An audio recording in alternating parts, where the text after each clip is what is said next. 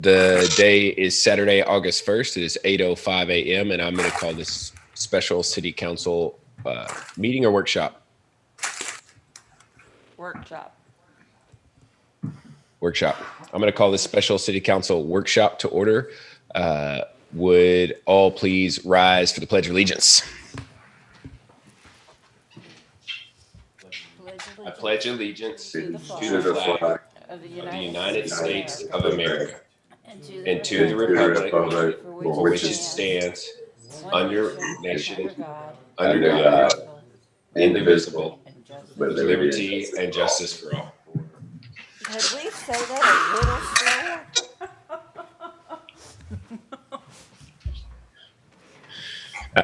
I don't think the Pledge of Allegiance is something that can be done virtually. Got it being awkward. Sorry. Would the city secretary please call the roll? Mitchell, Here. Coach, Here. Ellison, Present. Shield, Here. Rizzo, Here. Villalobos, Present. Tobias. Here. All right, 7 members present. We have a quorum. Yeah, that's what I thought. It's actually a special meeting because we have multiple action items. So it's not technically a workshop. I don't think I need to restate that though, do I, Jennifer?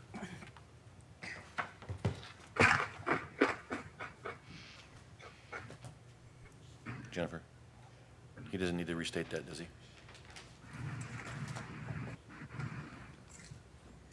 No. I don't believe we have anyone. All right.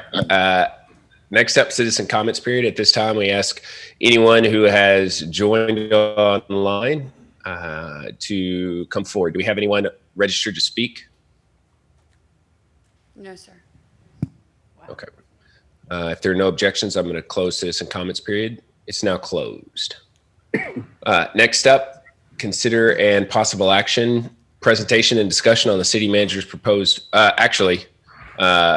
Scott, are we going to exec first? Yes, Is that Mayor, what we we had will. decided? Okay, so we're gonna jump straight into executive session. Actually, Councilor Shield. Can you guys put that on our screen? The verbiage?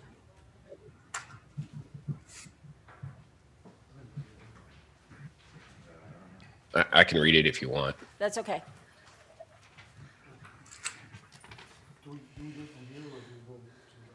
We're gonna go.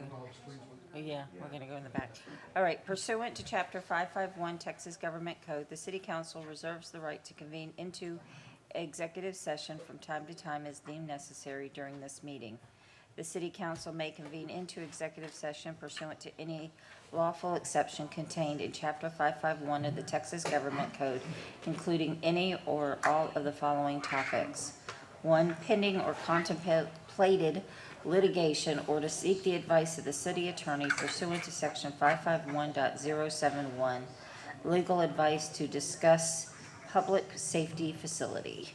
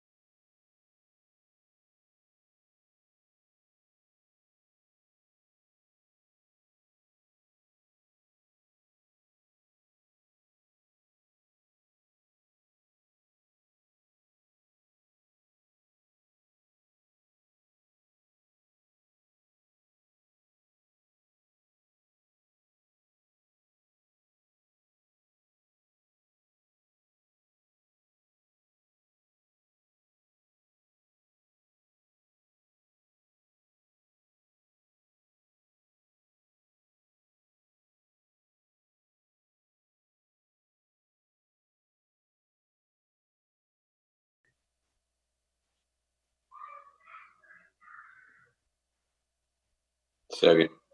It's been moved by the mayor, seconded by Councilmember Ellison. And is there any further discussion? All those in favor say aye. Aye. All opposed.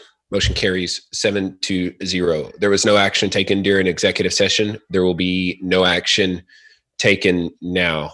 Next up, agenda item number 2, consider impossible action, presentation and discussion on the city manager's proposed budget for fiscal year 2020-2021, totaling approximately $134.2 million for all city funds, including no increase in proposed ad valorem tax rate, a 10% increase in water service rates, 10% increase in wastewater service rates, no increase in storm drainage fees, a 2.5% increase in solid waste service, trash collection, changes per contract terms, no increases in other fees and charges, and the proposed addition of 25 full-time equivalent positions.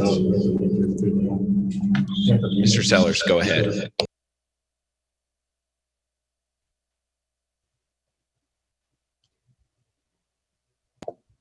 Just 1 second, Mayor.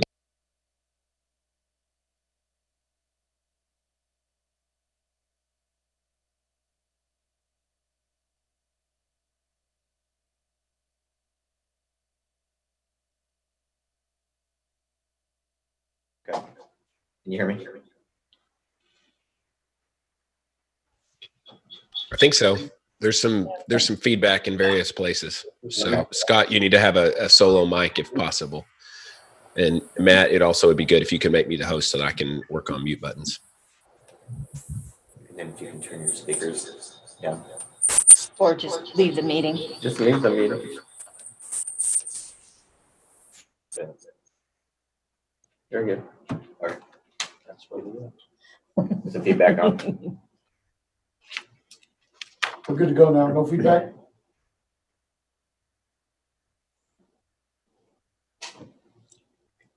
Can anybody hear us?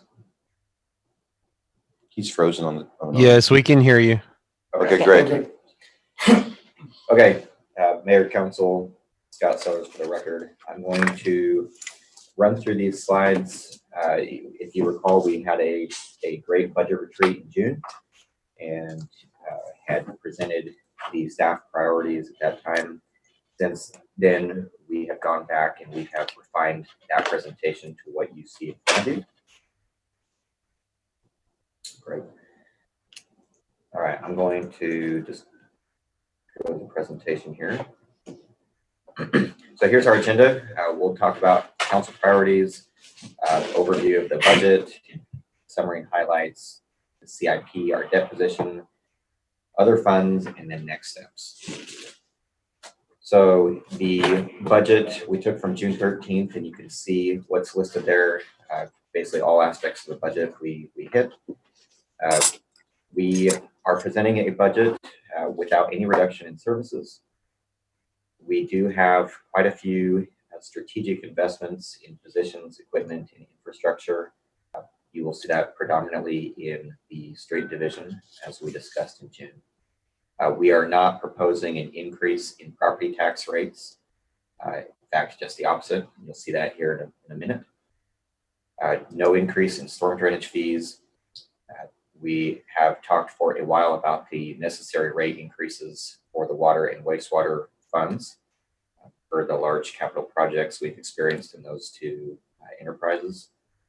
And then we have tried to minimize any sort of fee increases for city services. This budget is $134 million, all funds combined. It shows an increase of 25 new full-time equivalent positions. As I mentioned, we are proposing a 4% reduction in the total property tax rate. That would be from 0.5416 to 0.5201 per $100 of assessed valuation. Again, no change in storm drainage fees.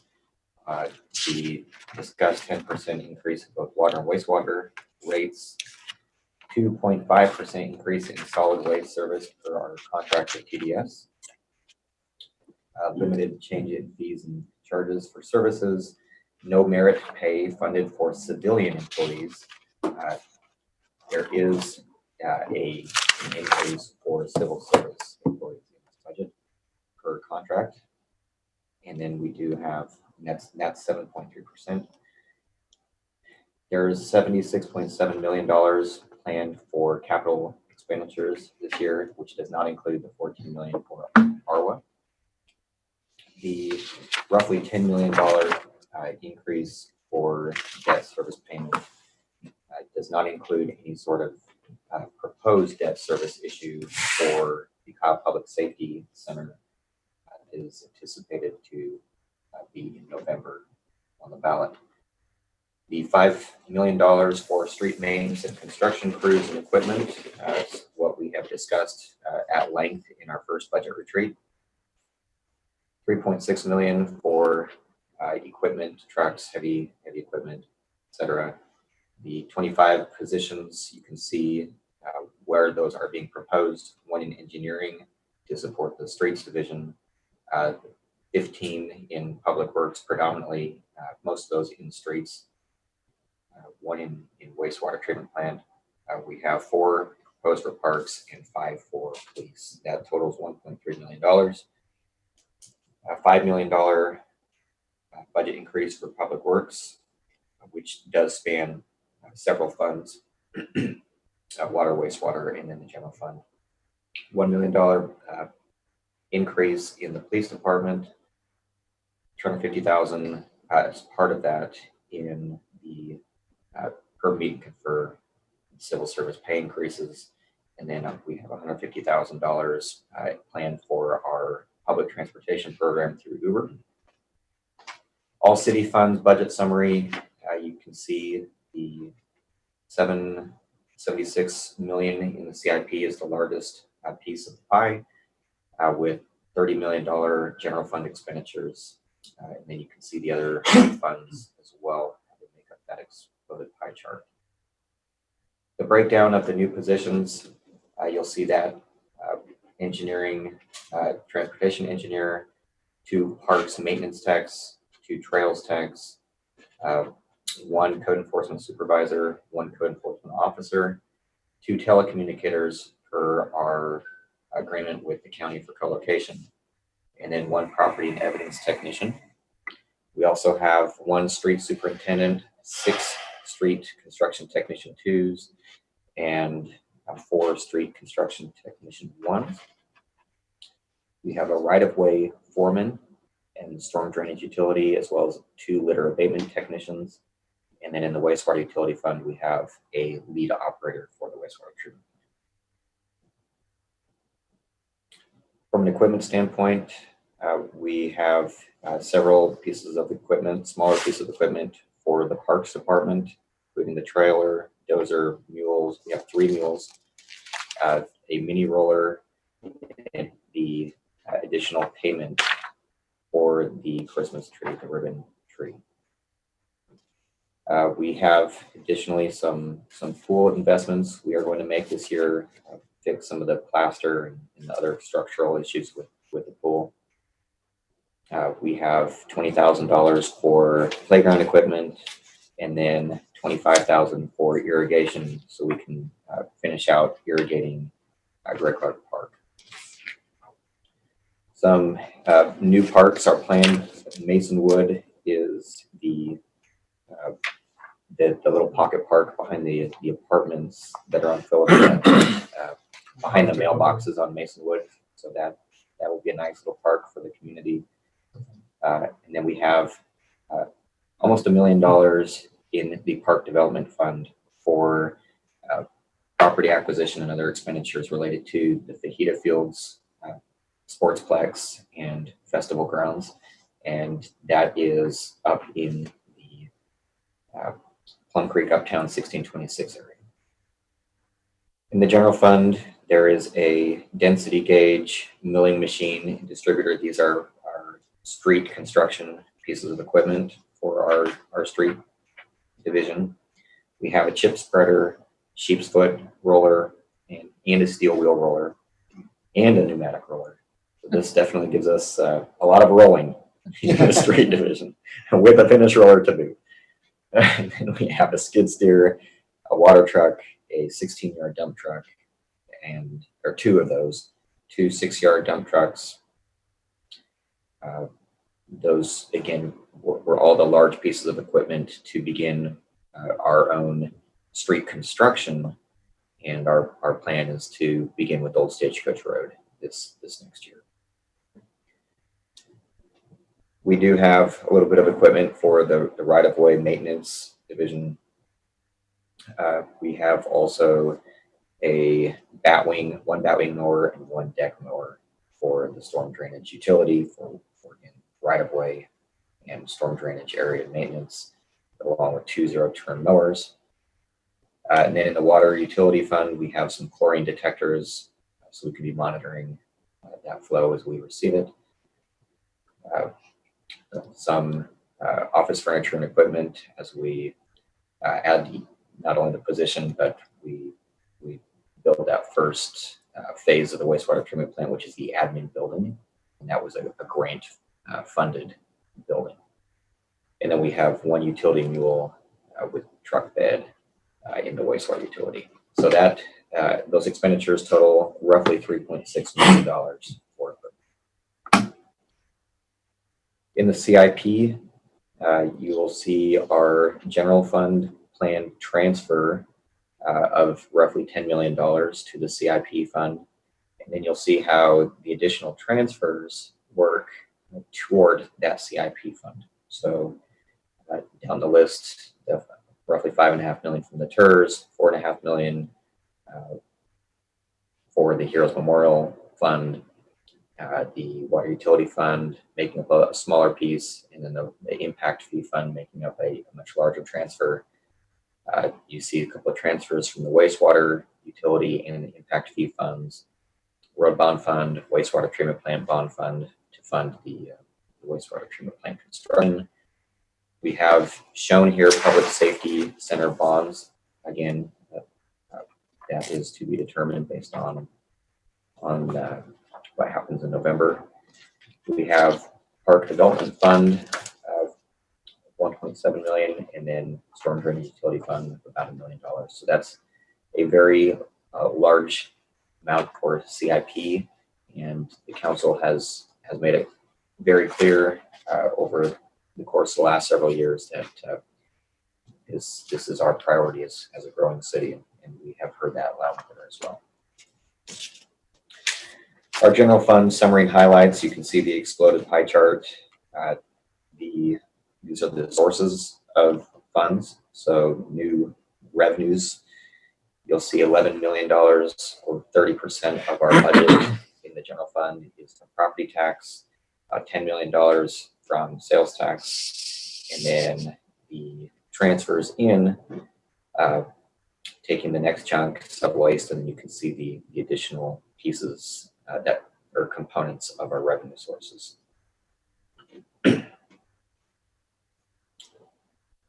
Scott, I've got a quick question here. In years past, how has the property tax and sales tax input, have they ever been this close before, or is this typical? At least for the last several budgets, I think they've been pretty even on the collection piece. I think sales tax continues to get closer and closer to property tax. Pervez, would that be fair to say? Yes, sales tax is slightly above budget through July, about 2.3%, but it's pretty much on target. Okay. I'm waiting for the time when actually sales tax can Eclipses. eclipses Property property tax. tax. Exactly. We're getting there, but not I was quite. thinking that right now, Yeah, looking at it, I exactly. was like, Okay, we're thank almost you. there. The AV for this year, you can see the numbers that we've received now from the assessor and that we received a little earlier this week. Our new taxable assessed valuation, TAV, for the community is roughly $3.6 billion, 3.65. This current year is 3.36 billion.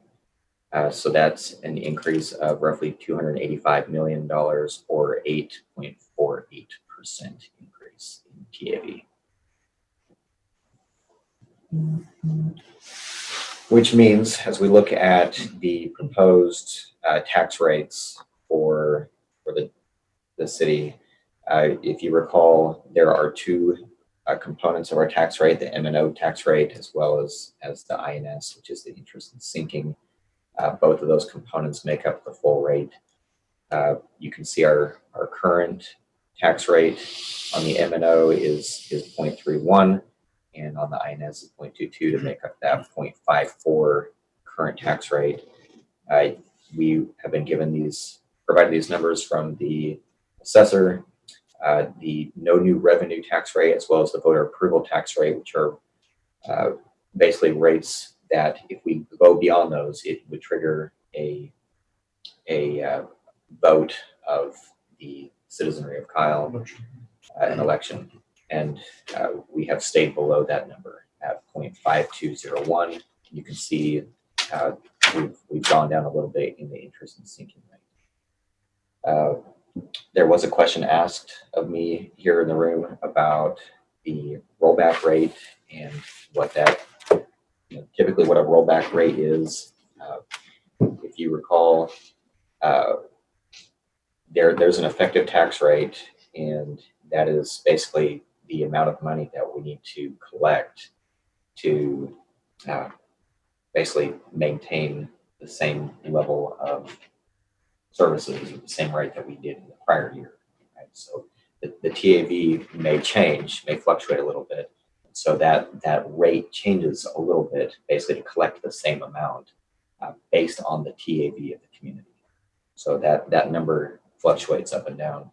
The rollback is basically a rate or a percentage that says if we go beyond that number, the TAV basically increases larger than that effective tax rate. So we continue to grow. It means that we've got a greater rollback rate that would trigger a vote of the people, basically to collect the same amount of money. So this year, as in prior years, we had a rollback rate roughly of 8% because our TAV continued to grow quickly. In this year, we had heard earlier this year that again our TAV would continue to increase, as we've seen it has by over $200 million. So we had placed an item on the agenda that said, could we go up to an 8% rollback rate? We weren't sure where the ultimate effective rate would be. Now that we have those numbers and we know what our collections are, we are comfortable showing this 52-cent tax rate, which again is a 4% reduction of property tax. So I wanted to make that clear for the council as well for the public, is that we are not planning on going anywhere close to 8% on a rollback rate. We're actually coming down, reducing taxes by 4%. Before I move off that point, are there any questions? I do have one, and I know that they said we should receive with the tax evaluation of 8.48% increase. Have they determined what the average home increase is, and have we been given that number? The average value. And if you can talk a little louder, please. Okay. So let me get mine. Hard to talk with the last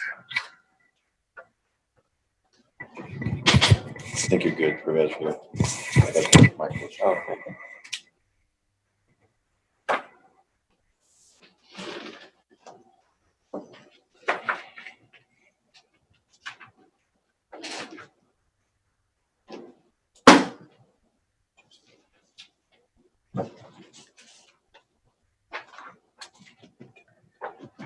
So Councilmember Shield, to answer your question, based on the new assessed valuations we received, the average single family home has been appraised at $215,762. Okay, so do we know what that that is an increase in value of $8,713 from the year before, or 4.2%. Thank you. That's what I needed, 4.2%.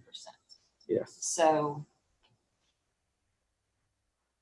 we're still, the homeowners are still looking at an average of 0.2% overall tax increase on property taxes, just because their property is evaluated, not because we've increased it, but because their property has increased in value. That's And correct. that was Is that an correct? 8K difference. Yes, sir. 8,700 So Yeah, that's on an average home. On average, right, Yeah. that's. Some are yeah. gonna be higher, some are gonna be lower. I'm just thinking. Yeah. That's a good point. The tax increases are, they begin with the appraisals of properties throughout the city. And based on market data for this year, homes are still appraising very well. Which are state mandated, regulated by the state, policy by the state. Right, and I understand, it's just unfortunately, when they see that number, they don't think of that their property has evaluated higher. They just think we've increased taxes, you know, and unfortunately. So that's why I'm just trying to get that out there. Anybody listening? Our rate is in response to the general appraisal. Exactly, but unfortunately. And I Okay, think that has a lot to do with a lot of the projects that have been implemented within the area, growth, things that the quality of life, things that have come into place to increase value of properties. And if you're purchasing a property, you're looking to invest in something that's going to be something your money's worth Right. going to, right? And I think that's the important discussion that we need to have is that, I know everybody's perspective is different, but I know I didn't buy a property to watch it depreciated. I wanted to appreciate, right? Right. So, oh, and I know that, I just want to put it out there that, but that's a great point. Just the overall discussion on that is that Yeah. that's And what's going to happen. I think this next slide, we show it each year, but it's very apropos to what you're discussing. Absolutely. oh yeah, this is the other issue, yeah. So this is current. This does not show the reduction, the proposed reduction of 2 cents. But this is a demonstration of where our property tax dollars go or are applied within the city, or I should say the corporate limits of the city. There are multiple taxing entities, the largest one being the school district, then the city, county, and then you see some smaller taxing entities that all receive some portion of property taxes. So 53% goes to the school, and then 20% the overall property tax burden, or the combined tax rate, goes to the city.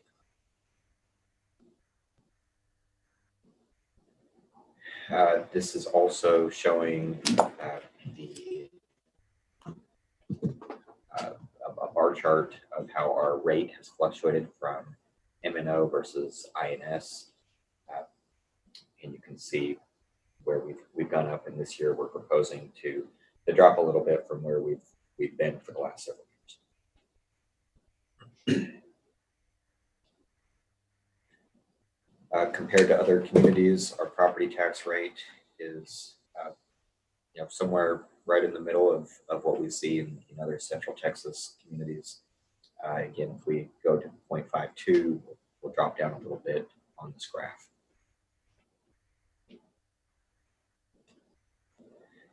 Now to discuss sales tax, we are assuming a 5.5% increase in this next year's sales tax based on all of our historical collections and what we anticipate seeing new industry come into Kyle. You can see we're just following that bar chart in very kind of a linear format here.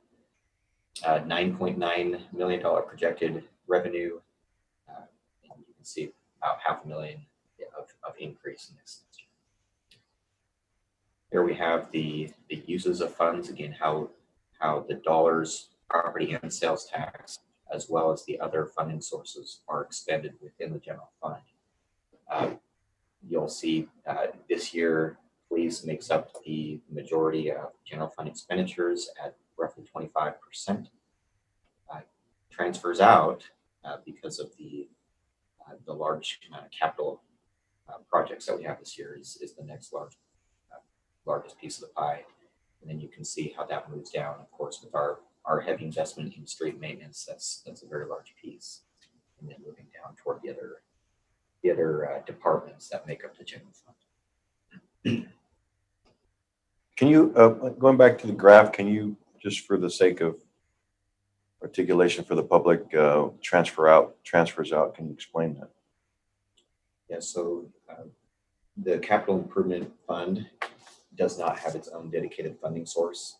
So it relies on monies coming in from a variety of sources. Some of those are from the enterprise funds, impact fees, and others are from tax supported projects. So a lot of our road projects, for example, would come out of the general fund as transfers. Microservicing, things like that. Microservicing is in the M&O side of the Right. budget. So this That's is maintenance like operation. How about large new one-time project? New projects. Yes. What Yeah, about like it? Stagecoach Road.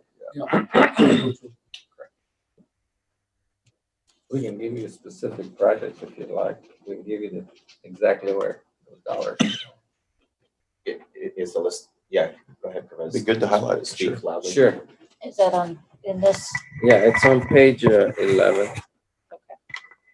On the bottom of page 11. So we have $1.5 million going to the rail siding project. If y'all recall, it's a $3 million city's contribution. We transferred 1.5 in this year, and next year it's another 1.5. 2.7 million is going towards CIP projects. Another 2.5 million is dedicated for the downtown mixed-use building and the park improvement project. $365,000 is being transferred to TERS number 2 as contribution, and 1.75 million is being transferred to the Heroes Memorial Fund. So that makes up the total transfer of 8.9 million. So again, those are large one-time capital projects. Thank you. Okay. Thank you Yes, very sir. much. Yes, sir. So highlights within the general fund. I don't think I need to hit every one of these bullets, but you'll see the total transfers, amount of transfers, the total net increase in expenditures and transfers of 6 million. What we've already talked about with departmental and equipment expenditures, the position, the merit pay, police, and Uber. So I've already talked about those. Here is the graphical table representation of the increases from current to proposed increases or decreases by fund or by department within the general fund. You can see kind of how that is made up. Obviously, much more detail is in your individual budget documents.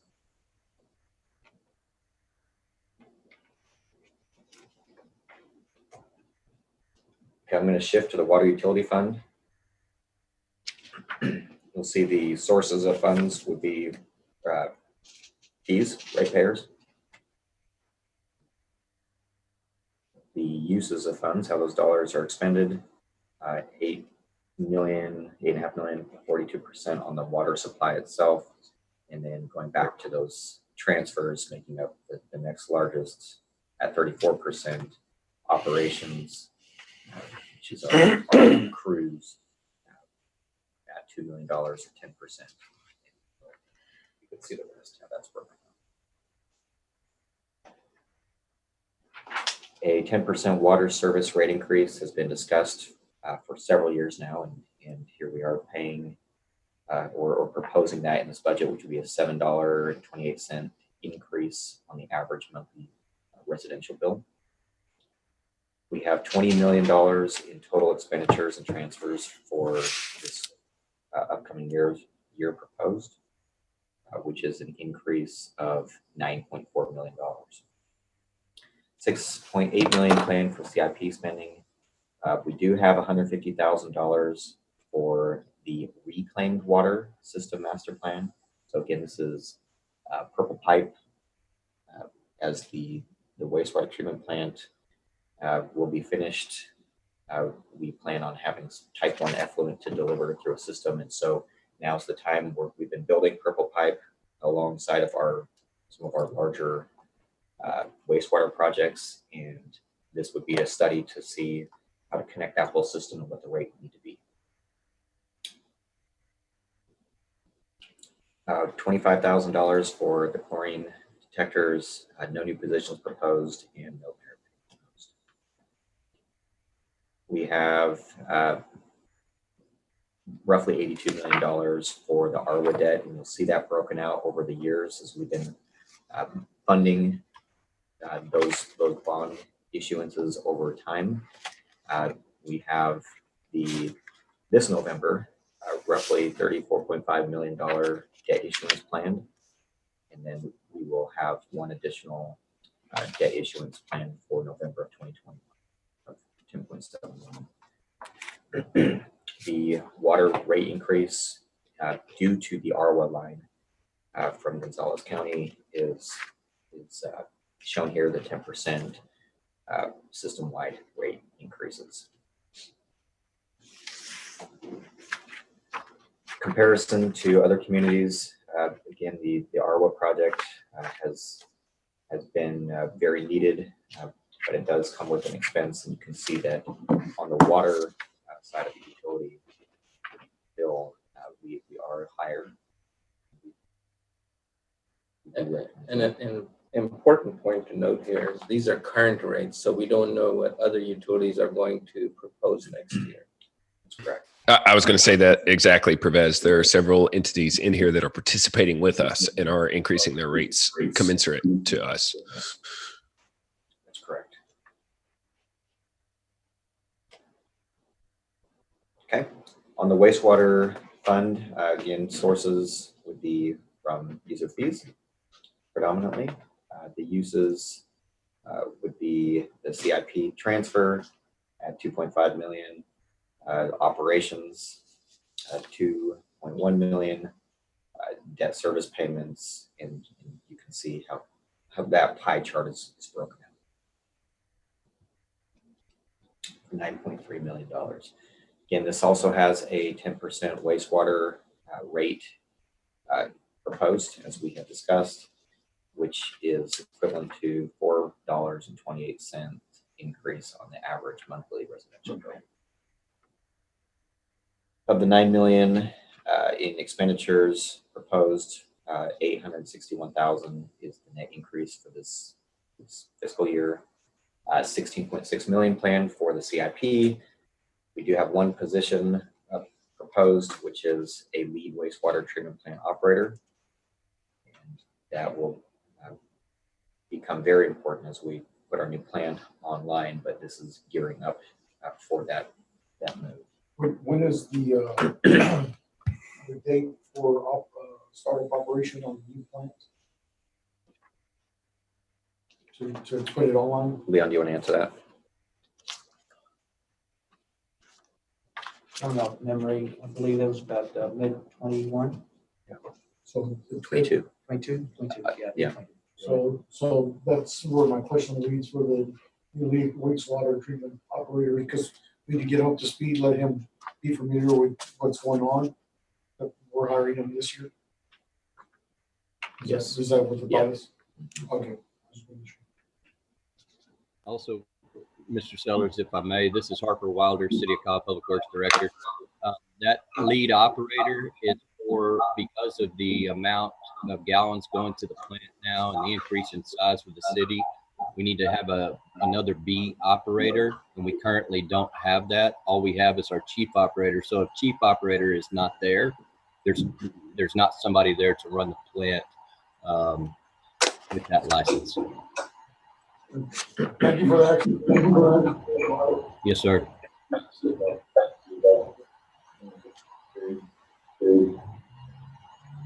Did you hear that, Harper? Sir? The question was, how many I apologize. Okay, can't understand you over here. I apologize. Yeah, what is the cost for someone to be licensed? An operator. The cost No, for someone to be licensed? the time. The time frame? Yeah, the time frame for that.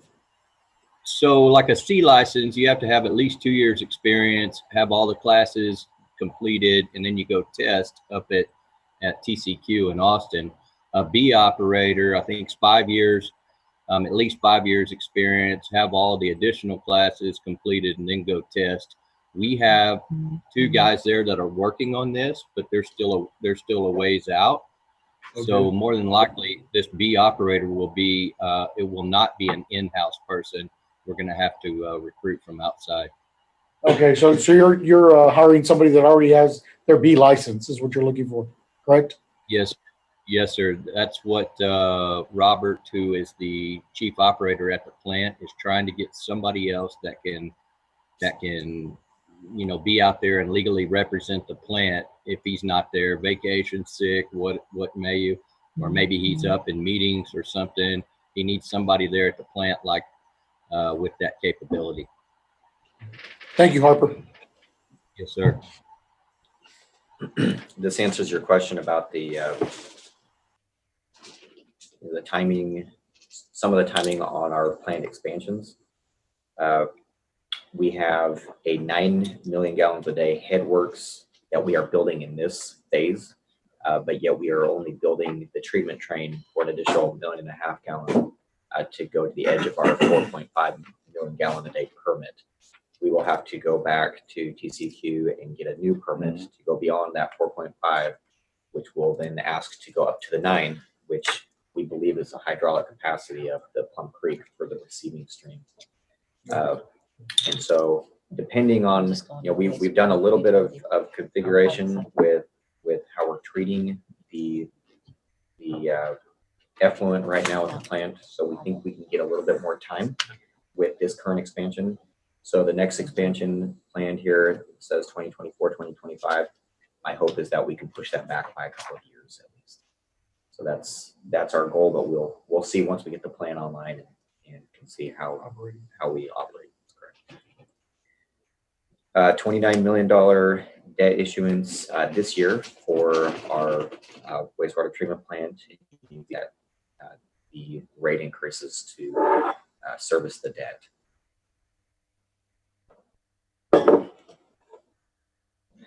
Our monthly comparison on the monthly residential bill for wastewater, you can see is a little more in the middle here at $42. Storm drainage utility fund.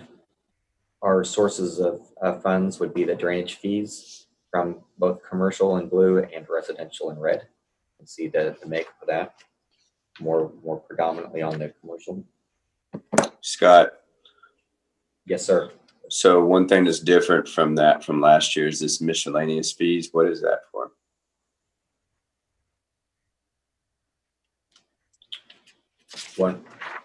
One moment. And also, could you email us this presentation? Yes. We'll email and we will post it. Gotcha. It's going to be helpful to have this to go back through because I've got a ton of comments to make on a number of these slides. There's a late penalty. Oh, penalties, miscellaneous fees, penalties. Do you think we could get that emailed to us now? The presentation? Yes, that's what I want. I will send it to you right now. Okay, the uses would be operations and maintenance at 50%, and then the CIPs at 39%, and then administration. The budget highlights for the storm drainage utility. There's no change proposed in the fee. There's roughly $2.4 million in total expenditures and transfers, of which, again, $950,000, that would be the increase in this year. You'll see below how that's planned in this budget, $450,000 for the Scott and Sledge Streets drainage improvement, and then $500,000 for master plan priority projects. There are 3.5 new positions proposed: the foreman, 2 litter abatement techs, and then a half of an FTE for superintendent position. And then the equipment, you'll see below the several mowers and smaller equipment. And then again, no merit increases. Looking at the capital improvements program, multiple slides here that will show some of our large expenditures, the large expenditures proposed in the budget. Street microsurfacing, we've kept that at $500,000.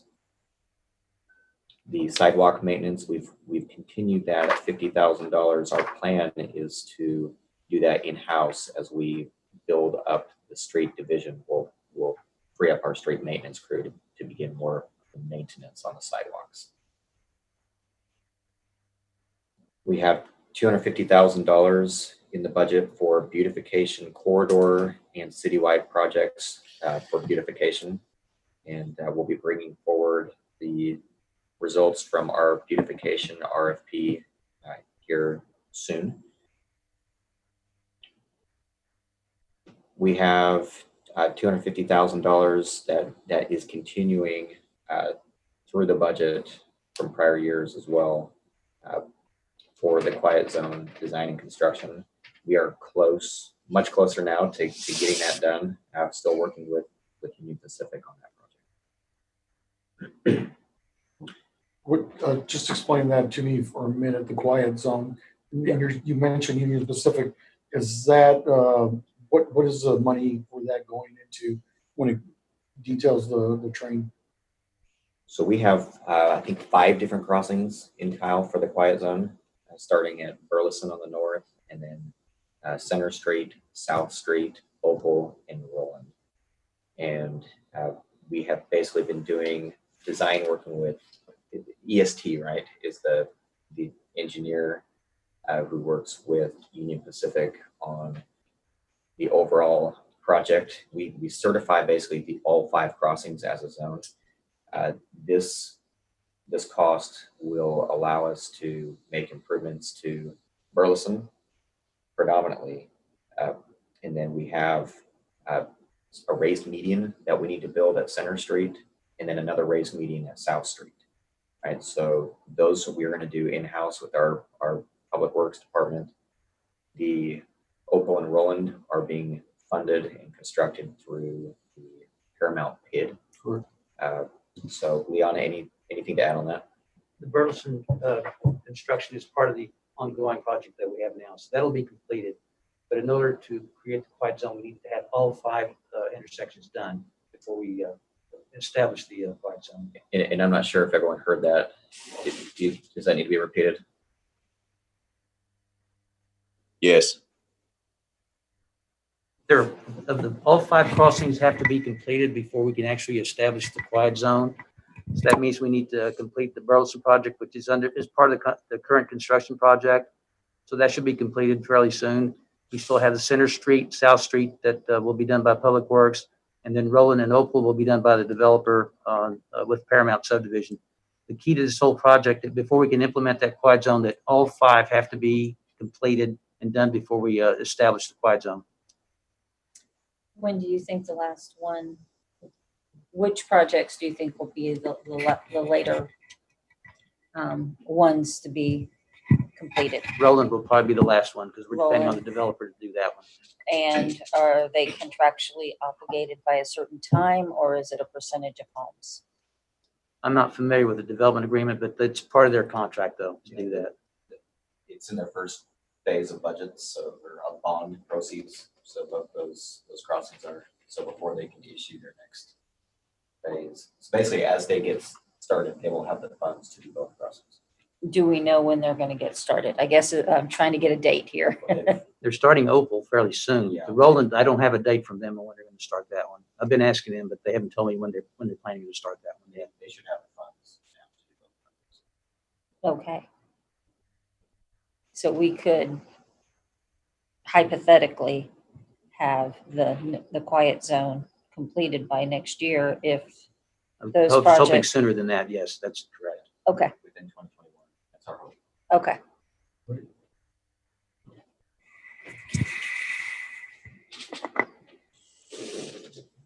Windy Hill Road from Indian Paintbrush to Purple Martin, that will be let here in August, actually, of this year.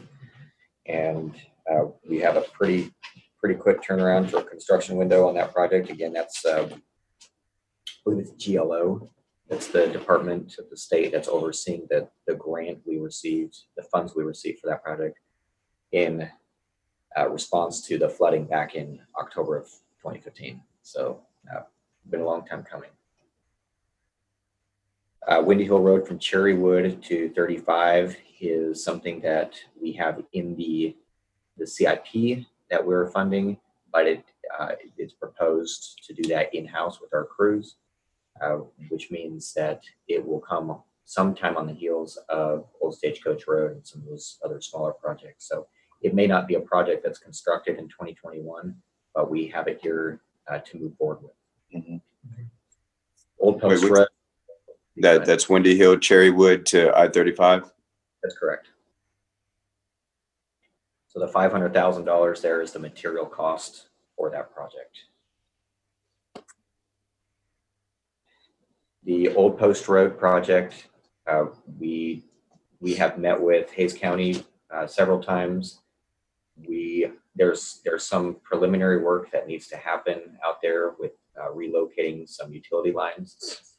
That project, that pre-work will start this fall and winter, and then we feel like first of spring of 2021 is when the county will be able to get in there with their crews and do the remainder of the rebuild. And that amount is really for Hays County. Pay them for the materials. The downtown mixed use building and park redevelopment, we've had several conversations on those recently. You'll see those show up here in the general fund. The source of those was the settlement through Kinder Morgan. Center Street, Stagecoach, $1.5 million for materials and our crews, our new street construction division doing the work. Bunton Road from Lehman Road to PEC. I know there's been a lot of talk about that project from residents in the area. That $500,000 is our material estimate for that project. It is being funded, but yet the construction again is queued up based on the availability of our street construction crew. So I don't want to put the perception out there that the project will start in 2021. It may, but more realistically, it'll be beyond that time frame as the crew is available. Goforth Road, PEC substation to BB Road. This is heading due north from Goforth at the roundabout to BB, and that's a material cost 1.2 for that project. Uptown Central Park and Cultural Trail. We've had quite a few conversations about that in our TERS meetings, but you'll see the transfers. You'll see TERS number 2 is the funding source as well as the general fund for those projects, as well as the Heroes Memorial for $4.5 million, and TDS funding and Kinder Morgan funding will also go to help fund that project. Storm drainage priority projects, we're basically working kind of top down on priority. That $500,000 may not all go to construction, depending on engineering costs for some of the projects in that plan. But that is to be determined. But the Scott and Sledge Street project, we do plan on getting our engineer started on that very soon here so that that project can kind of go concurrently with our Elliott Branch project. The park improvements at Fajita Fields I've discussed, pool I've discussed, playgrounds, irrigation system, Christmas tree, Masonwood steeplechase I've discussed, Button Creek Park and Trails, Plum Creek Trail Spring Branch section, that's $450,000. The water line upgrades and replacements is a standing item in the budget to upgrade some of these older clay and clogged pipes in the downtown area. Anthem Water Tank is our portion that we are contributing for that tower, that tank. The water line, it would be from the Anthem Tower back to Kohler's Crossing to connect Pressure Plane 3, which is that tank, to the other neighborhoods that will be served by Pressure Plane 3. And in this case, it's that Plum Creek North area. Water tank rehab program. It's a little bit more this year because we know our next water tower in Q has an estimate. It needs to be shrouded and sandblasted and completely redone. So it's a little bit more than our other towers that haven't needed such intense work. Which tower is that one? Well, site 4, it's going to be well site 4 there on Colors. On Colors? Yes, sir. Elevated storage tank. Okay. 1626 pump station is our take point from the Arwa line. And we are planning on adding a 1 million gallon tank, ground storage tank, to that existing tank battery that's already there. So that's, again, part of receiving that water from Arwa and finishing out our water storage and collection system. Plum Creek Golf Course reclaimed water line is to get that reclaimed purple pipeline up to Kohler's, and then we will have additional projects that will take that even further north to the proposed Fajita Fields area. Wastewater line upgrades and replacements. Probably, again, downtown area has a lot of I&I as we continue to look at our system, do flow monitoring, I&I monitoring. This helps us take projects in that downtown area that show a lot of that infiltration into the system and replace those. Great. Edwards Drive, that is New World Bakery on the southeast side of the city. That's to help that whole area. And again, we're partnering with Hayes County Greater San Marcos Partnership on a grant for that project. Southside wastewater collection system, $1 million, and Leon gives you constant updates on that in council meetings. Button Creek Interceptor, part of that is the grant funding, and this is to finish out that project going all the way down to our wastewater treatment plant. Elliott Branch to finish out that project that's on the west side, basically taking flow all the way from Six Creeks down across the interstate and connecting to our system in front of Public Works. Center Street Village would be engineering on the line in front of or down by Goodyear in that area, that private road back there. Plum Creek Golf Course wastewater interceptor is to a manhole In the middle of the golf course. Yeah. And we'll take it down to the railroad tracks. Yeah, golf course to railroad tracks. North Trails is off of Lehman Road, interceptor to upgrade that interceptor down, heading back toward the plant, and working on that right now. Indian Paintbrush Lift Station Council's looked at that and approved that recently.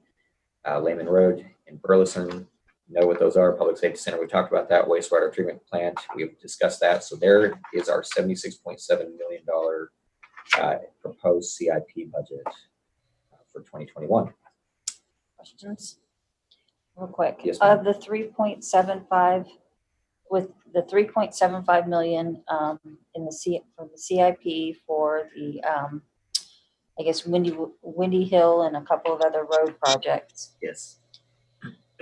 and the equipment added into that we still have to get to complete these projects, and the personnel.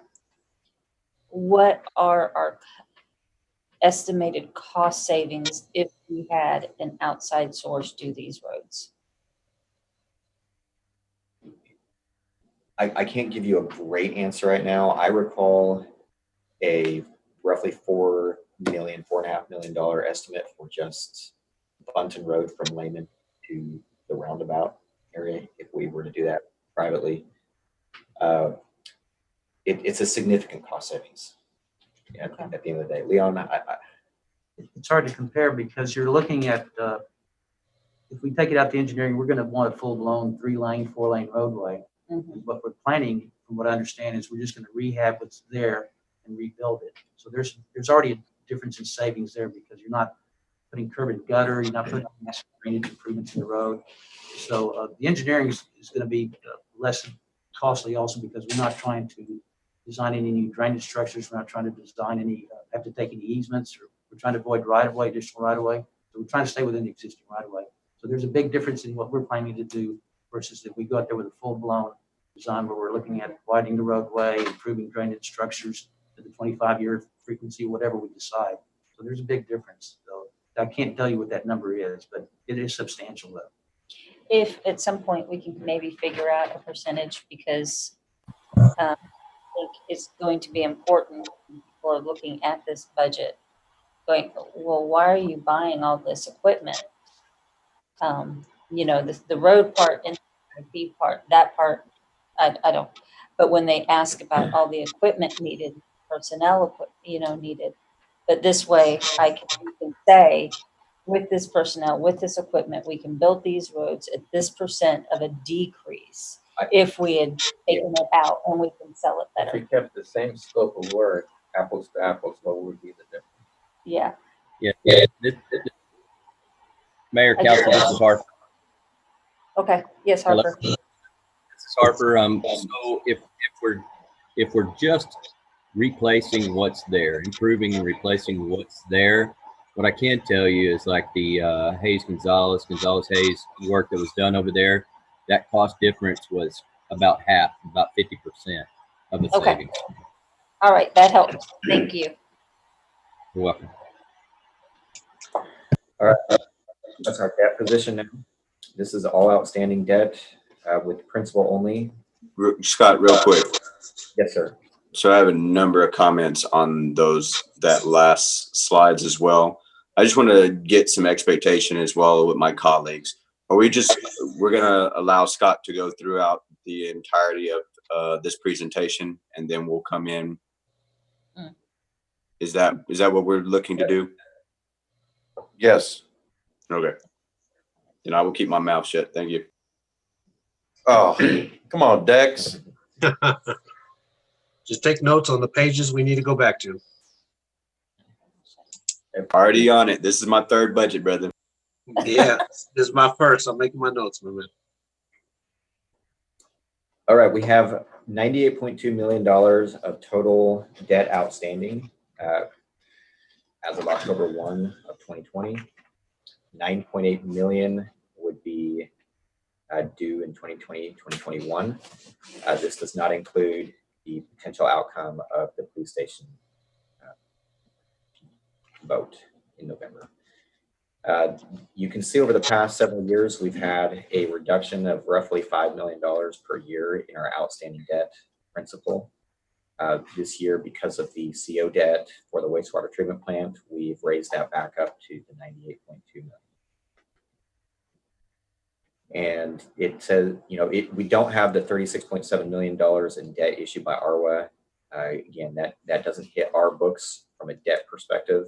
It's our obligation from a rating agency or credit agency perspective, but it's not on our debt, on our books. So you can see we've got 36 million already issued and 45 million planned for these next two issues.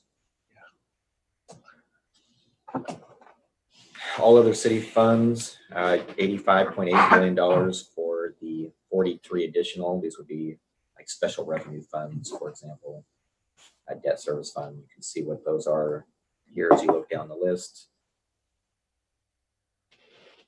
Pause just so you can look at that, but got this hopefully now.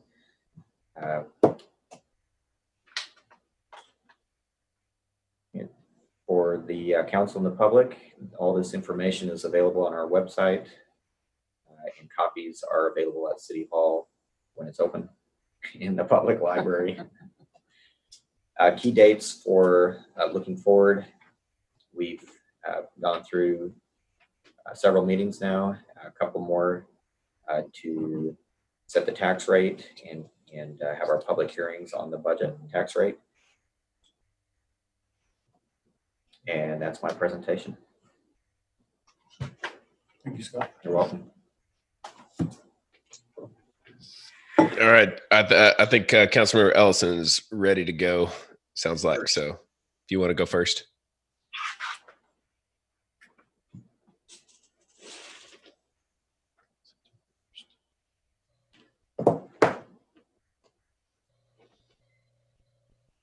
Next, sorry, you're muted. Have to lead off.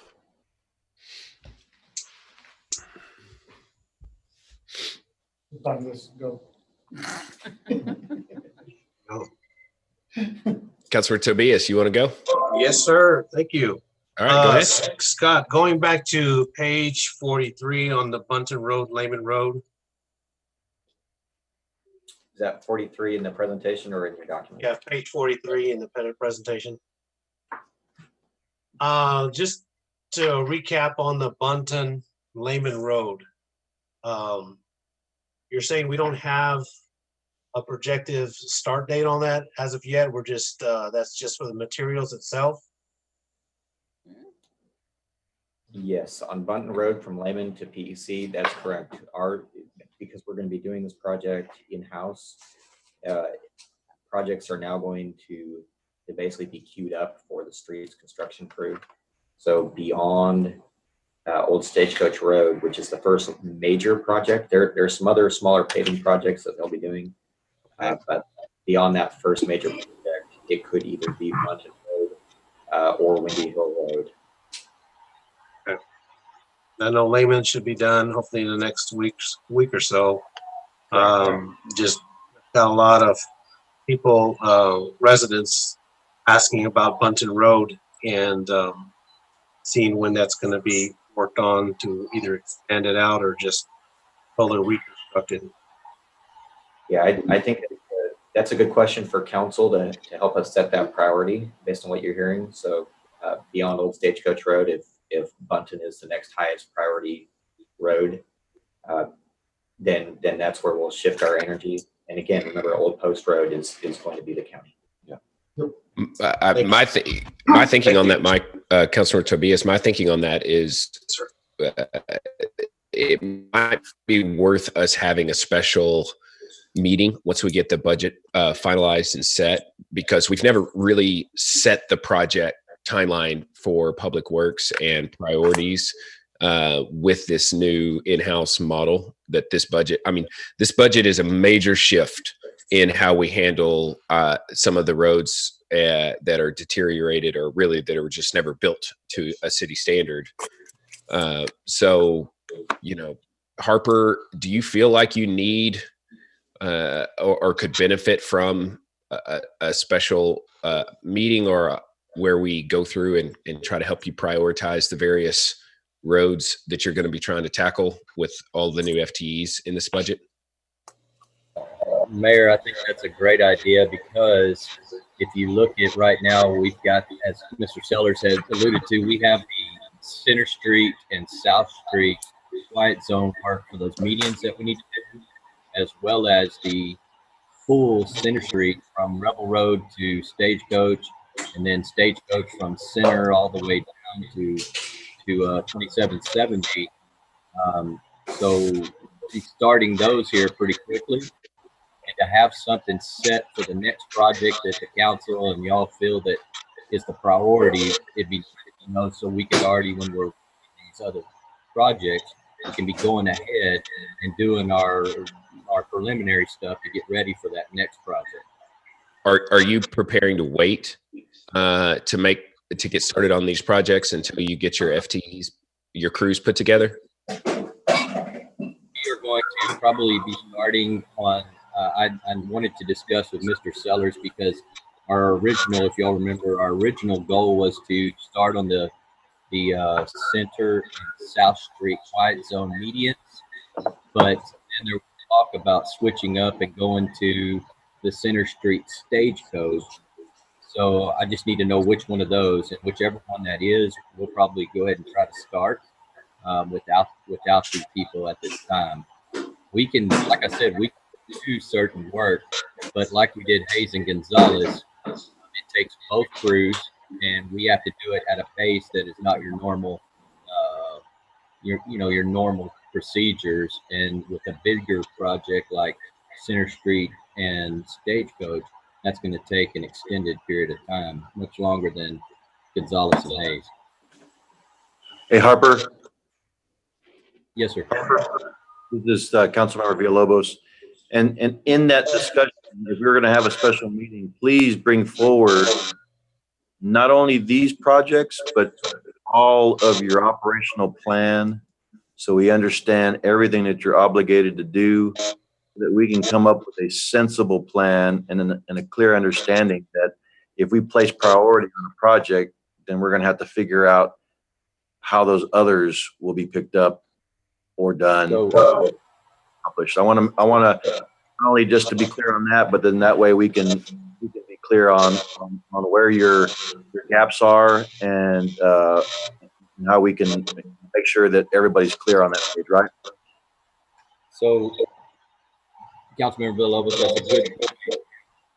Mayor, maybe the best thing to do is back this meeting out a bit because those other projects, it depends on us in engineering, if sidewalks need to be added, if there's certain infrastructure in there, like we're going to repaint a certain area and it's got an old, smaller existing line in there.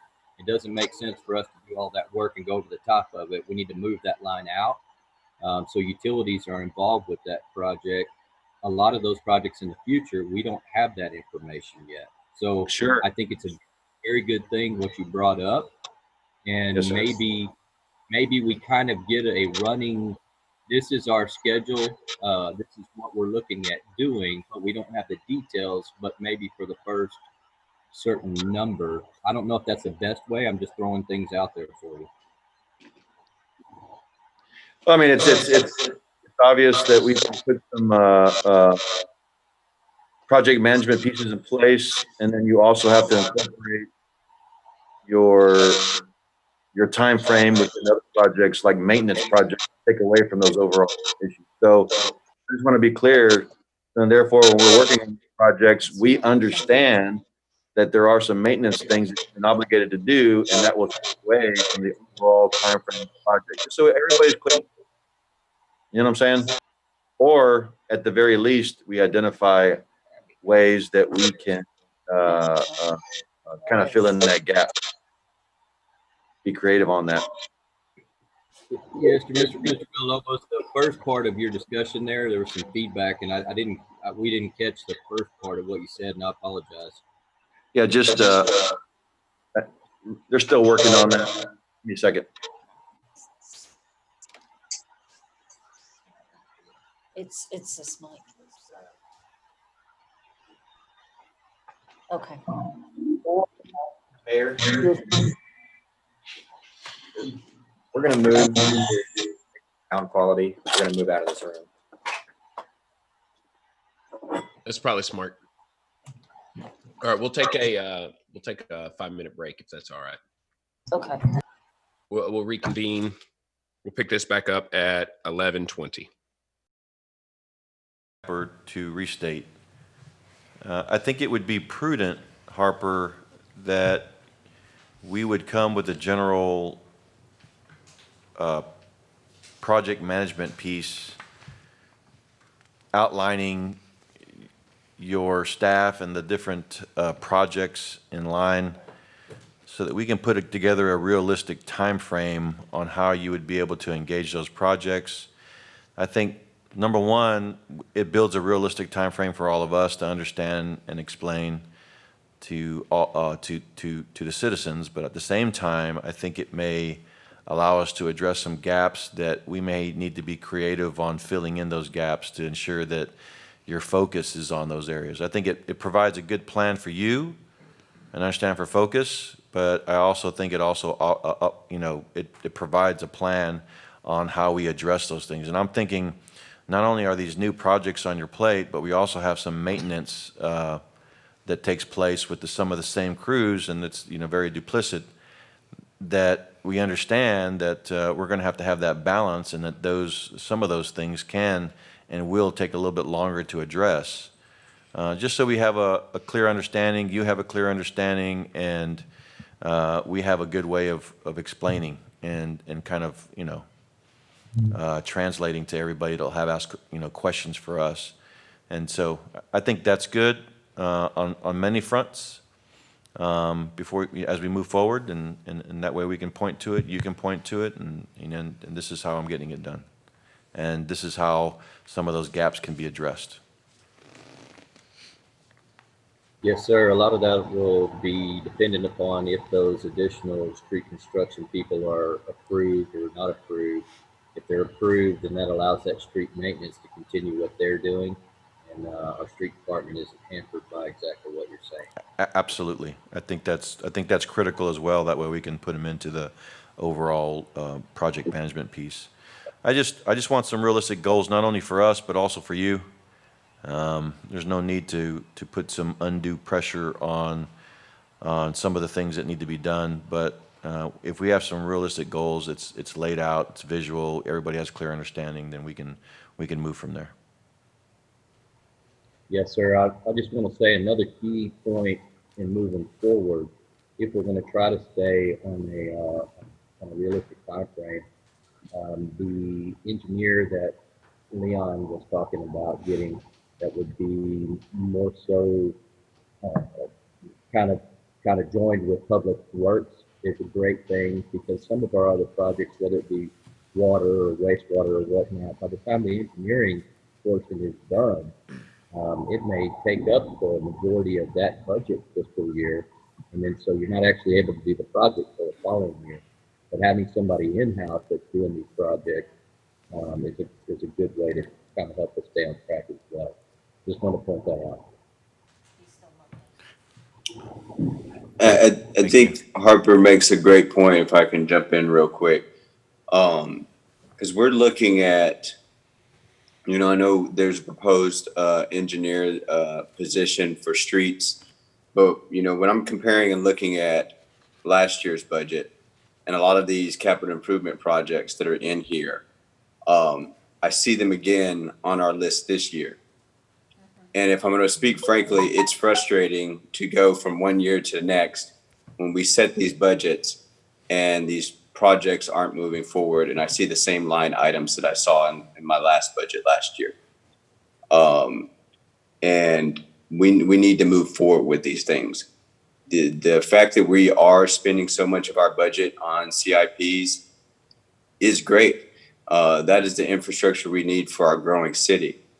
But if we're not actually accomplishing the things on the list from year to year, we're not making any real progress.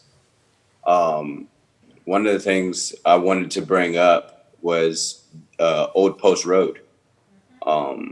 That was a priority made by council last year. We talked at length about it. We knew that the county was actually going to construct it. We just needed to get all of our things in order on our side, and we're still not there.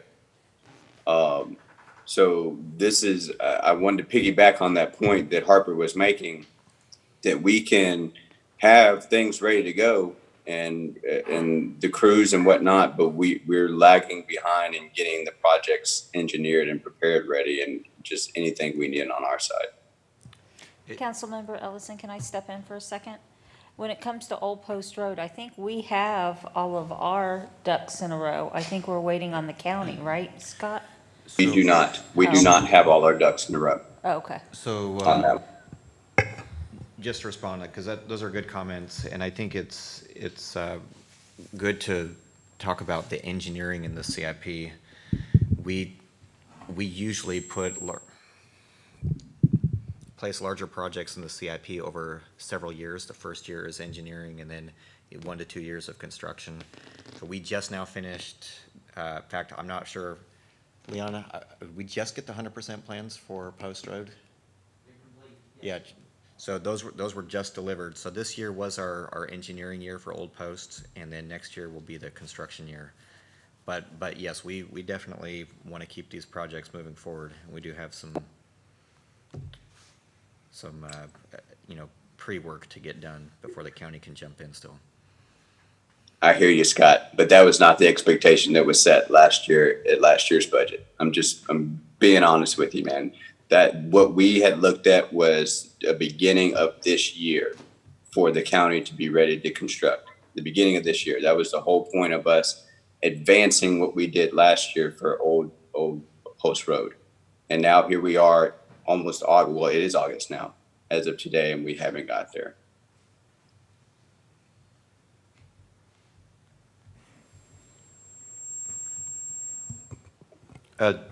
Councilmember Ellison, can you give us an explanation on what your thought process is on why it's been delayed?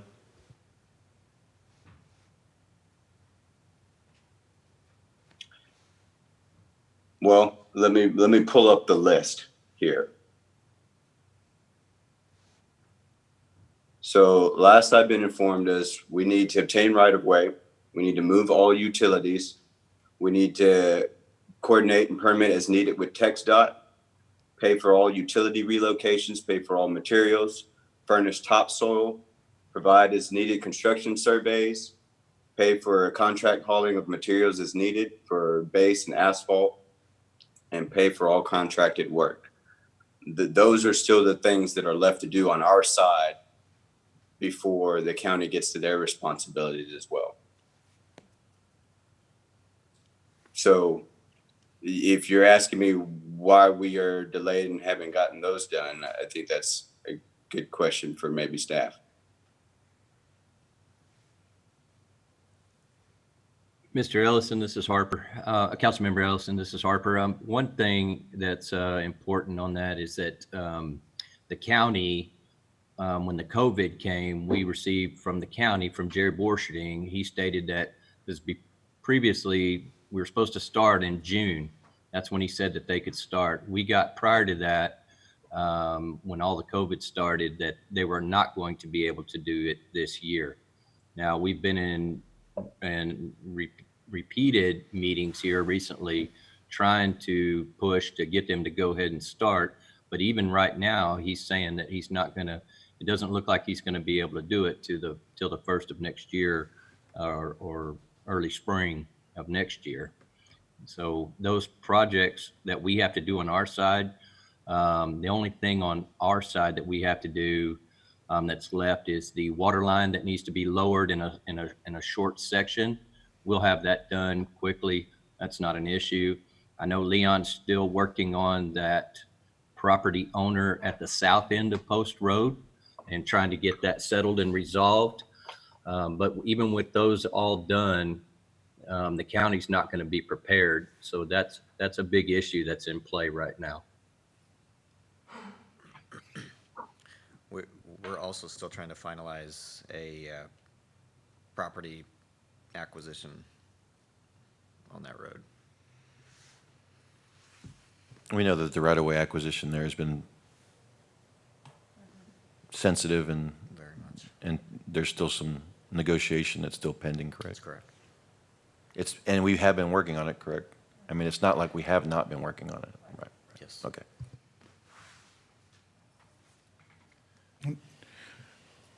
One of the things to keep in mind Councilor also, Toby. sorry. Well, I was just going to try to give the floor back to Councilmember Toby as he started on his questions and Okay. he got through. I'm good, sir. Okay. Thank you. This is Councilmember Rizzo for the record. One of the things to keep in mind also that a lot of these projects that we've been bringing back were where before we had our full street crew. We still don't have that full street crew, but we're working on it and we're getting there now. I really feel confident that those projects are going to go away once our street crew is complete and they're completing these tasks on a great and time-saving schedule.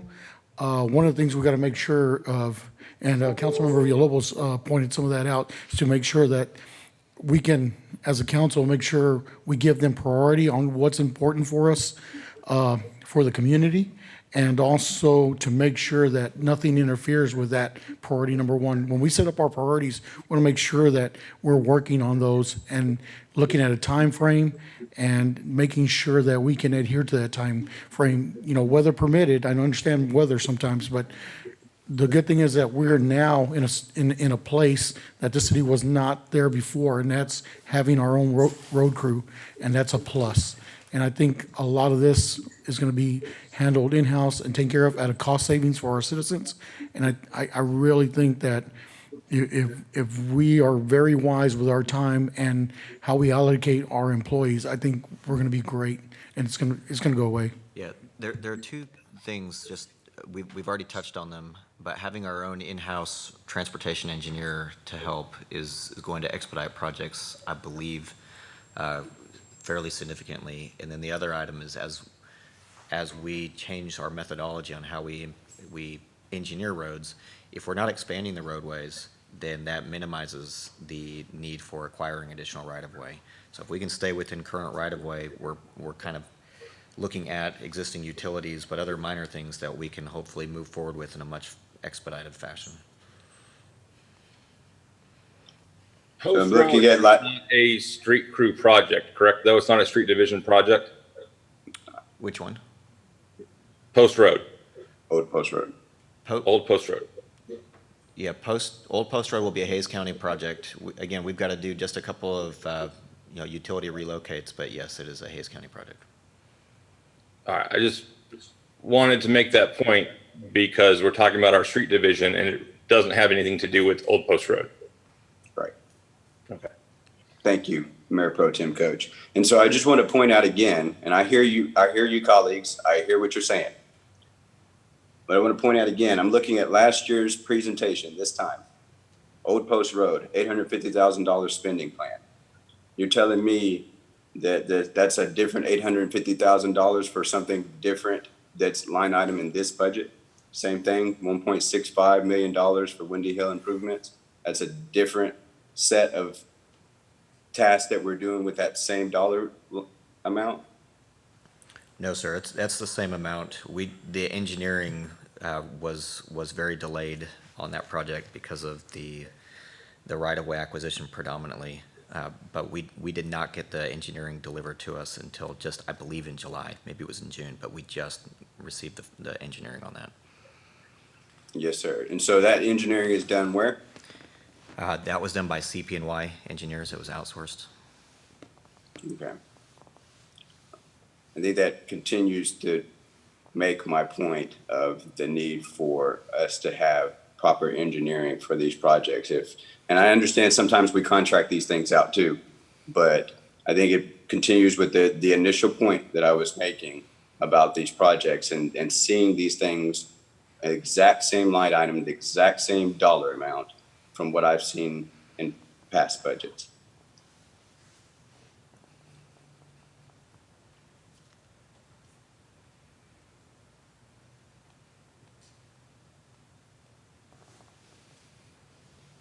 I have some discussion points I'd like to go through whenever we're ready for that.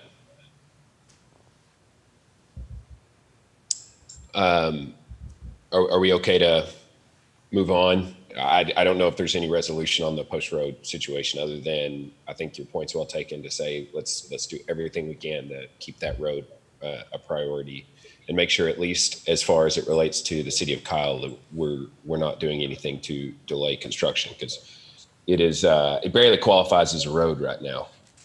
And so the faster we can get that road rebuilt, the faster we can deliver on something of incredible value to the folks that live in Post Oak subdivision in particular, but others as well.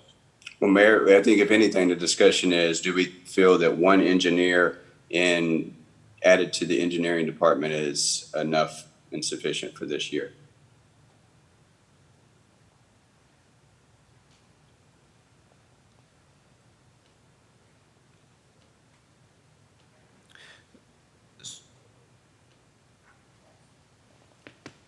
So maybe I can jump in on that first. We have on Stagecoach, ostensibly that's the first large project that we would do with our crew. We have 30% design from an outside engineer, but that is for a different cross-section, as Leon mentioned. So, but I believe the 30% does show all of the utility and other conflicts for the road. So I'm thinking at least with that amount of pre-engineering, preliminary engineering, we ought to be able to get in there and start working on that pretty quickly as long as we stay within the confines of the existing roadway. Leon, can you correct me on that one?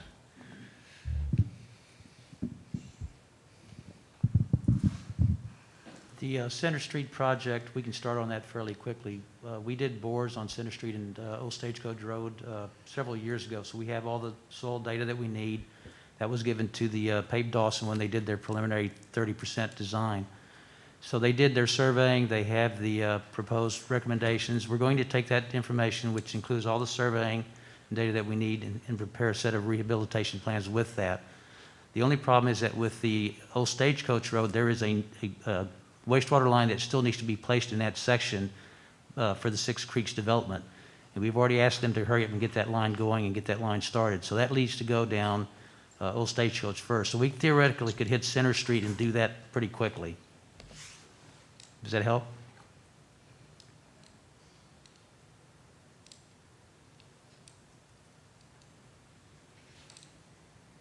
And so Leon, the question from the council member is, will we need an additional transportation engineer to keep these projects moving? Or do you feel like this position will be able to stay basically a project ahead? The dilemma is, of course, hiring someone as quickly as we can, but it doesn't matter right now. If I have that information, we'll get, with the staff that we have, we'll get started on it, starting putting it together anyway. But as soon as that person gets on board, that's going to be their only task they're going to be focusing on. So that's what I plan to do. So at this point, I would say no. I think that's sufficient. We should be able to start moving with that person. And again, that's all they're going to be focused on is the transportation plans that we have in front of us. And we'll be getting support because I do plan to put out a surveying rotation list, so we'll have surveying available. We still have to outsource that. If we have to do any testing, we do have a rotation list for geotechnical, so we can outsource that, the things that we can't do internally. But as far as the CAD drawings, the design, the sections that we're going to need to have Parper build, we can do that internally. Mr. Sellers, if I might. Please. So I think that to the council member's question, the essential issue is how much work can one road engineer do in a year? And how many different projects can that one road engineer do in a year? And I don't know that Leon knows exactly how much productivity you can get out of one person. I do think it depends on the complexity of the project. For example, just milling and doing a new layover of the road is not nearly as complex as rebuilding a road and rerouting utilities and everything else that goes along with a major reconstruction. So I do hear what you're saying, council member. I think what you're alluding to is that you're not 100% sure that one person on road engineering is going to be enough to keep the bottleneck from happening. And you're probably right. We will probably end up still having to use outside engineering firms for the more complicated projects to get them to the point where we can move quicker. Because I can hire a firm for engineering a road and it will take them 3 months with an entire team of folks working on it.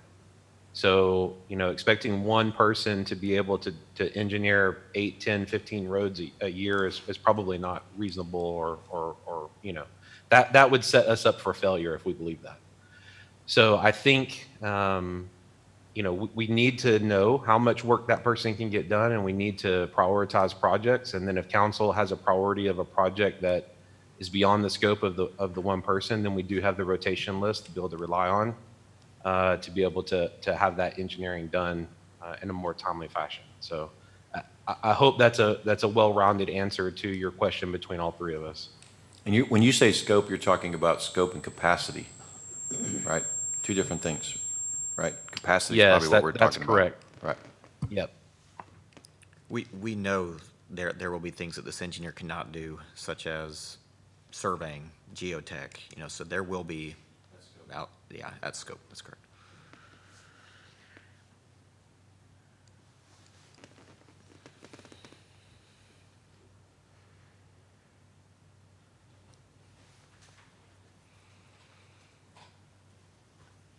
So I guess it goes back to the question on Councilmember Ellison's question, just to restate it. I mean, if you keep on throwing staff at it, then what's the cost benefit? And Well, how do we determine that? I guess that's another, that's another thing we have to maybe sit down and have a discussion about as well, is that, if they're 1, 2, or 3, I mean, if we continue doing that, then what's our benefit for the citizen? It's always been that it's cheaper for some of these projects to outsource to do that, because you don't have all of the other items that come along with it when you're actually hiring somebody in. So I think there's got to be a balance here, and understanding that some of these will slow down, but then if we turn them into a priority, then we're going to have to outsource to make sure that we stay on task, even if we hire an additional person. Is that what I'm getting? I mean, I think that's the case in many instances, more on like the construction side. The engineering side is typically very costly, and those fees are, in many cases, justified by the overall expense of the project rather than actual time worked. And in addition, the engineering firms typically charge, 3x multiplier for any sort of task or change orders. So from an engineering standpoint, we're actually going to save a significant amount of money by bringing that in-house. I guess what we're saying right now, based on what James's comments are and what we're trying to accomplish, is that really it's about capacity. Because you have 15 projects, are they going to be able to absorb enough to continue pushing forward? So is that a realistic goal? I think that's the the conversation that was discussed earlier about having a council prioritization special meeting, if you want multiple projects to be going at the same time, then that's exactly what we're going to come into. Our plan with one engineer is basically to stay one road project ahead at all times. So again, it really depends on how quickly we want to get them done. Right. I mean, and that's just one aspect of it, right? It's the engineering. That's not the boots on the ground.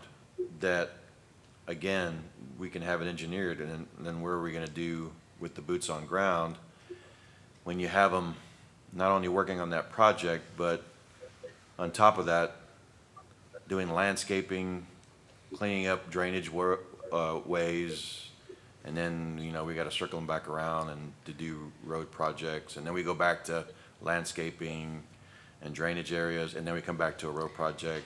And I mean, it's very cyclistic, right? Because you're trying to balance everything. So again, maybe singling out the engineer, and then it's the increase in staff that focus on those areas, boots on ground. That's right. Our hope is that with this new street construction division, that no longer will they be pulled different directions, nor will the street maintenance division be pulled into street construction. So for all those additional projects, it can be, separated by division. And that's critical. Right.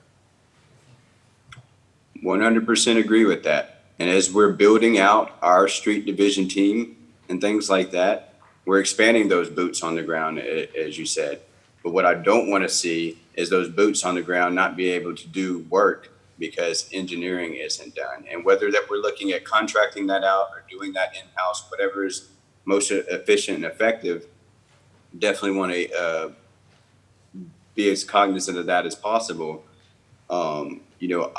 I'm excited that so much of our budget is focused on capital improvement projects. We had $35.7 million last year on, of our budget, of our $80-some million budget, go towards capital improvement projects. This year we have $76.7 million towards that. But that's all not new money. That's not all new capital improvement dollars. And that's my point that I'm trying to make here. Is a lot of that $76.7 million was in there in last year's capital improvement budget of 36 million. So my point is, what I feel like the culprit here is, in the problem is that we're not able to get the engineering and things done for us to move these items off this itemized list to the next year so we can tackle other projects. That is my point. I'm trying to be efficient and effective here. We're in these seats temporarily. We impact this budget is one of our greatest tasks that we have. And when I'm comparing going from budget to budget and I see the same things in there, I want to know why these things aren't moving forward.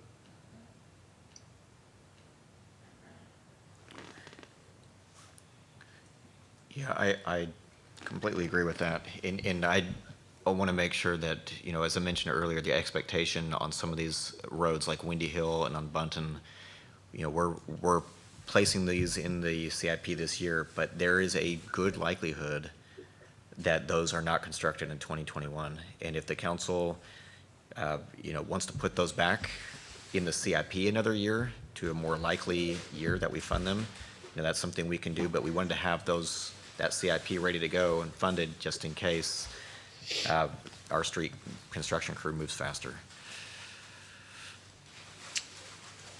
I don't think we want to defund Post Road.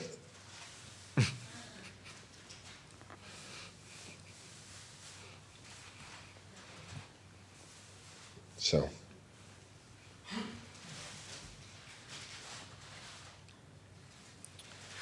Our hope on Post Road, like Harper mentioned, was that the county crews would be able to start that immediately.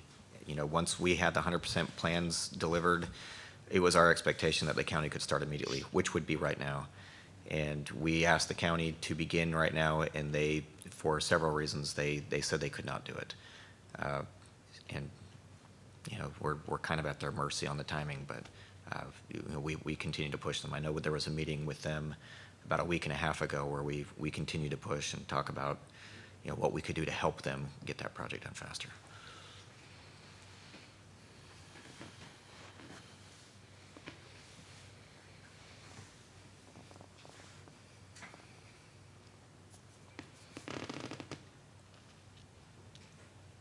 I have a question, Councilman Tobias.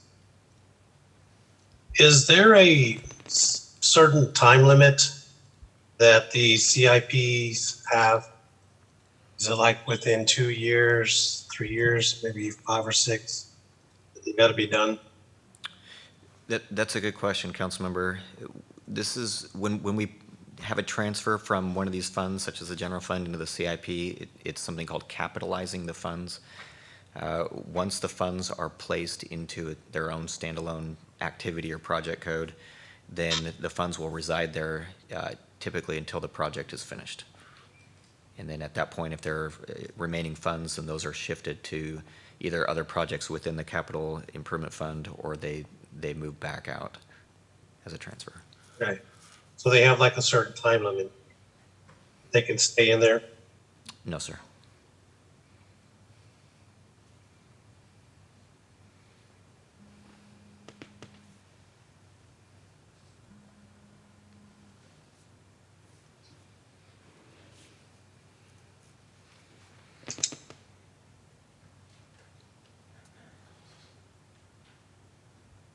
Y'all ready to move on to some other subjects?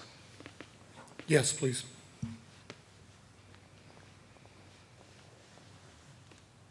So all of mine are FTE related. So this from the presentation, the slides, it goes back to page number 8, starting there. I have 8 items that I have highlighted that I think deserve at least a little bit of additional thought.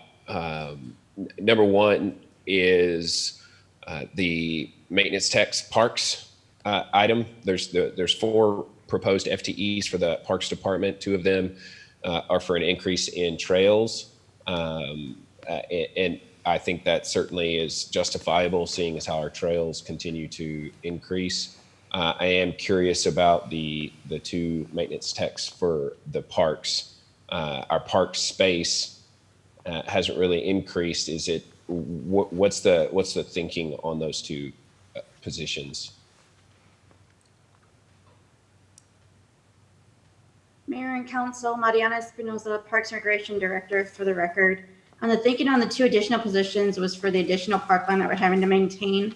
I have the Lake Kyle crew currently assisting with the Kyle Vista parkland. And then we have the addition of the Masonwood Park and the addition of the Button Creek Park. So right now we don't have enough park maintenance technicians to mow the park acreage that we have. So we're needing additional maintenance plus the addition of those 3 areas.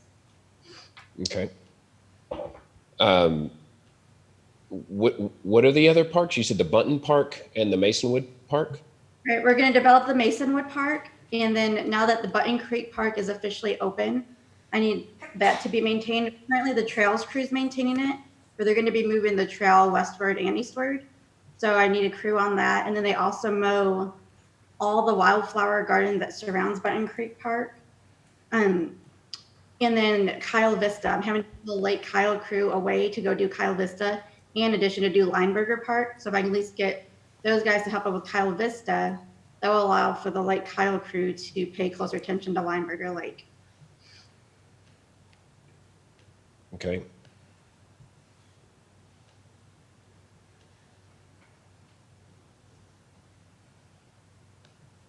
I guess I'm trying to create a little bit of room here because there are some other priorities in the budget as well that haven't, so I'm just trying to figure out how serious that need is in this next fiscal year, in particular because we're adding a lot in the budget for landscaping, and so a lot of our right-of-ways being like, and we're also considering the possibility of combining a lot of our landscaping divisions underneath one central department. That's something that's been discussed. Maybe James can kind of pitch in here his thoughts, but we have quite a few FTEs for maintenance, and we're in this budget preparing to take a lot of our responsibilities offline and contract them out. I just want to make sure that we're not overdoing on the maintenance side, landscaping side from a FTE standpoint, which are pretty big, obviously $45,000 a pop just on the parks and trails. And then I think there was another one, the litter abatement technicians. So Kathy, if you want to be ready, I'm trying to get a better sense of the costs, $113,000 for 2 litter abatement technicians, which I'm not exactly sure what the function is. I know how that reads, but James, do you have thoughts? So, unfortunately, I don't think we're going to be ready to roll out the change that you're talking about prior to the adoption of the budget. Maybe we'll get there, but I understand that. I'm saying that from the big picture standpoint, in your mind, do we need to continue adding more FTEs to our total allotment, which I think we arrived at 24 or not? Yeah, I think so.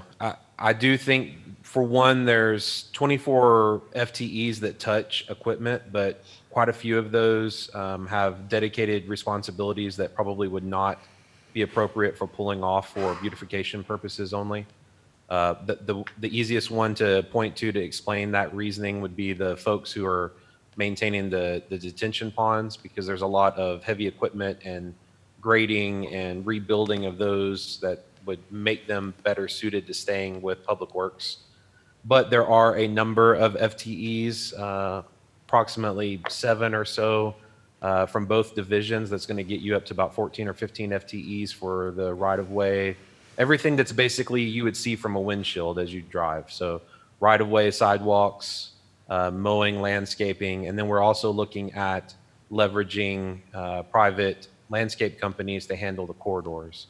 So if both Mariana and Harper are aware of the personnel and the equipment that we're looking to transfer out, to focus purely on the tasks that they should be, focused on, which is the right-of-way maintenance, upkeep, street sweeping, all that type of stuff that goes together. I think if Mariana is aware of that and still feels that she is needing manpower to maintain the trails and the operational functionality of the park itself, then I would think that is a needed FTE.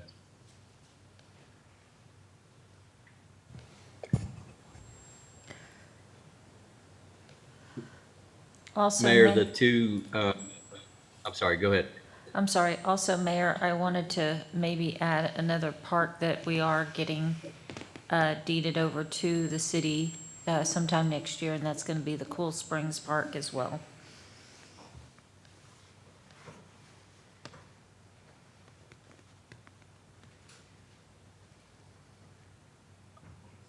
And if nothing else, the extra manpower actually helps toward the overall goal of what we're trying to accomplish.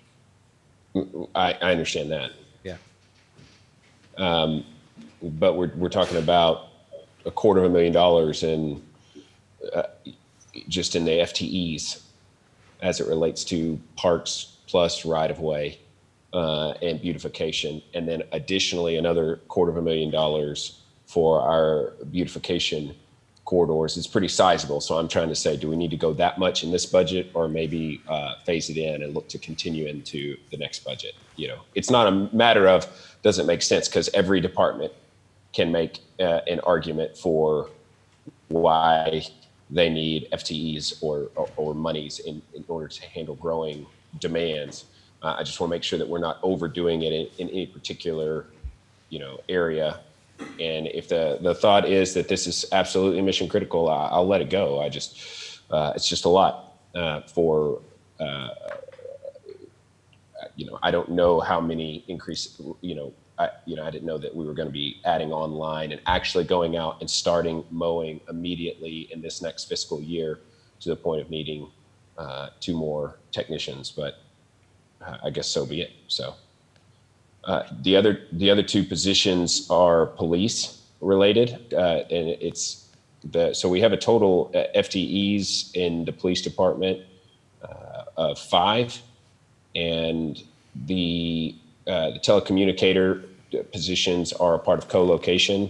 I think the property technician is something that we've discussed as being very critical in this year, but I'm curious about the code enforcement positions and whether or not they are critical this year to add. Morning, Mayor and Council. Jeff Barnett, Chief of Police, for the record. It's my understanding, as part of our city's overall beautification plan, where we're implementing some additional enhancements across the city, and then we want additional compliance. Our 2 code enforcement officers that we have now are at their limits or capacity for work.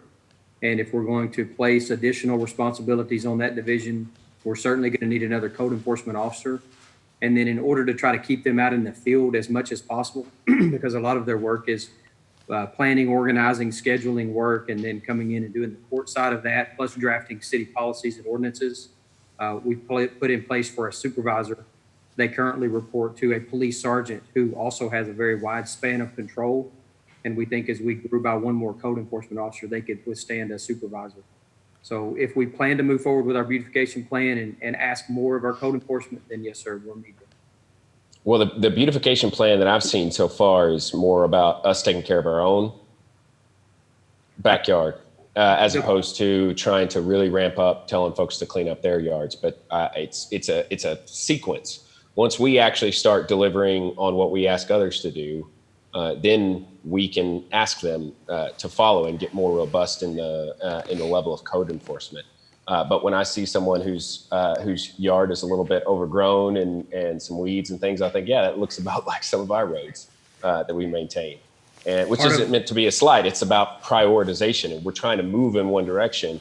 But I'm just wondering if we, as a council, are really committed to a big increase in code enforcement in this year. Is this year the time to make that big increase, or are there other areas where we might prefer to use those FTEs or those dollars just in general? For myself, I guess I should say, those are FTEs that I would delay, especially as we're preparing to invest pretty substantially in our police department from a facilities standpoint. Not to mention, meet and confer 7% raises on average for our officers. So it's a big jump in police department budget, and I'm not recommending that we don't continue to invest. Obviously, what I'm recommending is that we potentially pare back on a couple of these FTEs until we can get a little bit further down the road with some of our own internal beautification efforts.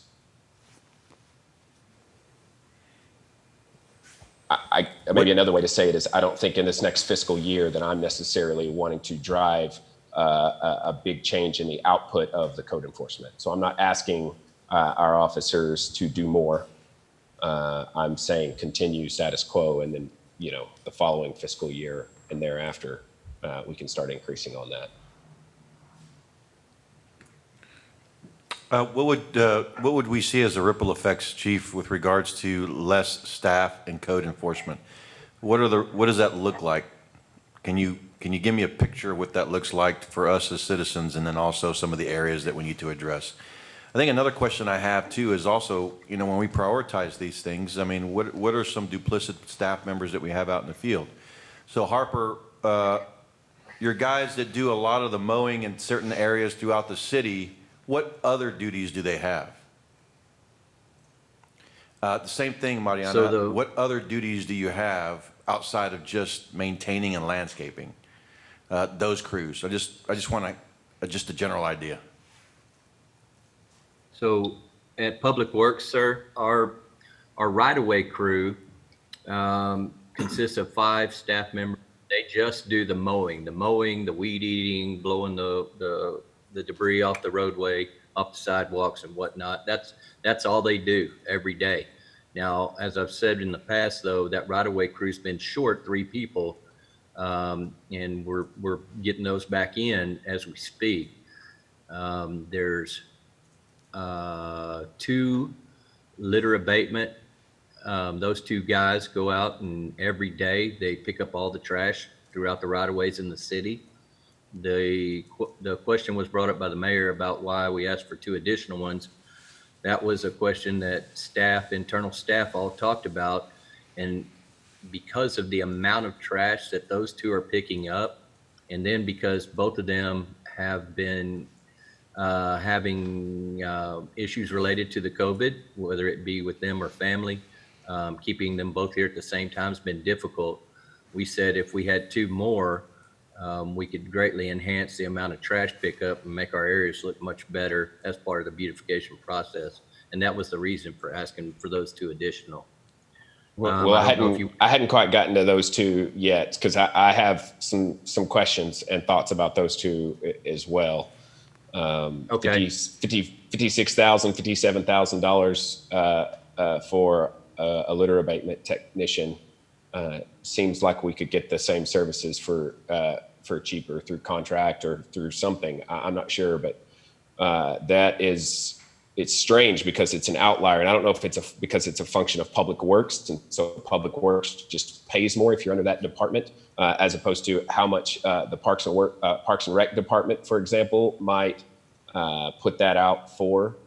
But it seems I don't know why a litter abatement technician would get $11,000 more, or I could $5,500 more per year than a parks maintenance tech. So Well, the But litter anyway, abatement- we're not resolving any of the things we're going through, which is my concern. Is we're about to the can of worms is going to get bigger and bigger, and then it's going to be a question like we need to systematically go through the budget and deal with point by point. Which is not to say that because I'm bringing something up that we need to change anything. Will of council prevails. I'm just trying to make observations and give thoughts, and then if possible, it would be best for us to make a decision on that as a group, and then move forward to the next one, and then make a decision on that, and then move forward until we've kind of combed through it. And I agree, Mayor. that way. I think you're spot on with regards to that. But whenever you make a suggestion or looking at making changes within the overall scope, well, then I start looking at the ripple effects. That's the reason why, one change has ripple effects. It's not just what's in front of you. And I know you know that. So for me, in my thought process, I'm going to ask the questions. So if you're considering making changes on staffing and FTEs, well, then we're going to sit down, and if you're considering that, and we want the support of the council, which that's what we've been doing. Well, then I'm going to ask all the other questions. I want to see the big picture. How does it affect everybody and their operational plan? That's why it's not just the name and a position on the budget. It has ripple effects, and I'm trying to drive that down so I can see it. So whether I can support it or I can say, no, I think we really need it, because we got to understand what that is. I think that special meeting that you suggested or that Councilmember Ellison suggested may allow us to kind of take that on when we start looking at, what are the ripple effects for not having these individuals with regards to priority of projects, how we're expending them, how they're being used, are they being duplicitly used, and their scope is, on Tuesday, Monday, Wednesday, Thursday, or Monday, Wednesday, Fridays are doing this, and on Tuesdays and Thursdays are doing that. So that's the kind of what I'm trying to figure out here. And I think that some of these have been short-staffed for a considerable amount of time now. So I'm also trying to figure out, okay, so if we do this, will it allow us to be more efficient in the areas that we are placing priority on? That's my purpose and goal. So, I'm sorry about asking all the questions, but I just, whenever we make a change on that based on what they feel like they need, I think this conversation is critical, and I think your questions are critical. But once you make the change or suggest a change, I think there's ripple effects that we all got to be clear on before we do it. That's all. Could it be a combination of just breaking down the job duties? As far as in this section, this is what job duties are required under here, and break it down into steps. And I don't know whether the salary will be based on a step pay or that kind of a ratio, but it may be just going back to square one and just seeing what specific job duties each person is required to do and where do they fit in that formula. Breaking it down from the beginning, breaking it down from square one and building back up. So you can start, and then you can evaluate your raises, your increases, and your base salaries off of that.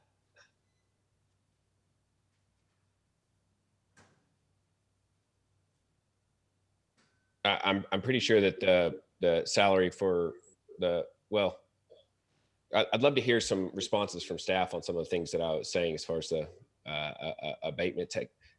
I'll tell you where I'm going on this is there are a couple parts of the budget that were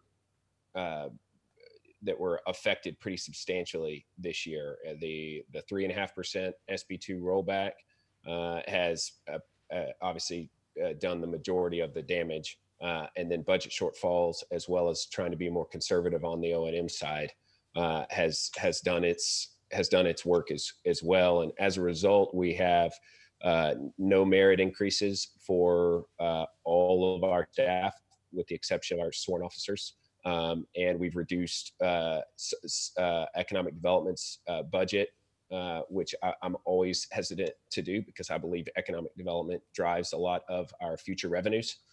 And those are hard dollars, but in particular, the merit increases, you can't just take a little money out of budget and apply to merit increases because it's an O&M expenditure. And what I'm trying to ask is it appropriate and wise for us to add some of these FTEs that are arguably could be delayed? It's debatable.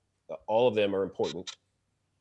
Is it appropriate to add this many FTEs in some of these specific categories that I've mentioned, while not doing merit increases this year, and while the police department gets an average of 7% as a result of the meet and confer? None of what I'm saying is intended to be taken any way other than just those are just the facts. That's just face value.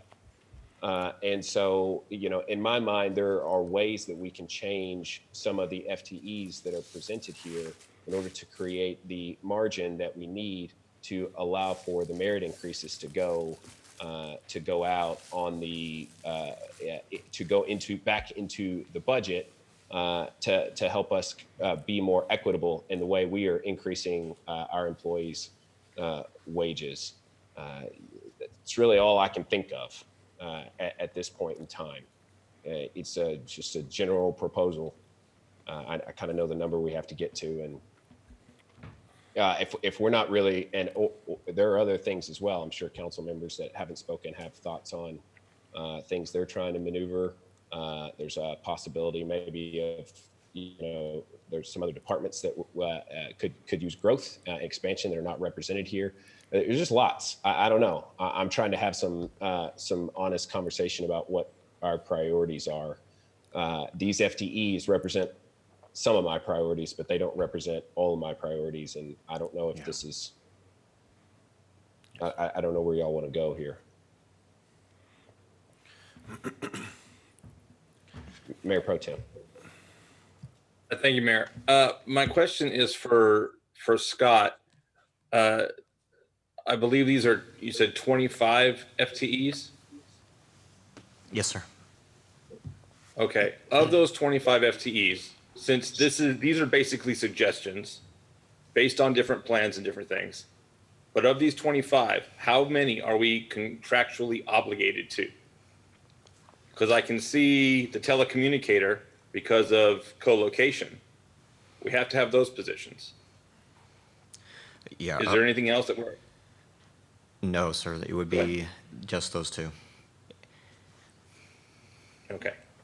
So my question to that is, I'm sorry. Well, I wasn't done. You're not done? Okay. No. So, based on that, I understand what everybody else is saying. We have 23 FTE positions at various salaries that come with various strings. But I think what everybody's struggling with is to also determine what are the best departments to put the money in to gain the most value for next year. Where are we putting our FTEs, and what is the return that we are going to get from those departments for those FTEs? So these are all suggestions, and that's the challenge, because none of this is set in stone. This is why we're here. So I understand the mayor's predicament. I understand what Councilmember Villalobos has to say on this. It all makes all sense. Everybody's trying to figure out that question. And so I look at this list like everyone else, and I think we could use this somewhere else that might be better, but that's what we have to come to consensus on. So I'm welcoming this conversation. I think this is a long conversation. This is what this is. It's going to be drawn out. I'm certainly not looking to rush through this conversation, but I just wanted to make that point that this is where we're going to move things around and make those determinations. Or, I don't know if the mayor is going in that direction, we are going to cut these and not replace them of those 25 positions for this year. That is also an option. I yield. Scott, on the two telecommuter positions, I thought last year we kind of determined that we're not contractually obligated. One reason why is that the contract had been changed through the county, and I want to know if they're going to be ready for us this year. Yeah. Are we really gonna need this? I don't want to end up like last year and not hiring them till late. That's a very fair question. On this next agenda for Tuesday night, we actually will be bringing forward the revised CECC agreement with the county for co-location, which does have these additional positions being in there. Now, the former agreement, if you will, is probably expired because we've changed it so much, but we are planning on bringing that forward for Tuesday night. And if we're gonna vote on it, are we gonna get a chance to look at that contract beforehand? Yeah, we just got the final yesterday, so it's in the packet as soon as we post. It'll be there today? Yes. Okay, Yes, because I want time to look at it if I'm gonna vote on something. Yes, sir. Thank you.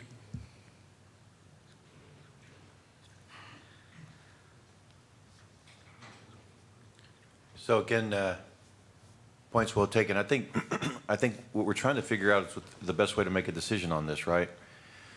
So then we look at priorities, and I think you guys are looking at priorities, which is, I can appreciate that. Also, it's balanced with quality of life issues within the organization itself, the city organization.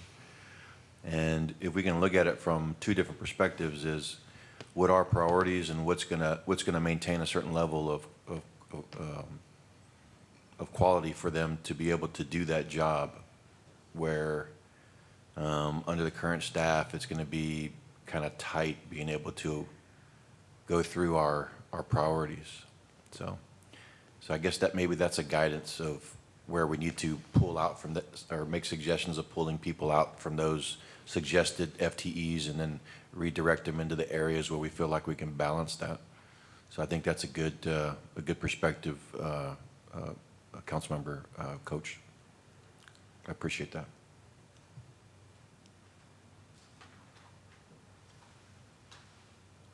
Mayor, I'll certainly try to help here. I'll try to give you some help here on this. So you're right about the code enforcement positions. Those were truly based on increased expectations under the beautification program and increased accountability. To very briefly answer Councilmember Villalobos's question, that supervisor was going to schedule, coordinate the activities. We also do not have a true manual for policies and procedures that we were going to get a supervisor to do that kind of work. Also prepare additional ordinances needed for the beautification program from the code enforcement perspective, and provide overall accountability and reports back to the council that we would expect you to want to see when we move into the beautification program.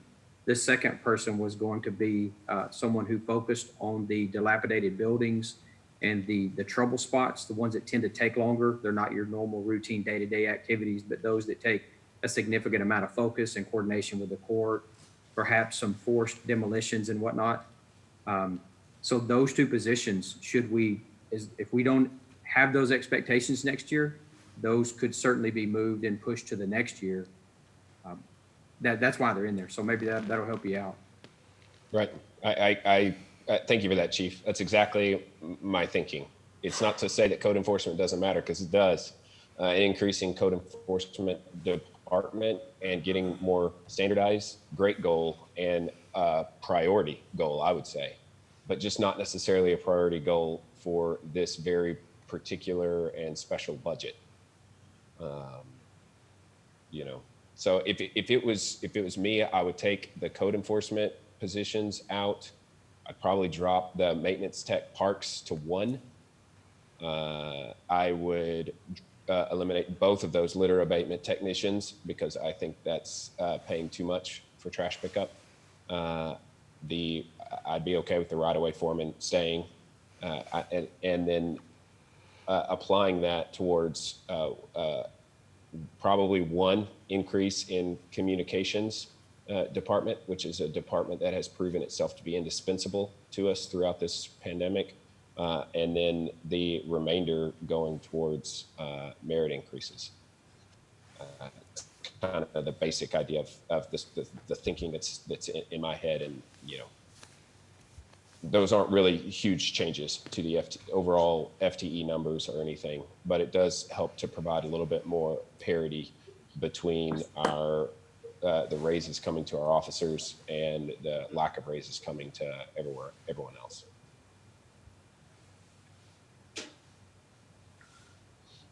So wait, say again what your proposal is on which FTEs would you propose keeping from this list?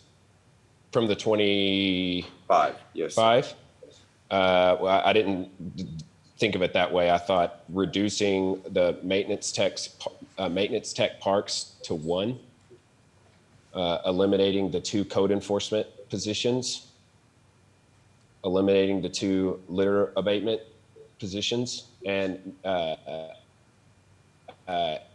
adding 1 position for communications department. And the remainder of the unspent dollars going to merit increases. It won't be as much as what was proposed, but it'll be more than 0. So just the totality of what's left over, divvy that up to merit increases that we go throughout all of our departments.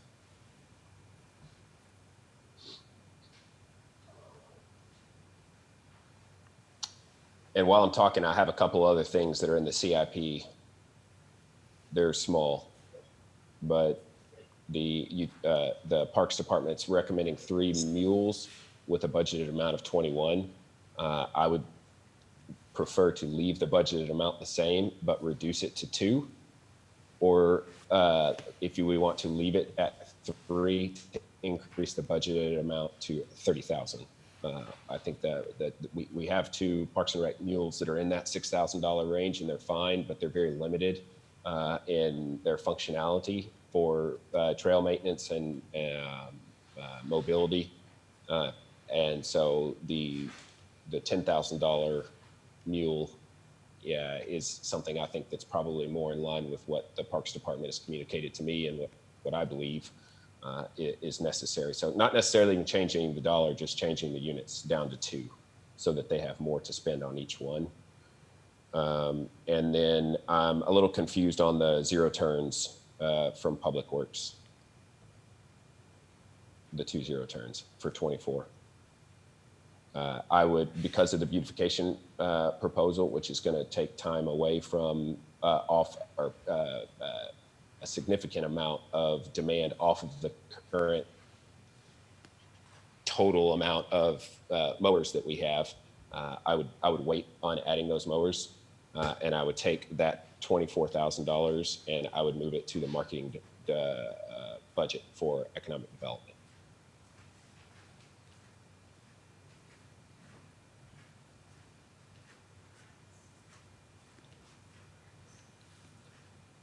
Just proposals. Our economic development department had its marketing budget cut by 70%, I think is the number. And I think if we can keep the budget a little higher, I don't know exactly what the total amount reduced. I don't think it was, I think it was more than 24,000. I think it was in the 30s. But this gets them the dollars they need to continue, because we've added an FTE last year. So we now have a 3-person marketing department economic development department. And if we cut their marketing budget down so substantially, I'm not sure what we're asking them to do over this next year, because they use those funds pretty well.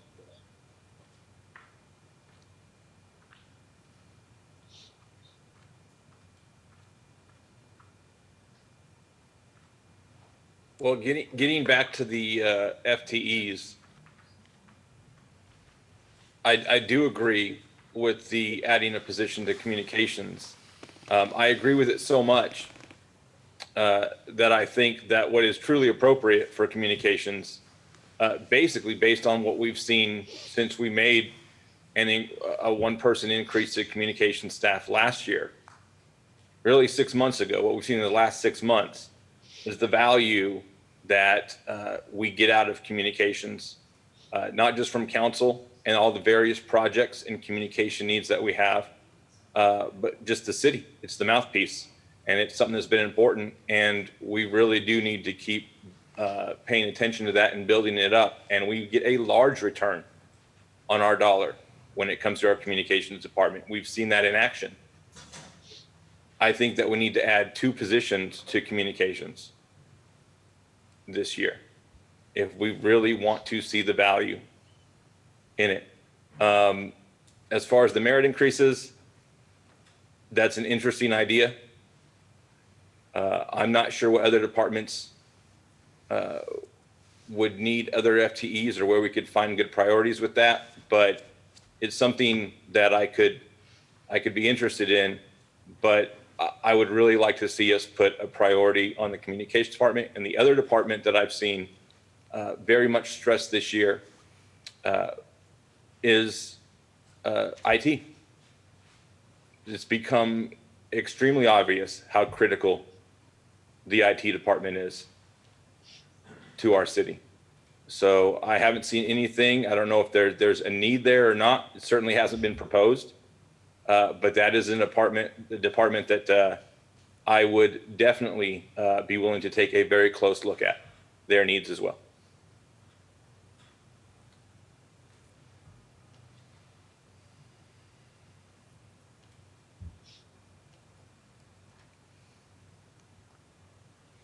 Do you want to hear from Samantha or Matt?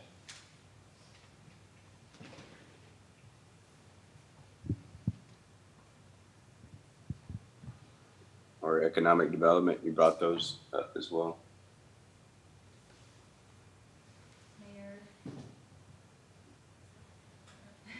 Council, Samantha Armbruster, Director of Communications for the record.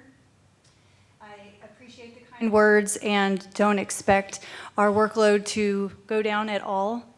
Pretty much from the end of this budget cycle moving forward, all of the projects that you see, a lot of these budget line items in some way or fashion will end up in the communications department as a project for us. Not only in the project management, but graphic design, video, the messaging. There's a lot of writing and creative work that happens within our department, and right now that's happening with a staff of 2. And a lot of times the video portion and broadcasting is we do rely on IT for that. So if the new positions were funded, where I would see those really coming into play is on the graphics and the video side of things. It would allow us to speed up the delivery of the outreach and keep that quality that we expect to be and have that gold standard for Kyle. What are we looking at salary-wise? Do you,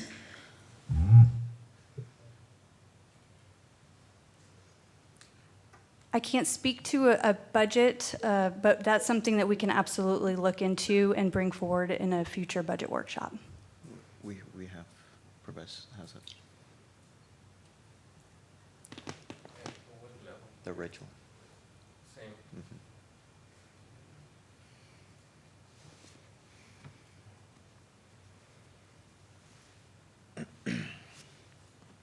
About 66,000 Per.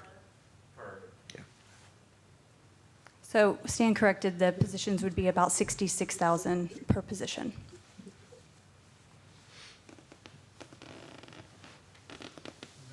and I don't disagree with your comments, Samantha, about every single thing that we're pretty much talking about in all these projects as well. Eventually touches your department and the communication of these items. I mean, you even you look at a lot of the big projects we're talking about, and in informing the community and getting the word out is a huge part of this. So I don't disagree with the comments made by you and my colleagues about the importance and potential of boosting this department. You mentioned that graphic design and video production were, in your opinion, the most needed aspects for your department. Do you feel like that could be accomplished with one person, or do you feel more that is a 2-person thing? As we will always do, we will do with what we're given, as we are doing right now, and keep I that hear you, standard. Samantha, but give me your honest Yeah, professional I will opinion about say that. on the video and broadcast, that is a very technical skill. That requires a certain level of understanding of software, and that would be something that we would probably need to outsource in some regards if we weren't able to have it in-house. So while I would do the best that I can, those are really specific positions on the graphic creative side and the video and broadcasting. So ideally, those would be 2 positions.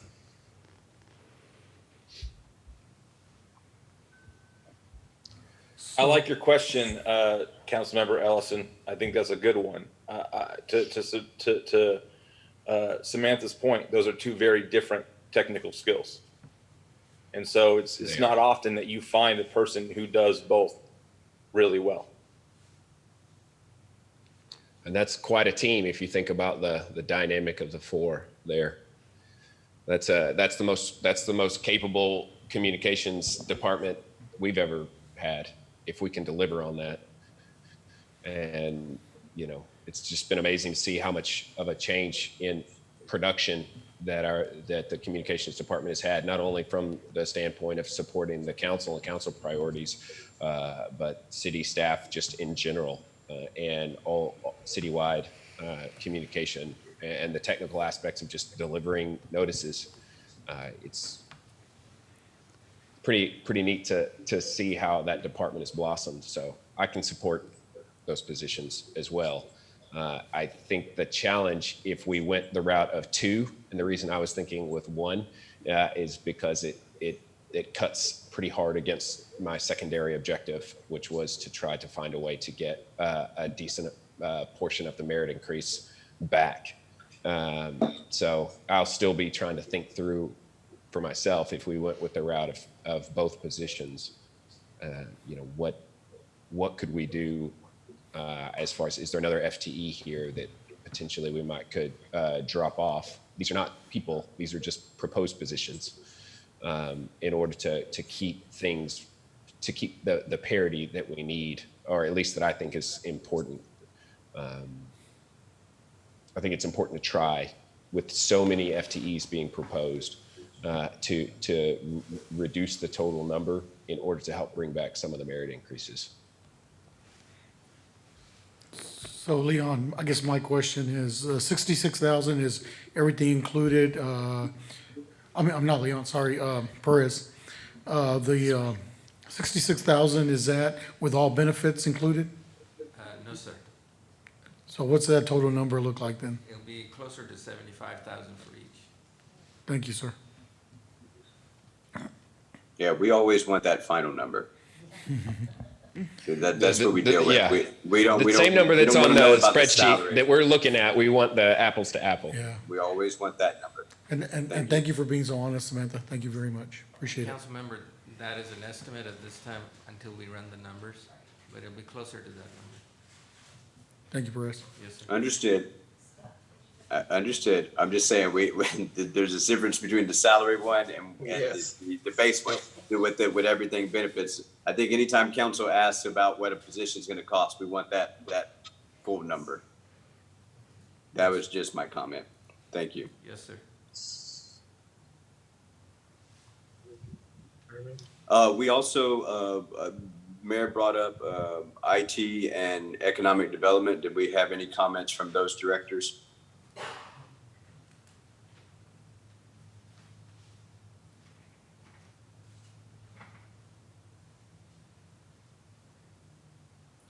Can you guys hear me? Yes, sir. Okay, We can. making sure. I want to appreciate the council and Mayor Pro Tem for mentioning IT, and I will say that the council has famously supported IT. This current budget, we received a new position, which we moved into a systems analyst, which is something we really needed.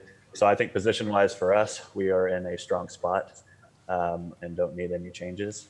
I concur with what Samantha kind of said.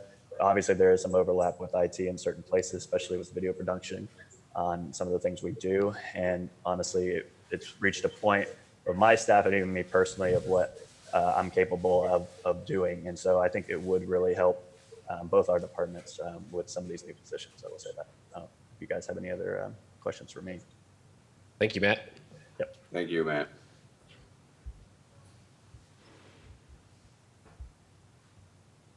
Hello, Mayor and Council. Can you hear me?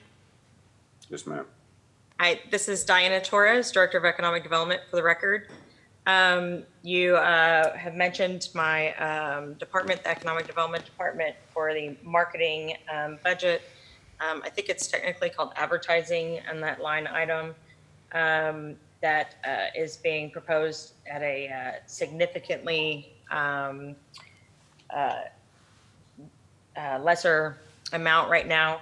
That item is not something that you would really think about as a traditional advertising that's done out of that line item. We do a lot of things that come out of that line item that you may not think of as advertising. As an example, we do any of our prospect events, prospect hosting, any of our narrative updating. We're updating our logo right now. So anything that we have that has our logo on it currently is going to have to be updated. So that would come out of there. Any of our direct contact campaigns for target site selectors would have to come out of there. Our software for newsletter, any graphic design. We were going to do some industry videos to highlight some of our current businesses that are in town to add to our new website. And this is actually going to be, the next fiscal year is going to be the 15-year anniversary of the Economic Development Department. And we were going to try and do a big event or a series of events to kind of highlight the successes and success stories of businesses and commercial activity in Kyle over the past 15 years, especially since the average citizen that lives in Kyle has lived here for only 5 years. So to really kind of draw some attention to that.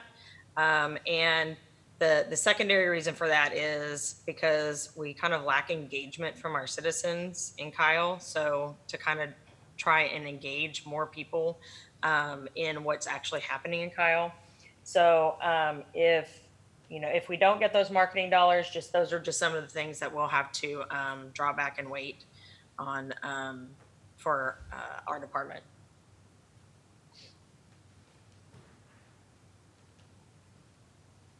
Any questions? Yes, so you mentioned items like graphic design and newsletter software and things like that. That's what we were just talking about with comms on their graphic design and newsletter software. We have a newsletter that we currently do. You're proposing for a completely separate software. Right. We could potentially share the software. But it would be a separate newsletter that would be an economic development newsletter. Right. Yeah. But I'm saying, is the software different from the software that we currently have for newsletters? I think we probably could team up and use the same software. I don't know if it would cost more. If we, Samantha and I could talk about that. If we used it for 2 different distribution lists, because we would have different target markets potentially. Right.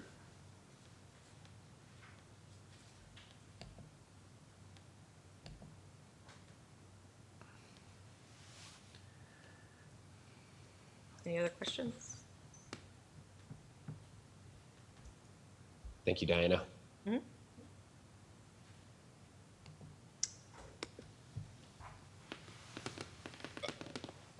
I have a proposal, and it has to do with lunch. Yes, let me hear it.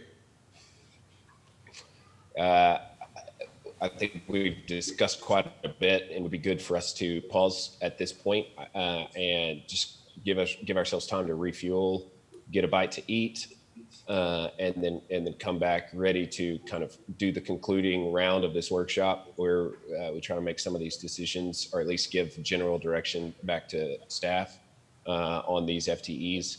And so what do y'all think is an appropriate amount of time to break for lunch? Because we do not have lunch supplied right now. 1 hour.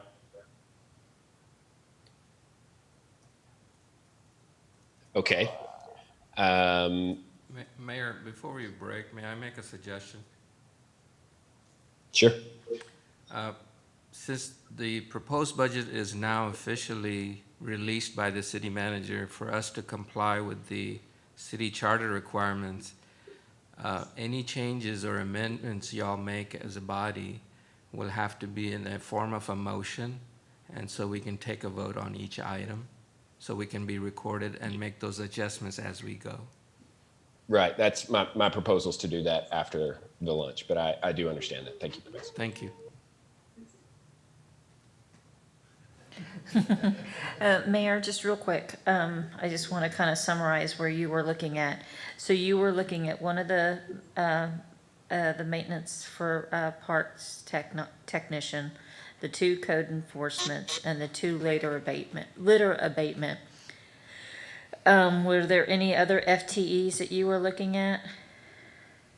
I would also consider eliminating the right-of-way foreman on the basis of $250,000 in right-of-way being budgeted in the budget. I think the foreman is something that we could postpone as well. But that's about as deep off of the proposal that I'm in my head thinking to cut in order to make room for the 1 or 2 communications positions and merit increases. Okay, because just to let everybody kind of know, it was at 287,439 plus the 68,427. And then the 2 communications, roughly 150,000. So that left us with another almost a little over 200,000 in decreases. And for a 1% merit raise, it was 100,000 plus 100,708, I think is what it said, for a 1% merit raise across the board. So if we have 200, we could at least maybe do a 2%. I'm just letting everybody know that, to mow on that. How about 1 o'clock to reconvene? It's 15 That's to in 1. 17 minutes. It's 17 minutes. 1:30? You mean 2 o'clock? I meant to say 2, I guess. I meant to say on the next top of the hour. 1:30 would be great for me. I think 1:30 would be better. That gives us 45 minutes. What's the council's thought? I need to drive somewhere to go grab something to eat, so I Okay. need time. 1 hour. Let's split the difference. 1:45? Yeah, it's 12:45 right now, so 1 hour from now. Okay. So 1:45. 1:45. Yeah. 1:45. Okay. All right, sounds good. Thank you. Meeting at 1:45. We left off kind of going through some of the FTE items and a few of the CIP items proposed as well. Before we take action on some of those, does anybody have anything additionally that they'd like to propose to help give us kind of the full context of what council's considering before we start going through and trying to make actual changes? So as Councilmember Rizzo, going back to the co-location operators. Sorry, what page was that on again? Scott? On the Co-location on the FTEs. FTEs. Page 8. Pull it up. Yeah, I just, before y'all start having a conversation for that, I'm going to step out, and you can call me back in whenever you're ready. So, going through some of the proposals, the FTEs that the mayor mentioned, I'd like to add the telecommunication operators. I just personally feel that the county probably isn't going to be ready. I'm not saying let's pull out of this right now. What I'm saying is that I don't feel like we need to budget $101,000 for a location that might not be is not complete. The building's already getting there, but you still have all the communications, everything to go. I just feel like last year we budgeted a communicator and the building wasn't ready. I just hate to continue to do this on something that's not complete. I would rather wait until we have a completed project. We haven't even signed a contract on the telecommunication co-location yet, and we're funding two telecommunicators. I think we should really hold that off until we decide until we see a contract and see what the contract's like. It's just my thought, and I'd like to hear the rest of council's thought on it if they want to chime in. But that's kind of what my thinking is right now. Why fund something we don't even have a contract on? Would it be okay? If memory serves, Pervez or Chief, we removed all telecommunicator positions last year, right? No. We were actually obligated to add 4 positions, and we only added 2 last year. So this is the remaining 2 positions. Did we hire and train? Are they working in our current dispatch now? Where are those 2 positions? Without turnover, yes, but with turnover, we still have some vacancies that we're currently filling. We had 1 start Monday, and currently we have 4 vacancies right now. Just to add some information, we go live on the New World co-located dispatch computer system in about 3 weeks. We will not be housed in the same building for about another 3 to 6 weeks after that, but we actually move in, I believe it's still anticipated to be in September, to move into the new facility, and we actually go live in about 3 weeks. We intentionally timed those separate so as not to introduce too much new material to our staff at one time. We could have moved in and went live on the same day, but that was just really too much overload. So just to give you an idea where we are. And I'll jump in on that. Commissioner Shell will be attending our meeting Tuesday night to answer specific questions about timing and the agreement.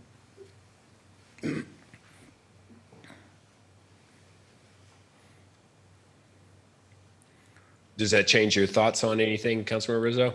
Until I hear from the commissioners, because, this is a report that we're supposed to continue to be getting on where we were on this building, this facility, and I have not seen a report on it, and haven't had commissioners come back and talk to us about it. So I just kind of feel like we're funding something we don't even have a contract on, and I kind of feel like I'd like to see a contract, see what the contract looks like, what it details before we even consider funding something, in that aspect. And I know that we're going live here soon, Chief, but do we have the staff right now, once we fill those vacant positions, to continue to be effective in our telecommunication part of it with our dispatchers? Or do you believe that we need to hire those 2 before we even move into the co-location? No, I think we're going to be fine if we hire them during this upcoming budget year. That will give us the opportunity to recruit and then also train those telecommunicators. So for the first period of time, I'm going to say approximately 1 year, but there is no set date to that. For the first period of time, we are going to continue to operate as 2 separate PSAPs, meaning that we still have 2 separate 911 systems. They'll just be housed in the same building.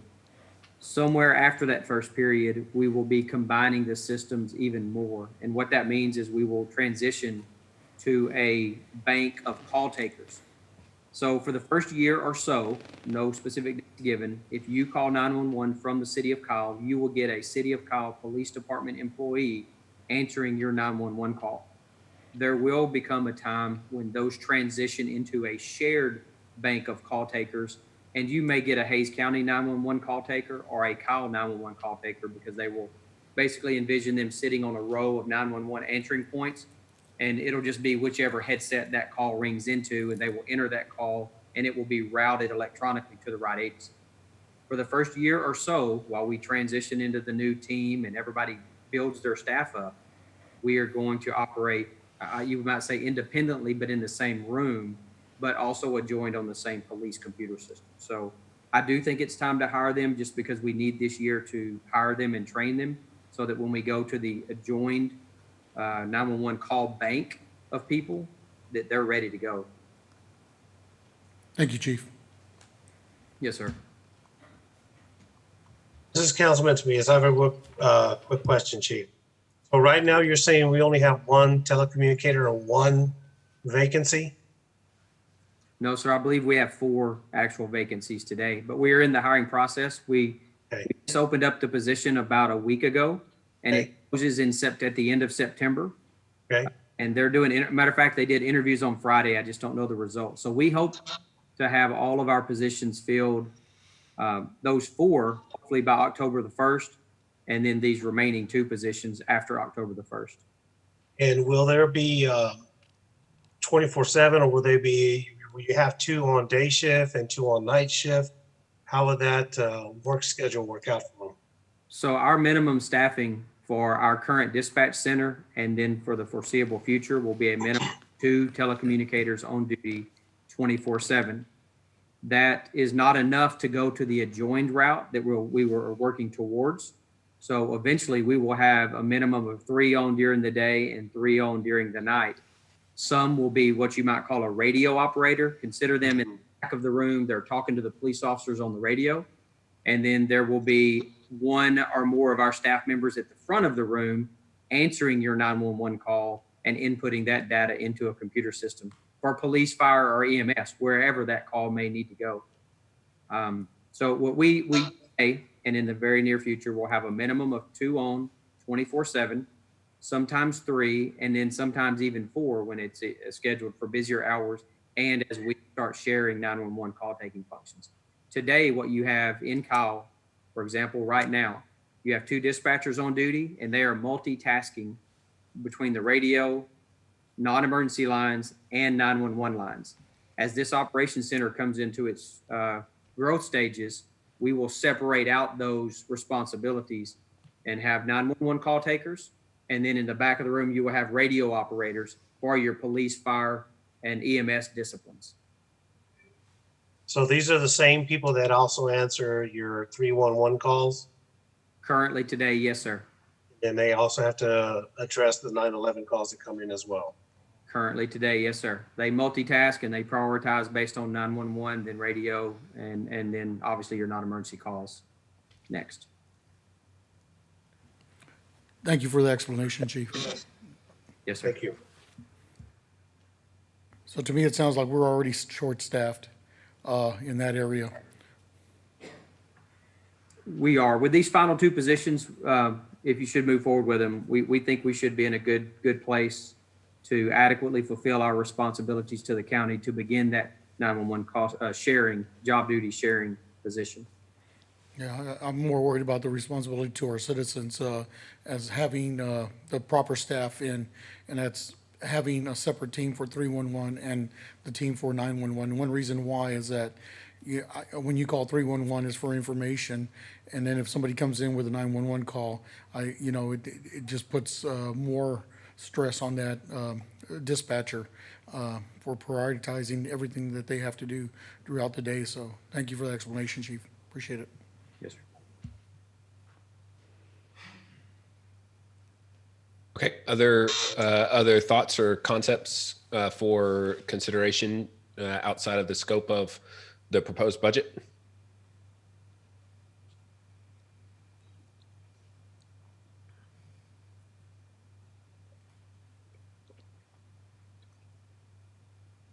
Do we need to invite Alex back in? Do we need to invite? Oh, Alex, yes. Alex back in. Where's Alex? Thank you.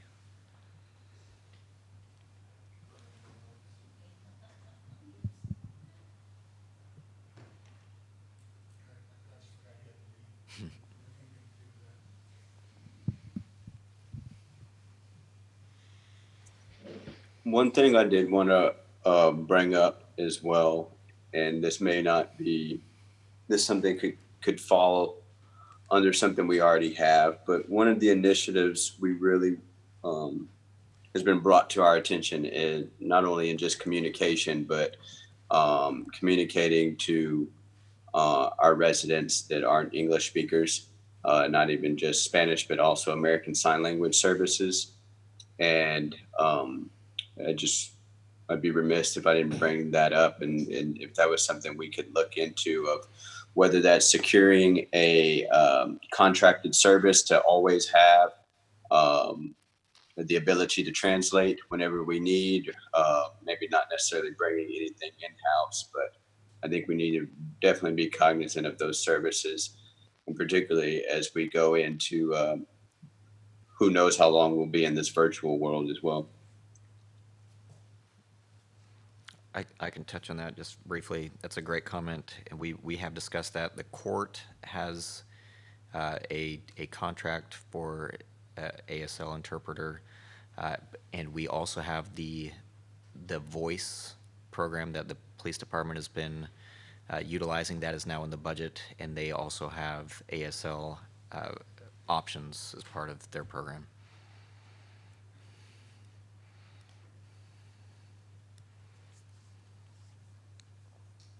And do we feel that our translation capabilities, I'll call them, and the current resources we're using right now to translate our marketing communications in Spanish is sufficient? Go ahead. I'm going to have Samantha answer that. Samantha Armbruster, Director of Communications for the record. Currently, we have a number of staff members that have been tested and certified to help us with Spanish translation. That has been our resource.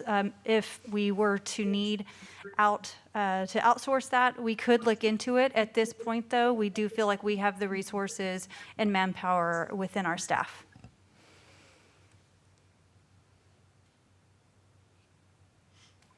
Thank you, Samantha.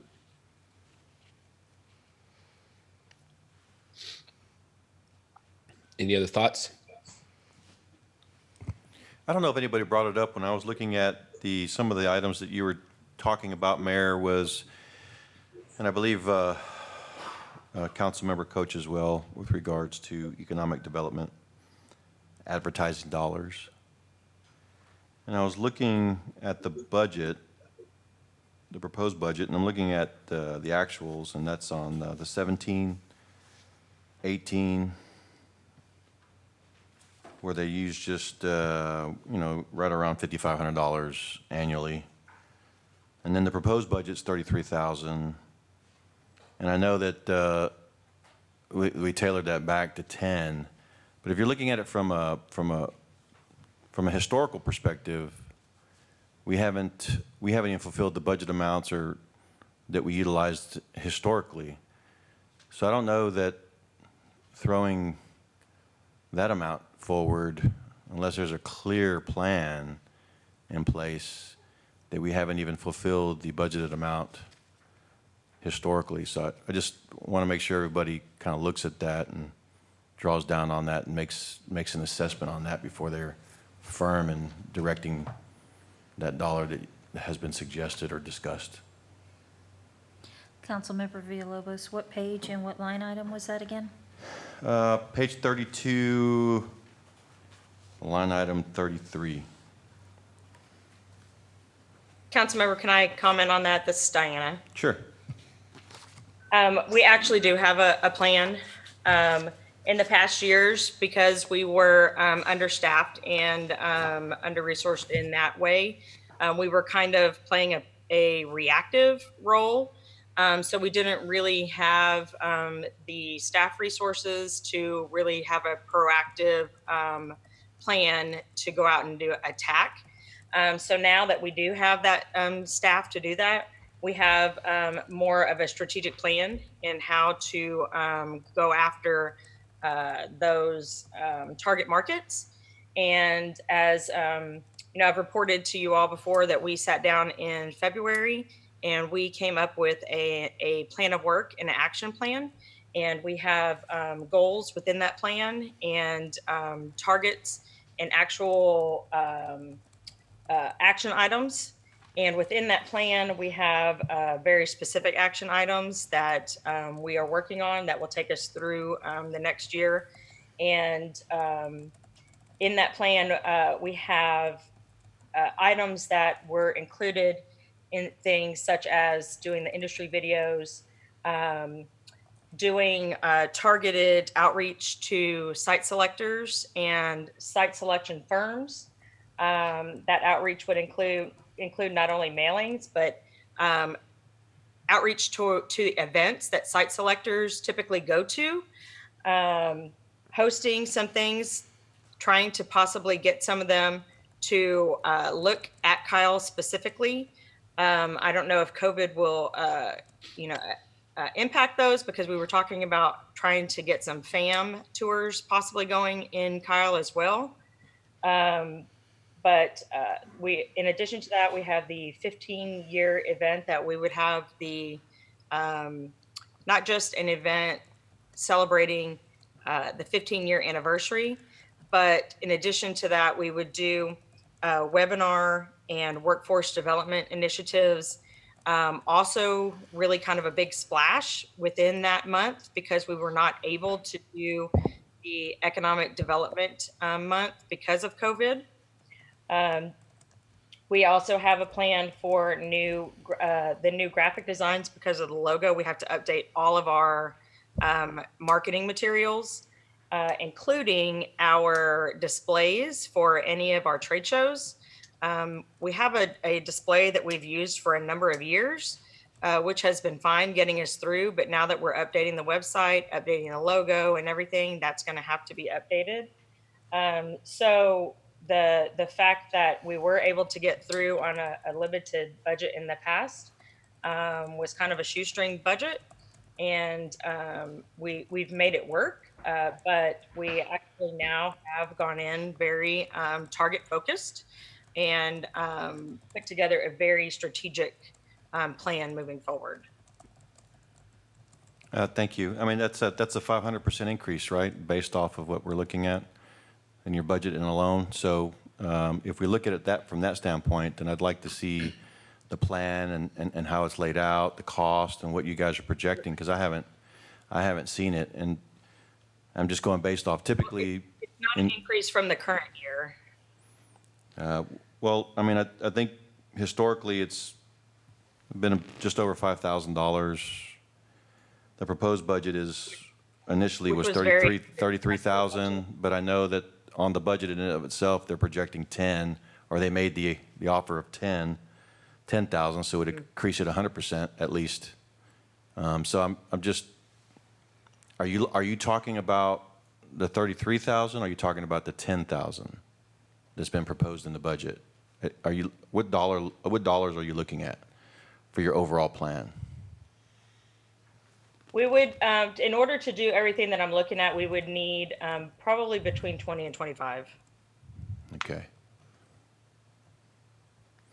Well, again, I guess all of us would definitely, it's critical to what you've done and you've historically, I mean, we can't speak enough. We just, in this time period, we're looking at where we're going to maximize our dollars for overall projects, and we need to make sure that we're looking at everything. That's the only reason why I bring it up. And typically, when you look at the actuals and you're looking across the board, you look at historical spending. Okay, we've increased staff, so I can see that, and then projects. We got a lot of stuff that's in the hopper right now, but I just really am concerned because I haven't seen a plan and the dollars for that plan. So I think all of us would like to see that. Sure.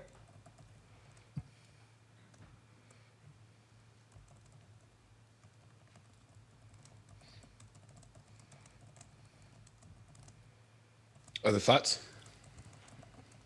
And there may be a happy medium between that too. So again, I'm just going along the same theme as the mayor and Rick and Dex are looking at, and I just want to make sure that we're looking at it from the same lens. That's the whole purpose. So. Yeah, just to add a little bit more to that, when it was budgeted at the $5,000, that was, again, a very shoestring budget that we really did our best to make that work.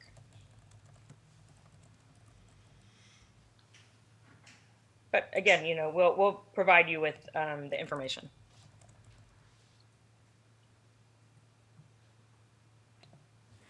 Thank you, Diana. Absolutely. Does anybody else have any other items that they want to bring forward?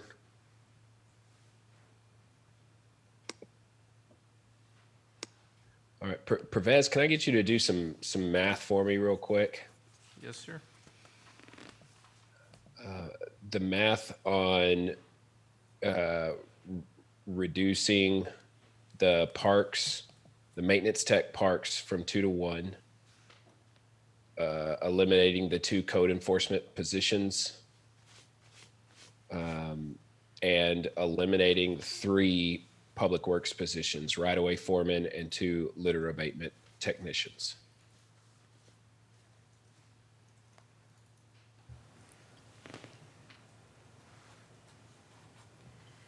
Mayor, I had already done that, and it was 355,866.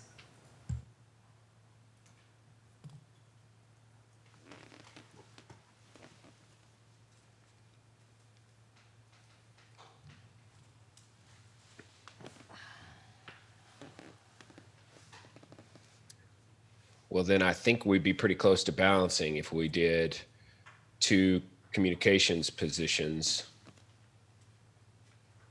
20,000 economic development advertising budget, and a 2% merit increase. We'd be Unless short my about math is- 15,000. We'd be short Right. about 16,000. Okay, you could get rid of the 2 zero-turn mowers from Public Works for 24,000, and we're there.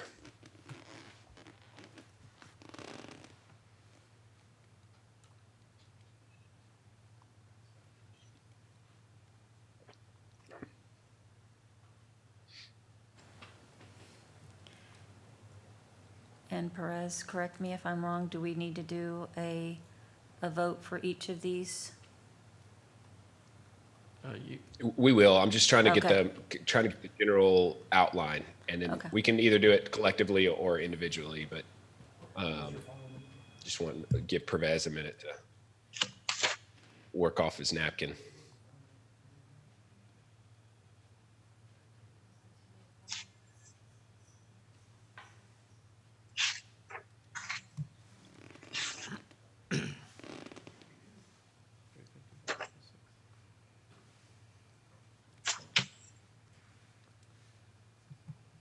So Mayor, for 1 maintenance tech,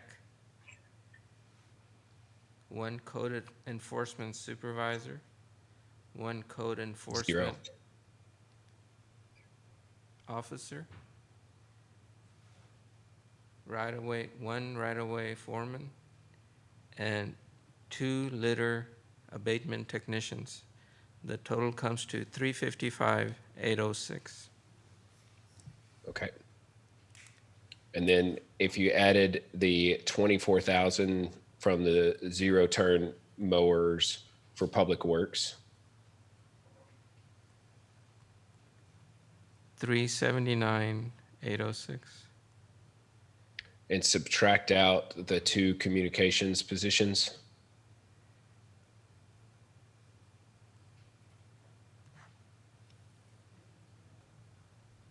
and a 2% merit increase. So for the 2 communications positions, we're rounding it to 150,000. And 2% from merit? Yes. Okay.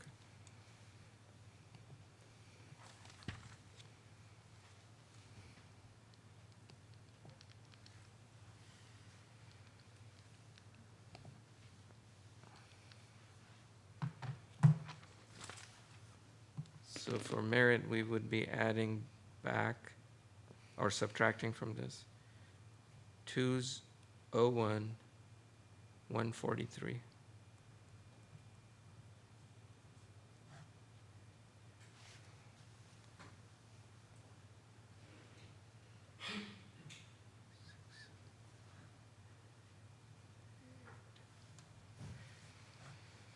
That leaves a balance of 28,663.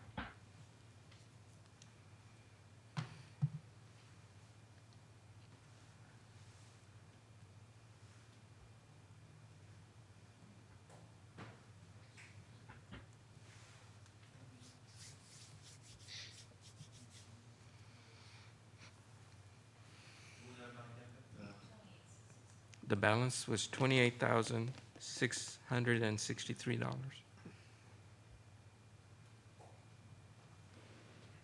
And did that include the 24,000 on the 2 zero-turn mowers? Yes, sir. We subtracted, or we deleted the zero turn. Does anybody have thoughts on that as a framework?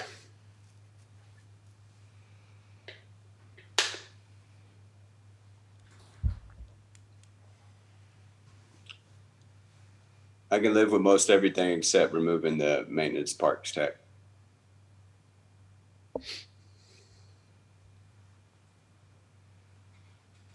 How much is one maintenance parks tech? 46,453. That's everything included?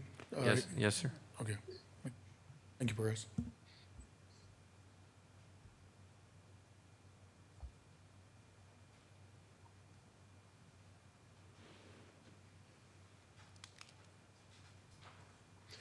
I have a question for Harper. You have a right-of-way maintenance equipment, various 25,000.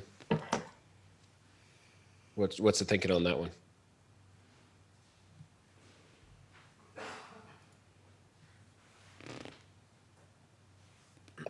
I may have to defer to Pervez. Pervez, do you remember what we put in there for that? The types of equipment that Brian was talking about were like weed eaters, small equipment for them to carry on their trucks. I got you. So the miscellaneous equipment needed for the added staff. That's correct. Okay. Right, but that's not the added staff in the Parks Department, which is where we're adding the maintenance positions. Harper, are you talking about because you need help in a specific, if we're not adding people, do you need a lot of additional right-of-way maintenance equipment? Because we're going to contract out a substantial amount of that, or at least that's what's in the budget.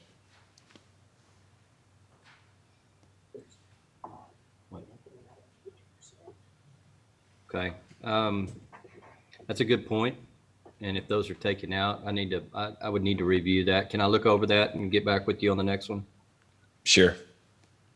I just don't want to hastily say something. I know that we've all been working on that over here. So I just need to get with Scott and Brian and make sure that it's not something that we can't live without because of another reason.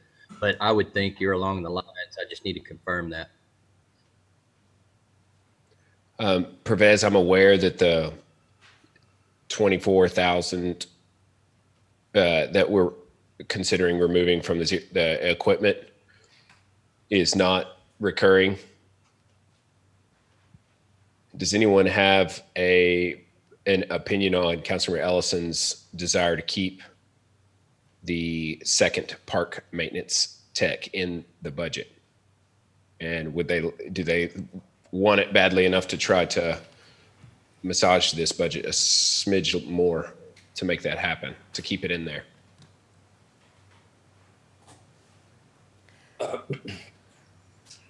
My opinion is, based on the framework that we laid out, is to take care of those FTEs that we're looking at for next year and settle on those first. And then based on whatever's left, we can work off of that. But I think that the most important thing when we're talking about cutting FTEs or moving FTEs around is to take care of the FTEs first and figure out exactly what our plan is on that, who we're bringing in for the next year. And then once everybody on council is good with it, then we can look at that remaining leftover and how we want to distribute that.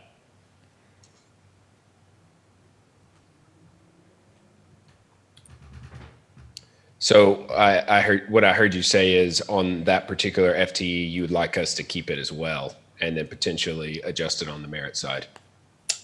What I'm trying to say is that is my priority, is to go through those with council discussion.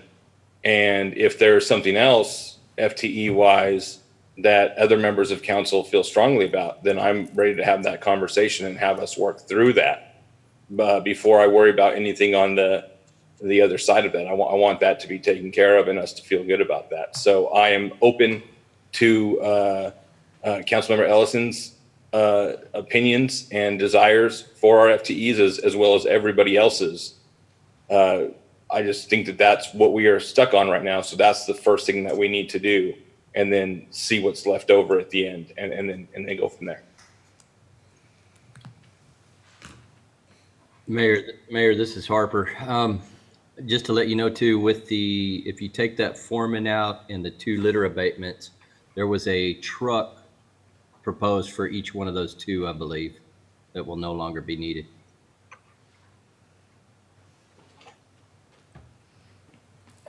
Thank you for that, Harper. That helps. Do we have a dollar amount?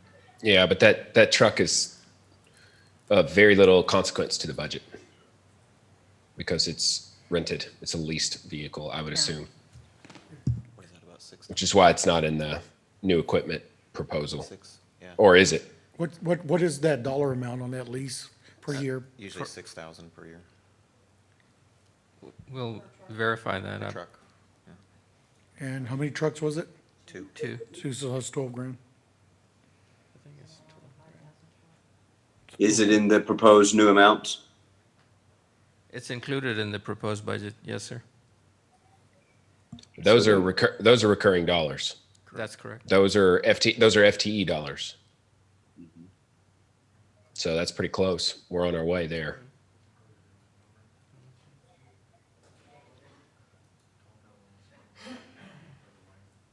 But what you're saying, Mayor, is those leases aren't really going to make that much of a dent? No, they made a, Well, they made a it's difference. it's a recurring expense, so it's 12,000 annually, meaning that we can responsibly, if we're not going to use those dollars, we can move them into an FTE position, such as keeping the parks employee on that's being proposed. Right. Second.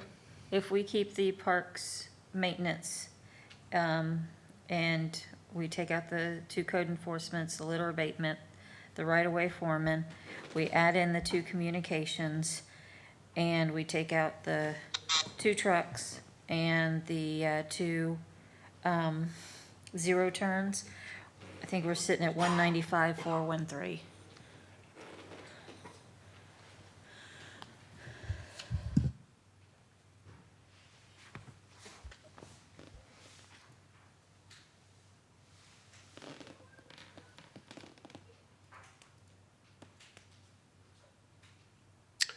I think that's close enough in my mind to give staff direction if there's consensus on this body off of that proposal to have them figure out how to proposing to get us back to the 2% because we're talking about $5,000-$6,000 and possibly a little more because the mowers don't really qualify. But you've Pervez, Scott, if we went forward with that that direction at this point, do you feel confident you can close that gap? Yes, sir, we can. Absolutely. All right. I think I would feel fairly comfortable with that framework. Does anybody else have any thoughts on it?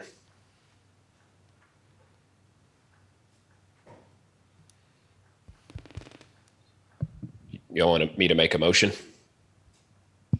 I would like to each look at these individually and not be clumped together. Okay.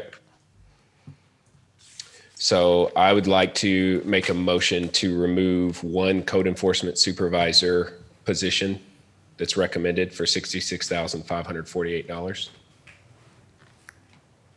Second.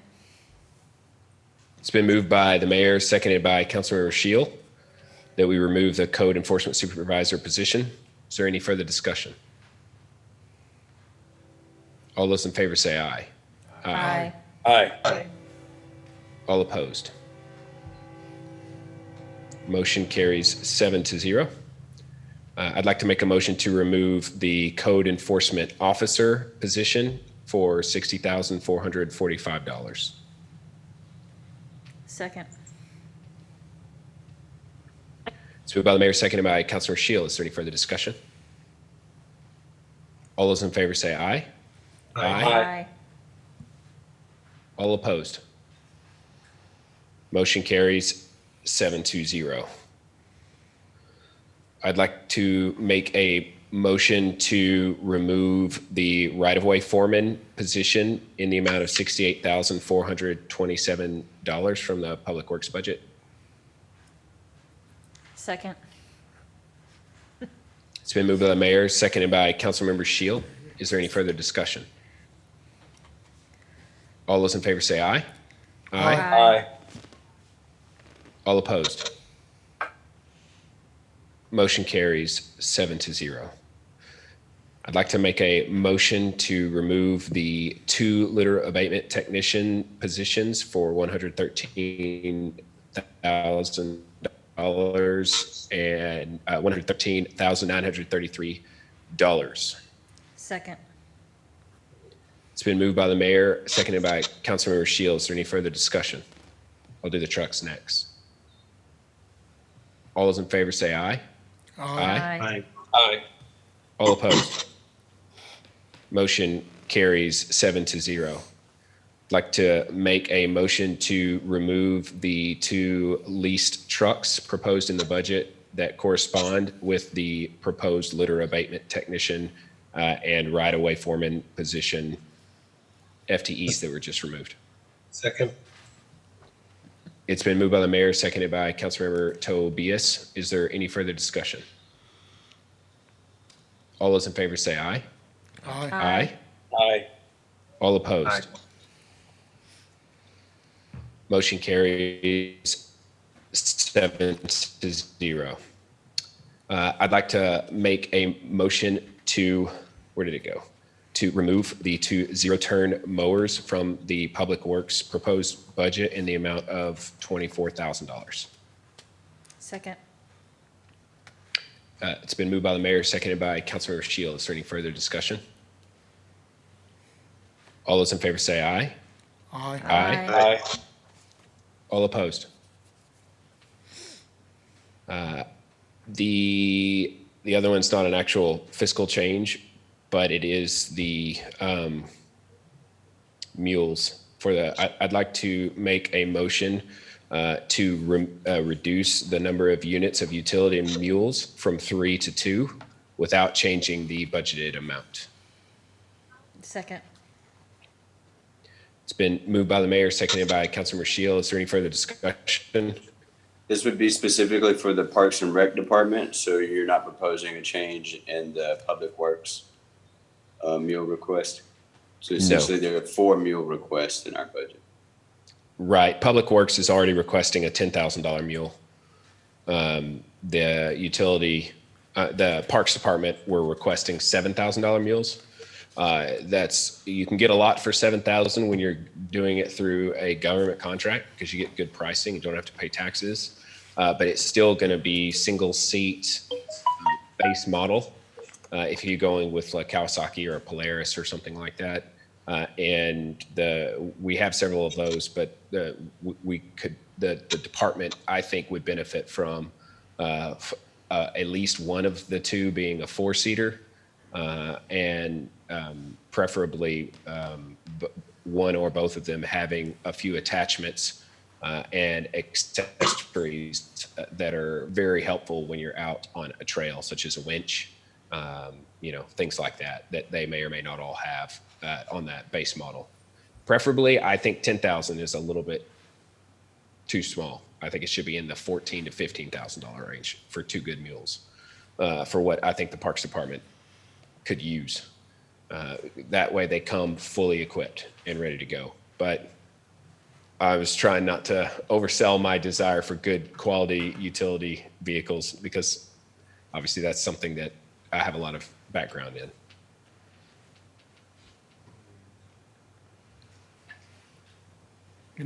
I'll agree with you, Mayor.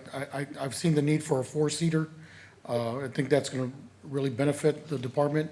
But I can understand with the winches and everything, being on trail systems, looking at some of the obstacles they have to overcome. I think that's a great idea.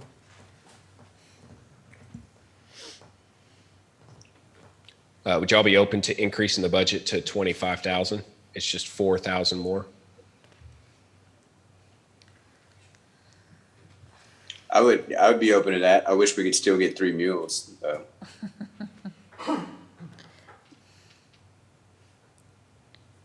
Mariana, do you have an opinion?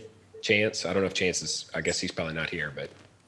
Chance is not on the call. We like the idea, though, of the 4-seater mules. Specifically, we definitely need one for recreation and special events, and then the other one for the trails. So a third mule would just be extra helpful. They have at Lake Kyle, just a smaller mule. But if we're going to go with 2 larger mules, it would be for events and trails.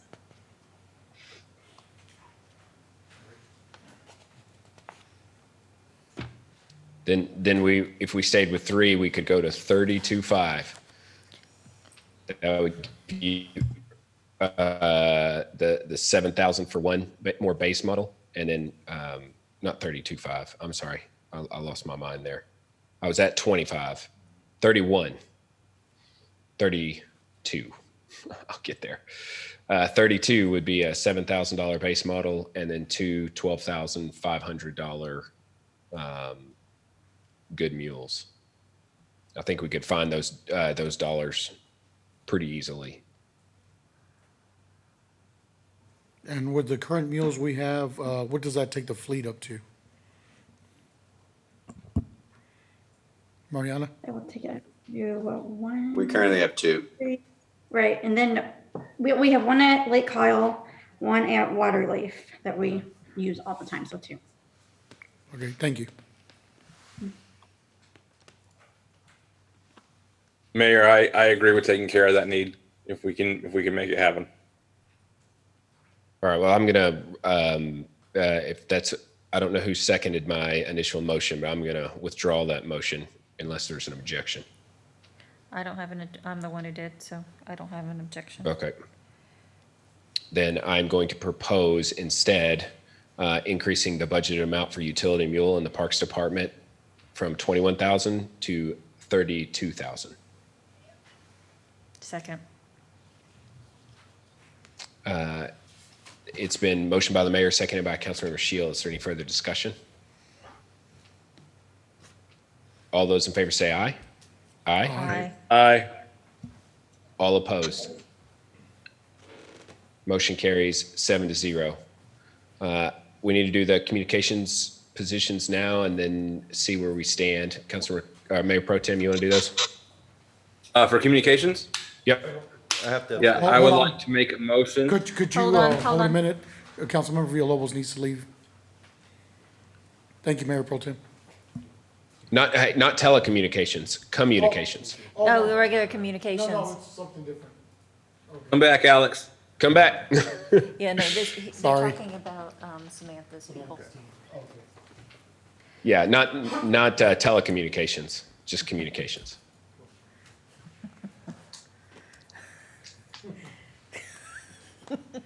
We just want to see how fast he could get up and walk.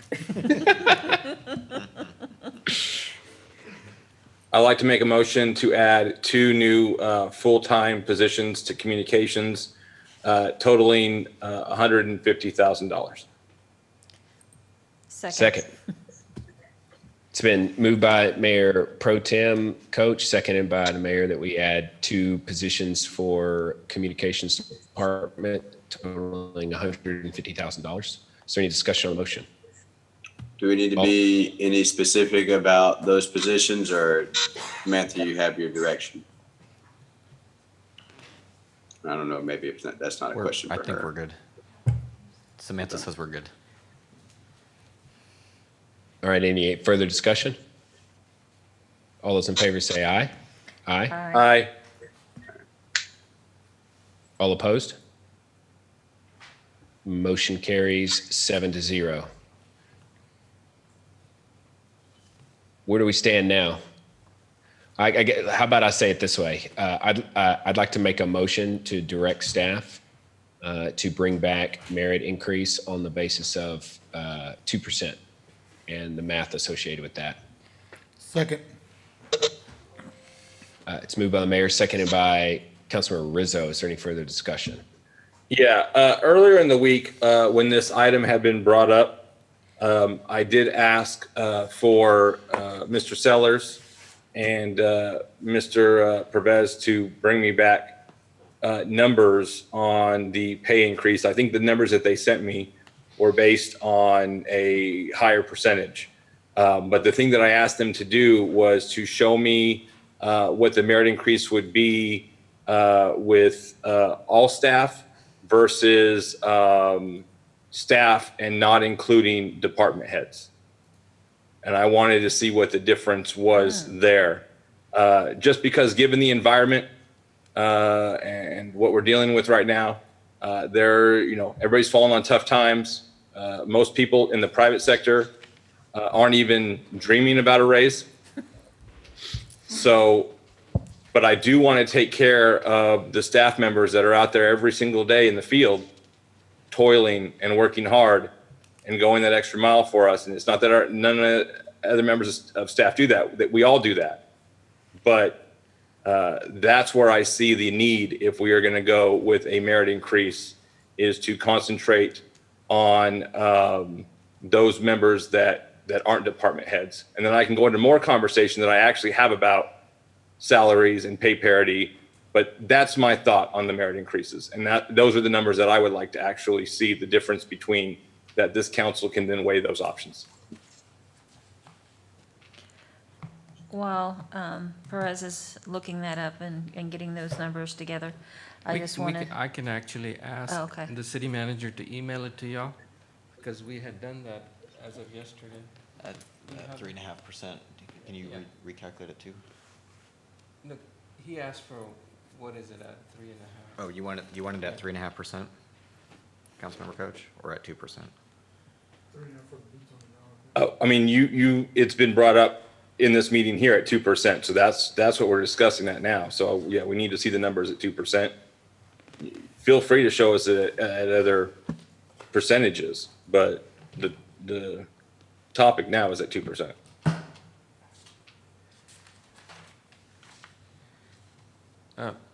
If you would give us maybe 10 minutes at tops, we can recalculate it at 2.5. 2%. Okay. And while one of the things I did want to say, Councilmember Coach, thank you, because I'll admit, even though I would love to give our staff, a merit raise, I do know that a lot of our constituents haven't seen a raise, and some of them don't even have a job right now. And so it's kind of hard for me to say, okay, the city gets a raise when everybody else out there, is on hard times. But if we can figure this out within the budget that we have, I mean, I'm good with it. It is a kind of a hard pill to swallow, knowing that our constituents out there are still having difficulties. Do we automatically calculate COLA within that? So the merit is above and beyond cost of living? We don't do a COLA. You don't do a COLA? No, sir. Okay.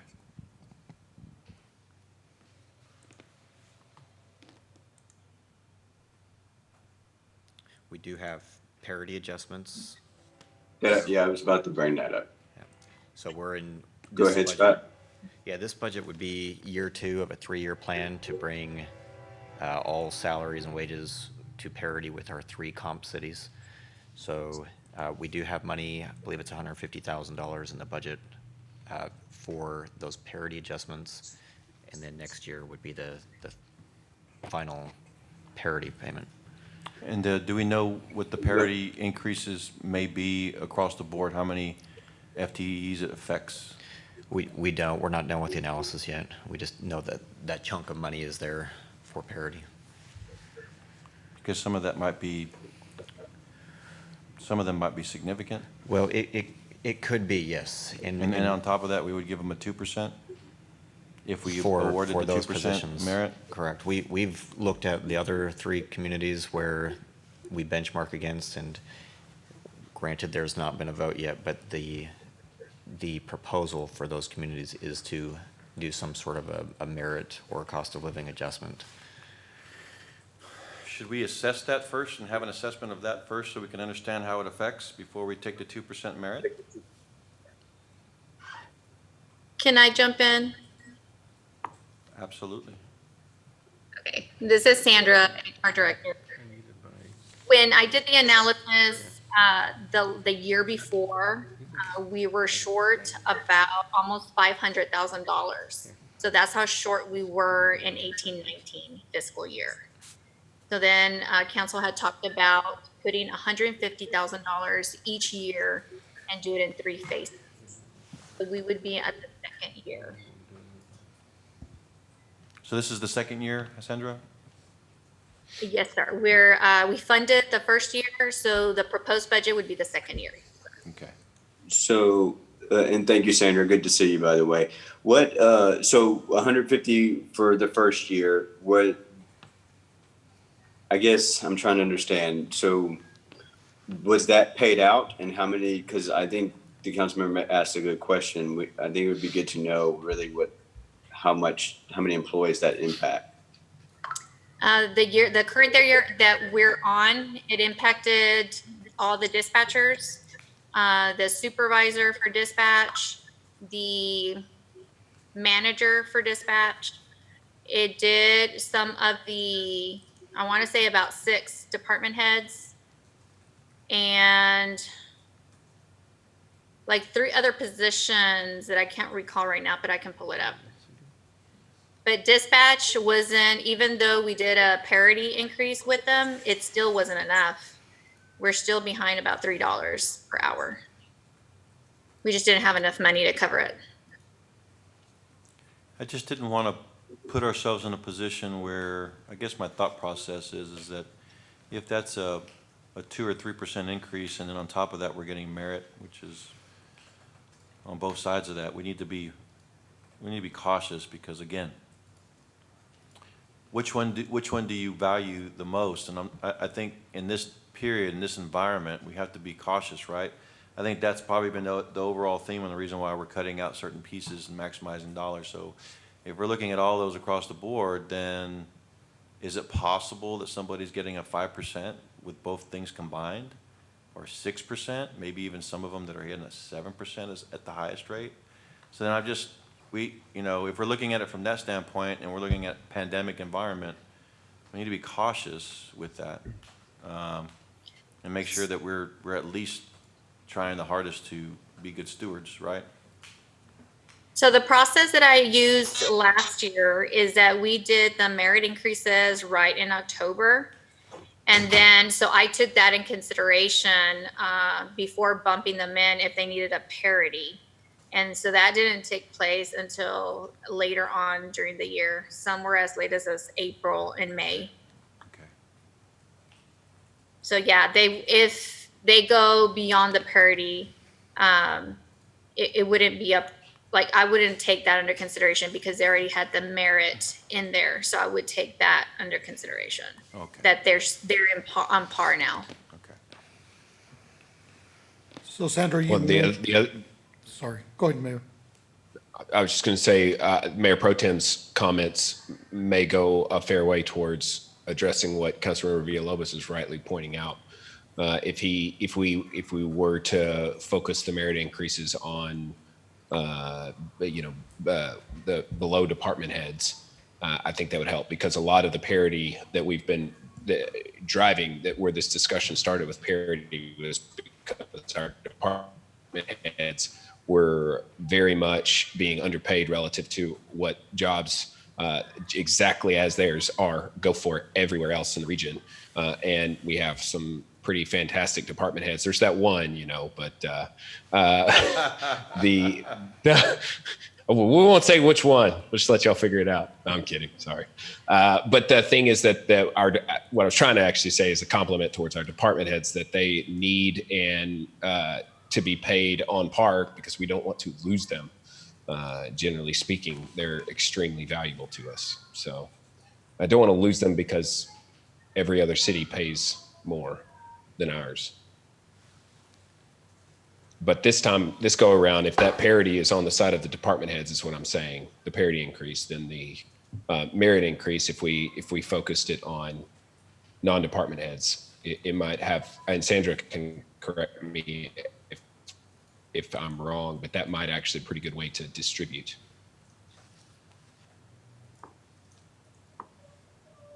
I agree with you. I was looking at who got parity last year and also the building official was on there. Go ahead, Councilman Rizzo. I'm done. I think you touched on what I was going to bring up, so thank you. I yield.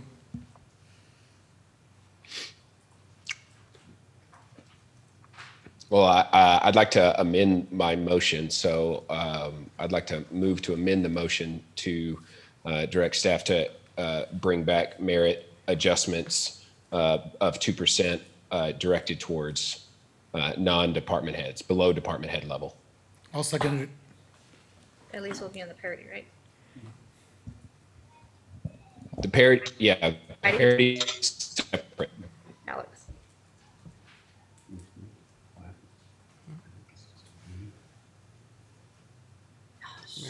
Or any other thoughts on that? Mayor, just one point of clarification. What do we do with the parity? Is it in or out? Okay. It's in. Okay. It's in the budget, right? Did you want to take it out, Pervez? Is that what you're getting at? Whatever council wants to do, I just want to make sure what the motion is. The motion is to take the remaining funds that we cut but haven't reallocated, assuming that should be about 2%, and that we understand there may be a gap there, to bring back a 2% merit increase, but to only apply that merit increase below the department head level. And Mayor, I have those numbers for Mayor Pro Tem. If you'd like, I can read those into the record. Okay. So 2% merit increase for all civilian employees with the exception of assistant city manager, chief of staff, department heads, all department heads, that would include city secretary, comes out to $162,759. And what is that relative to the amount that we have of cushion that we've created in the budget up till this point? And that cushion was 184,413.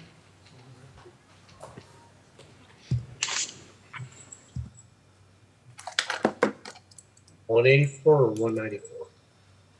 184 because it was 195, but then we added in the 11,000 for the mules.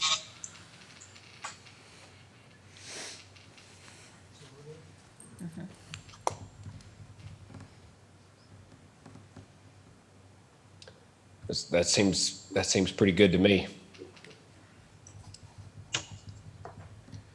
All right, are there any other questions? I'll call for the vote. Any other comments?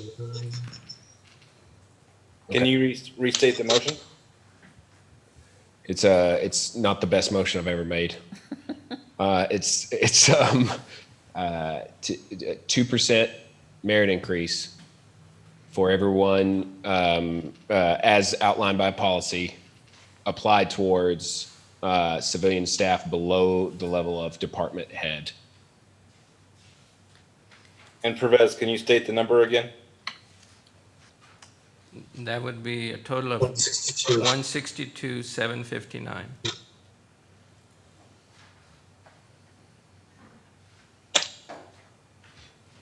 Which still leaves us with a few dollars. Yeah, 21,600.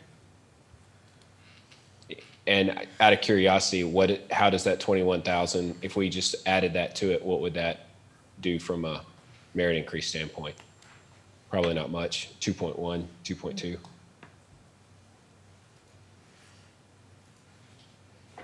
Don't do that math. That's a funky math problem for you. We won't wait for that. But I think so what's the difference? Give me what did you say, Tracy, 21? It was 21,654. 654. Okay. So that's something for all of us to noodle on between now and the next meeting, I would say. Somebody's burning to apply it. Tracy, go ahead. Yes, I was thinking about, Well, let's take a Let vote. me go ahead and call the. Don't we still have to take a vote on Let this me one yet? call. Yeah. Okay.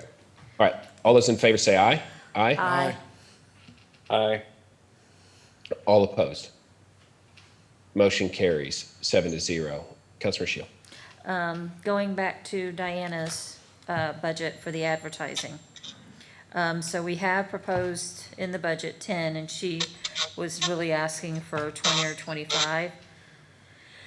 I would like to make a motion to put another 10,000 to her advertising to see if we can, help increase our economic development.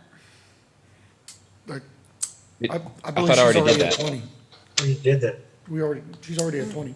Yep. Okay, I didn't, but. I might not have. I may have just stated it in the questioning for the calculation, so I don't I'm think not there was sure a if vote we on did that. it. No, we before the didn't. motion. We didn't. That's what I was saying. We So didn't. you're Oh, sorry about saying, that, Tracy. Tracy, can you restate the motion, Tracy, to Yes, 20, set I it at would like 20,000? to add 10,000 to Diana's advertising, or the advertising budget for economic development, to total, 20,000. Second. All right, it's been moved by Councilor Shield, seconded by the mayor, that we set economic development's budget to 20,000 for advertising.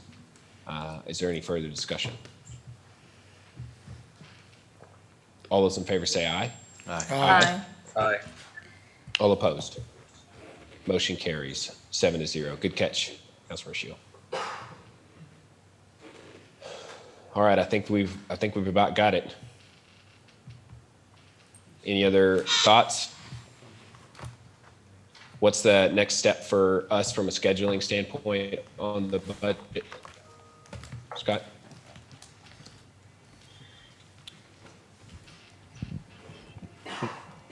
Mayor, our next step is, we have the August 18th meeting, which is our work session number 3, public hearing, discussion, and first reading of the ordinance for budget and property tax rate. So we'll pick this up again on the 18th. Yes, sir. Okay. The next portion of our meeting as it relates to the charter, that's not a different meeting. It's the same meeting, correct? Excuse me, I missed that question. We're just going from one, we're not adjourning and then reopening a new Correct. meeting. It's Correct. all. We're all in the same meeting. Hey, Mayor? Okay. Yes, sir. Oh, yes, there's another item on the agenda still. Okay, I guess we still have one more item on the agenda, but in transitioning into the charter, the charter update or our discussion with the charter review, do we need to have staff here for that, all staff? Or I think we can probably release some of the staff when we transition into that. Okay. Yeah, I was thinking the same thing. All right, thank you. Any further comments on agenda item number 2, the budget, before we move on? We do not need to vote on the overall budget at this time, correct, Pervez? That's correct, Mayor. Okay. All right, well, then we're gonna move on. We'll do item number 3, and then I think we'll probably do a short bathroom break between 3 and 4. Item number 3 is a resolution to record City Council's vote to place a proposal on the agenda of a future City Council meeting as an action item to adopt an ad valorem tax rate for fiscal year 2021. Mr. Sellers.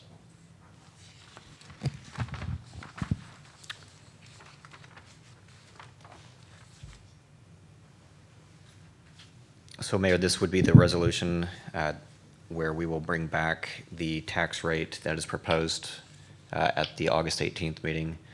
And that is the proposal of the 52.5201 cent tax rate. Is this a do not to exceed vote? It is a not to exceed vote for when we bring it back. All right, I'd like to make a motion to direct staff to bring back an ad valorem tax rate not to exceed 0.5201. And Mayor, on this item, it would have to be a roll call vote, please. Second. Okay. Moved by the mayor, seconded by Councilmember Shields. Is there any further discussion? Roll call vote. Ellison, Aye. Coach, Aye. Mitchell, Aye. Rizzo, Aye. Shield, Aye. Tobias, Aye. Villalobos. Aye. All right, motion passes 7-0. What staff do we need here for the charter? Paige, Jennifer, Scott? Do we really need Scott? The only reason is because it's his birthday. I was going to give him a birthday present and let him leave early. This is his birthday present. Happy birthday, Scott. Yeah, thank you. Is there anyone else that we need, Jennifer, in your opinion? No, sir. Okay. I'm good with everyone else being able to cut bait. Thank you all for spending your Saturday with us. 3 o'clock, just like it was Right on expected. schedule. Thank you. And Well thank you done. to Pervez and Andy again. Great job. And to all the staff for such hard work creating the budget this year. Thank you, everyone. Yeah. All right, we'll come back at 3:12. We'll take a 10-minute break. 4, discussion regarding special election for November 3rd, 2020. It's a little bit vague, but what we're talking about here is the charter amendments that are proposed by the committee. And the committee made a number of proposals. I'm not exactly sure which way this particular body wants to go as far as tackling the proposals. We know that it's going to be a very thick ballot box with no straight ticket voting. So these will be the last items that get brought forward at the bottom of the ballot. So my recommendation would be to try to make sure, if we're going to put it on this particular election in particular, that we make sure that there's a lot of weight and merit behind ordering these propositions. There are a few clerical errors that were proposed. I don't know if Paige has thoughts on, some grammatical errors, a the and an a, or some of those things. As far as the propositions are concerned, do we have to proposition the voters for grammatical changes that we want to make? Can you comment on that just real quick? Yes, you do. Okay. You can do a general one proposition that has a general grammatical Right. cleanup as long as you have it attached to the ordinance calling the election. Well, there's one in particular item that was proposed that I thought was really good and definitely worthy of consideration and inquiry with Paige, and that was section 5.03 on special elections. The reason that particular recommendation struck me as valuable is because we have been challenged as a city to call special elections to fill council seats when and we found ourselves, let's say 4 years, we've had 4 special elections. So special elections are relevant is the point I'm saying. I'm just trying to make. I was elected, my previous seat was a special election that Councilmember Ellison now holds, which he then turned into on a general election. Councilmember Tobias just was brought in on a special election. Councilmember Rizzo has also just ran in a special election. It's not to say that we shouldn't have special elections, but rather I think the scope of the timing is pretty broad, and it allows for us to have a December election or a January election or a May or November, various other times of the year that we could have the election, and the impact on the amount of people that would turn out to vote in that election is dramatic. So one of the first things I did as when I was really starting to get interested in city politics back in 2015 was I was sitting through the last Charter Review Commission's meeting following their recommendations. And it was at that time that even though the committee itself didn't recommend a November election, the council chose to move uniform elections from May to November. And the difference in voter turnout now is substantial. I mean, it's absolutely substantial. The commission spent a lot of time talking about how do we increase voter turnout, and a lot of the recommendations that they made in here are as it relates to making sure that the city staff and city resources are being used to publish and promote the elections. I think that's a little bit. I think the intent is good, but I don't think there's anything we could do to have a bigger impact than making sure that our elections are on uniform dates. Meaning, if we're gonna have an election for a seat, it's in November. And if we're gonna have a special election to replace a seat, it's in May. And we try to make that run as concurrently with the May elections as possible. Those are the things that I think are appropriate. And I'm curious, Paige, on 5.03, if the deletion of the word Saturday or what specifically is going to be the effect of removing it? Because the way I read it, it says the council by ordinance may call special elections and provide all means for holding the elections, providing that every special election shall be held on a uniform election date. And what it currently says is shall be held on a Saturday or a uniform election date. And by saying it shall be held on a Saturday or a uniform election date, you then have 52 Saturdays in the year. So taking the Saturday out, and the commission was talking about, well, Saturday's the best day. And what I'm thinking is, and that's not the effect of taking this out. What I'm thinking the effect of taking this out is that it will force us to hold our elections on uniform dates, May, November. We can't do it on the primary page. Am I misreading that, or would that be the effect of deleting the Saturday provision here? The reason why Saturday was in there probably is an artifact of when cities had more authority to set election dates than you do now. Cities and all entities are more restricted on when they can hold elections. You are restricted to holding elections on uniform election dates by law, with some exceptions. For you, there is an exception for filling vacancies.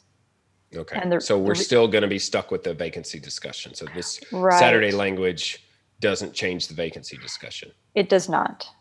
Okay. Well, that's what I was hoping. I was hoping that it changed the vacancy discussion. No, the Constitution, Texas Constitution says because you have terms of office that are longer than 2 years, if there's a vacancy, it has to be filled within 120 days of the date of the vacancy. And that overrides the uniform election date. That's an exception to the uniform election date. Okay. They made no recommendations to changes on the vacancy?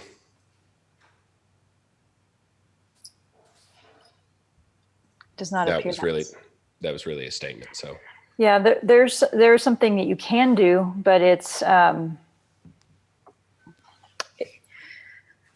they changed the Constitution to allow you by charter to establish a different method of filling a vacancy within, if there's 12 months or less left on a term. And so you don't have to fill it by special election or special election held within 120 days. For example, you've got flexibility for the last 12 months of the term to address in the charter how the vacancy is filled. And so there's the various methods you can use, appointment or an election held on a different date, maybe. That would be an exception to the uniform election date, but your charter'd have to specify it. So currently, the way the policy is in the charter, if someone resigns or is otherwise removed or removes themselves from office 13 months prior to the end of their term, they must resign immediately, and within 120 days, we must replace that seat. But if it's 12 months, then they become a holdover office holder, meaning they are allowed to remain serving until their term expires, even if they technically resigned. And what you're talking about now is a resign to run provision? But that's not spelled out in our charter at all. Resign to run is not in the charter. No, it's not. And so it's governed by the Constitution. So if someone's announcing for office less than a year and 30 days or 13 months before the end of their term, then there's not a vacancy. Say that again. If a person announces a candidacy for another office, That constitutes resignation per the charter. Per the charter, yes, it does. So then there would be a vacancy, in which case they would be a holdover if they were within the 12 months. I need to see if your charter makes it an automatic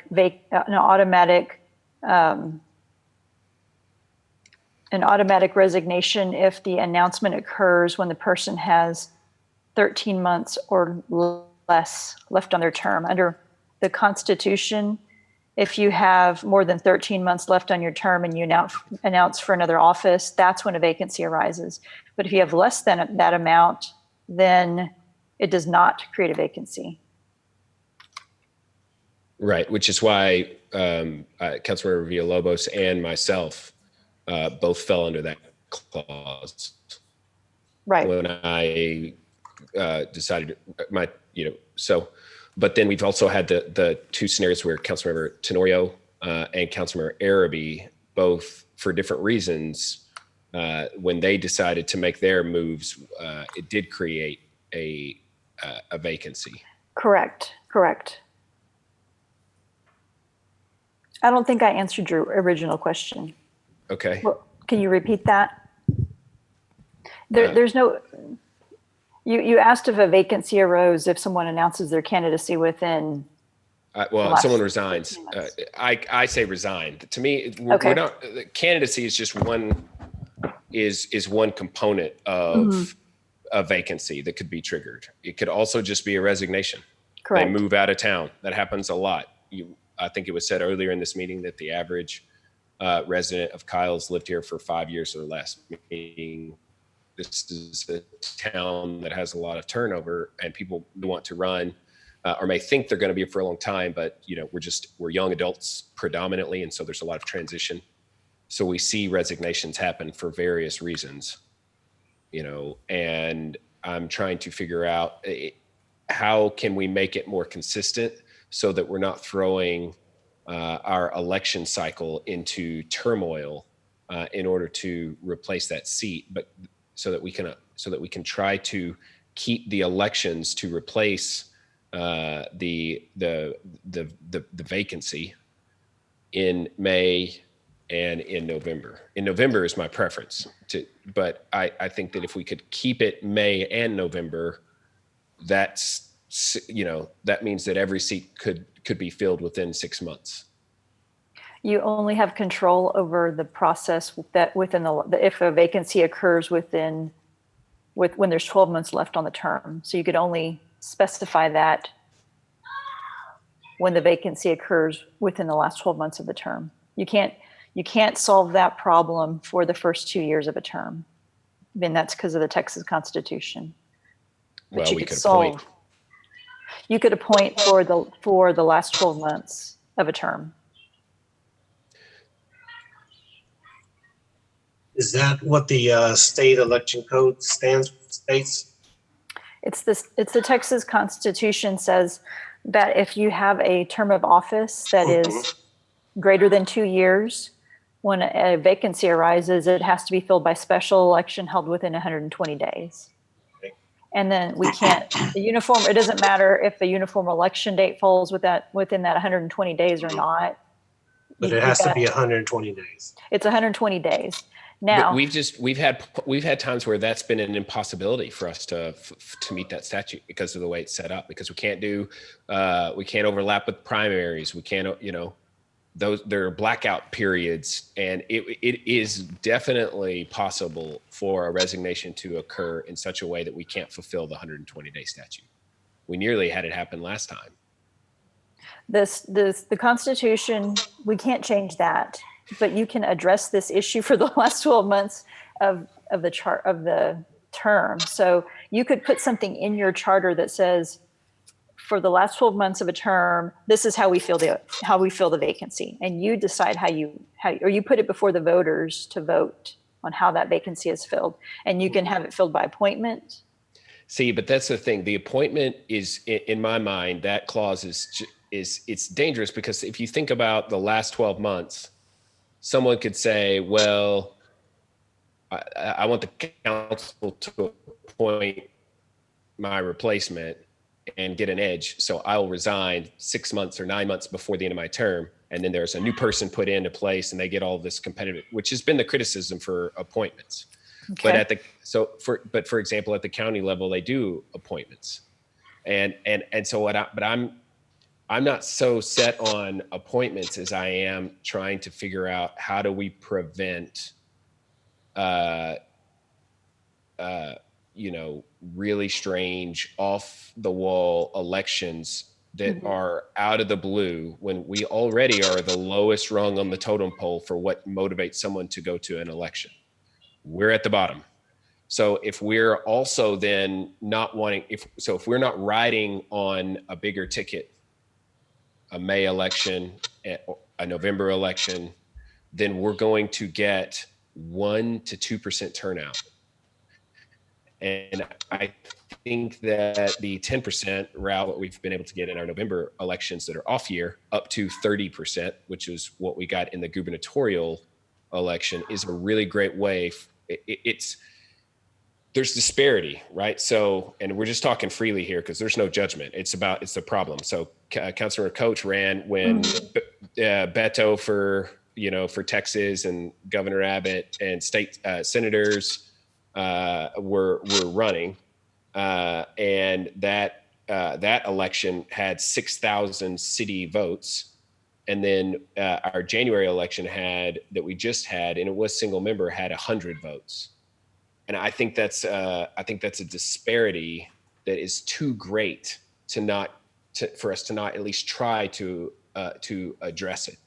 All the other November elections that we've participated in have had about 8 to 10% turnout. But every May election that we've ever done has been in the 3 to 4% range. And outside of that, it's 1 to 2%. So is there not a way for us to avoid an election that is other than by appointment, where we're not in a position to ever have to call a January, February, December type election? For the last 12 months of the term, you could provide in your charter that vacancy has to be filled by election held on a uniform election date, for which there's sufficient time to call the election. So you could control that for the last 12 months of the term. Currently, we do not. You do not. It's 120 days, even no matter when it occurs. If we made that change, would it have solved any of what we've dealt with? Because it wouldn't. I think it would have solved the Araby resignation, because that happened within the last 12 months of the term, didn't it? When was his He had 6 months re-election? left on his term. So he had 6 months on that term, and I don't like the phrase being said, something being solved. Nothing was solved. I was elected to the 6-month term, and I was grateful for it, but it's not like there was a problem because somebody stepped up to run for that seat. But when you say solved, it feels like there was a problem there. It was a problem when he resigned, but it's kind of, to me, I'm taking a little bit of offense to it because I'm kind of feeling like, hey, was that a mistake that I ran or something like that? Got to be careful when we're saying things. No, it's the opposite. It's the opposite is what I'm saying, Robert. I'm saying you had the potential to have to run 4 elections in 6 months. And I don't think that was fair to you, is what I'm trying to say. No, you did what no one wanted to do. You earned your seat as much as anyone I've ever known has earned their seat. Don't mishear me. That's not what I'm saying. I'm saying that I would love for us to have something in our charter to prevent you or someone like you from having to go through that ordeal. So that, to me, I'm saying that's the problem is not that your seat was illegitimate at all. That's not it. It's to say that that it's not very efficient or democratic to ask for back-to-back elections like what you had to go through, you know, over the course of a 6-month period with possibly 2 runoffs. You know, it would have been better in my thinking for you to only have to run in November, or just, I don't know, maybe we did just truly fall into just some really random, strange scenarios. I just would prefer us not to have to do that, you know, moving forward.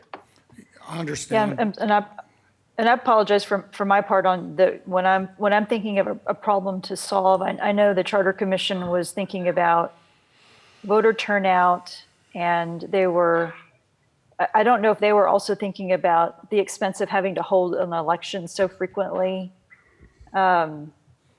within a short period of time. So that to me was the problem solving the expense of the election, and then you get the potential voter fatigue on having to have so many elections within a short time frame.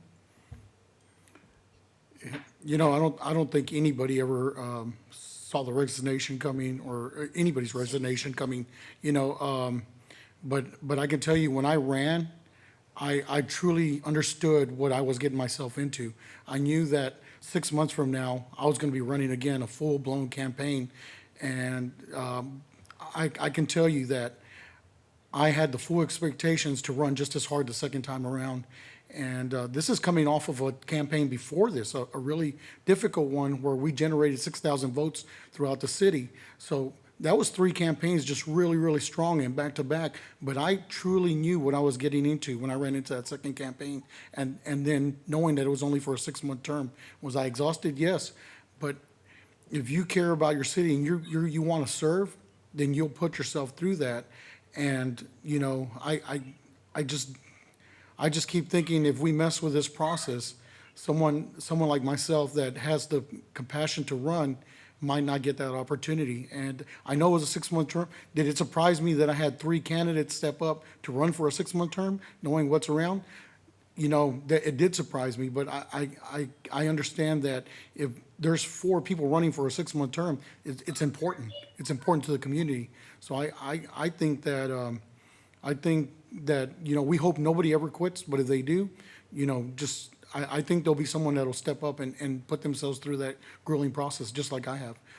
You know, someone else that has a good work ethic that's going to want to come in and work some hard campaigns.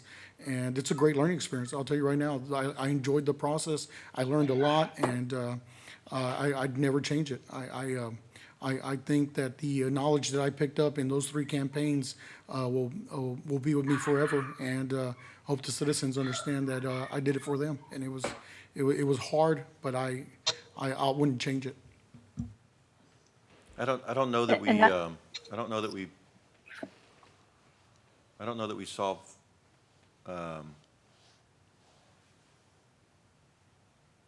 I think these were isolated events. These were not planned events. It happened, and we just have to plan for them in case they do happen. And I just don't feel comfortable.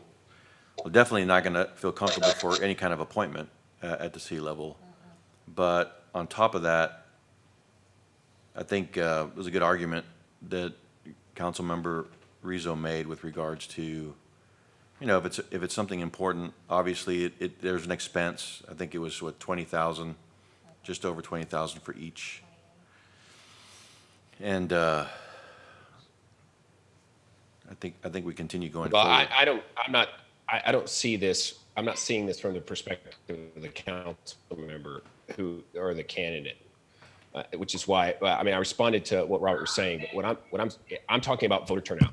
That's what this is about. This is about, and also just efficient use of resources and accomplishing what we set out to accomplish without getting, falling into rule, you know, into some kind of like it's almost like it didn't feel like the rule was intended for what we had to go through. And if I can get more voter turnout by lining up elections to November, that's always going to be what I'm interested in doing. And if I can have fewer elections, I think over the course of 1 year, we were asked to go to the ballot box in the city of Kyle a substantial number of times. I don't want to actually give the number because I don't remember what it was, but it was March, May, June, July, November, and December. And that kind of request on the voter in a town like Kyle just suppresses voter turnout in a pretty substantial way. And so I actually don't have a solution either. This was just the opportunity to bring it up because I agree with what Councilmember Rizzo said 100%, and I agree with what Councilmember Villalobos said as well 100%. It's not about us as individuals. It's about the process and whether or not the process achieves what we want it to achieve, and whether we think that it's appropriate to fill a seat 6 months prior to the term being up. And if the answer is, look, that's just what happens, and that's the best that we can come up with from a strategy standpoint, then so be it. I'm not trying to recommend appointments. I just brought that up to demonstrate how the county deals with it. But I don't necessarily even think that that's best. I just rather see the vacancy either stay open a little bit longer if a vacancy is created from a resignation, so that I think that's what I would say probably, is that my preference would be in the last 12 months, if someone resigns, that we'll fill their seat at the expiration of the term to replace them that November. So that we're not trying to ask someone to run and then rerun. But that's just my thoughts on the vacancy discussion. I guess I can understand the first couple years. There's no real way to sync that up because it's state law. There's no way to sync it to a November election because of state law, that is. My thought is, as Councilman Tobias, I was the last one that had the election, and I ran against a great opponent, Ms. Heidel. I was overhearing the conversations that the Charter Commission had one meeting, and somebody had brought up the subject of, well, when you have it on a Saturday, nobody really comes out there. Everybody's got T-ball, everybody's got other activities going on, and so forth. Well, you still got to allow the voters to come out.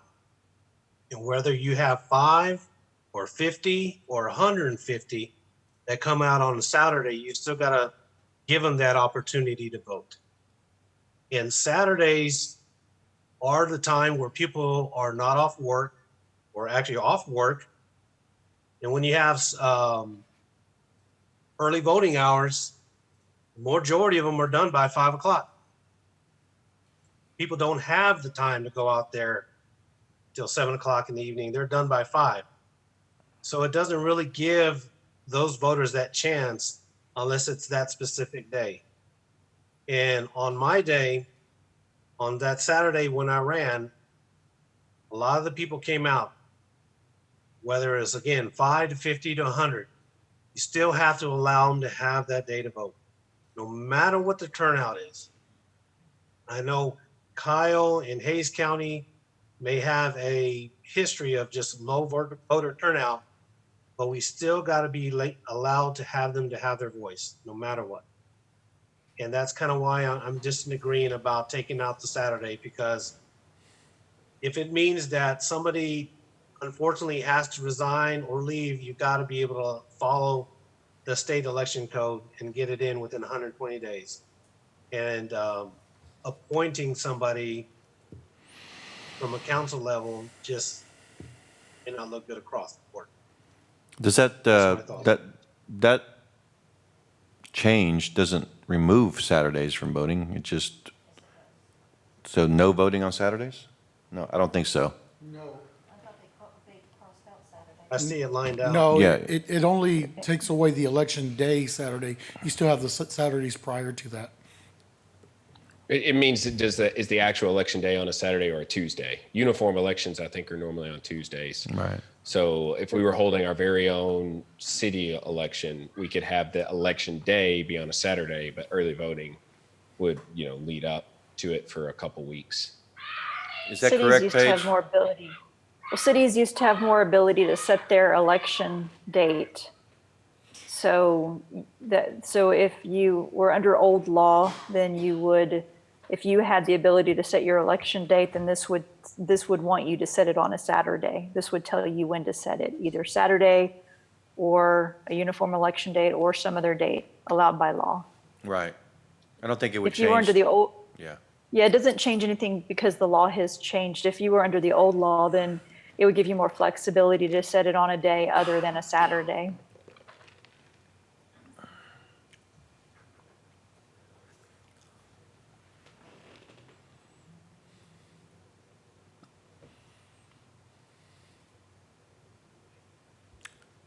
Yeah. Again, I guess you liken the charter to the constitution of our city. And I think a lot of people probably spilt a lot of blood to get to this point.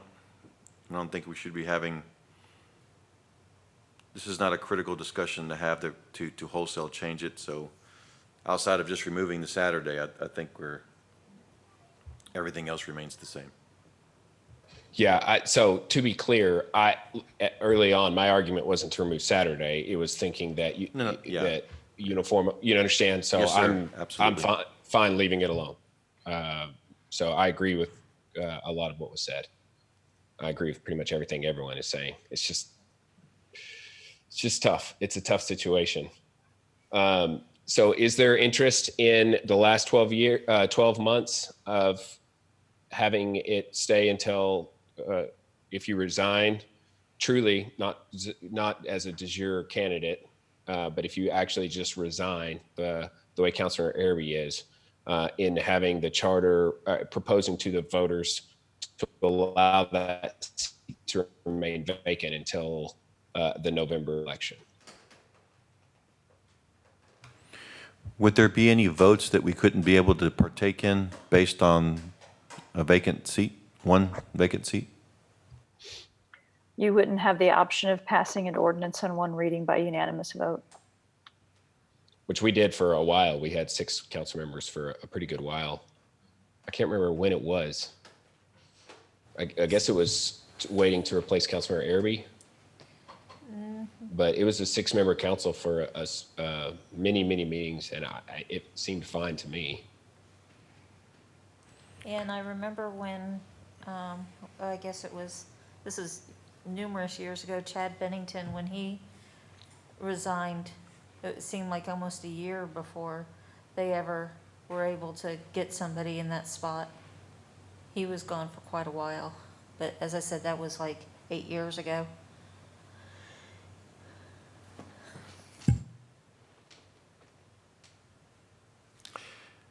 How many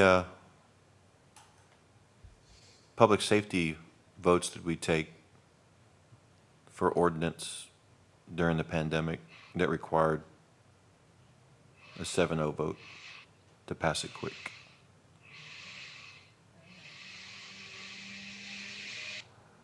I think my question would be is if it happened in the future and then we needed to have that done and we leave it vacant, then that might be an issue. Things unforeseen at this point.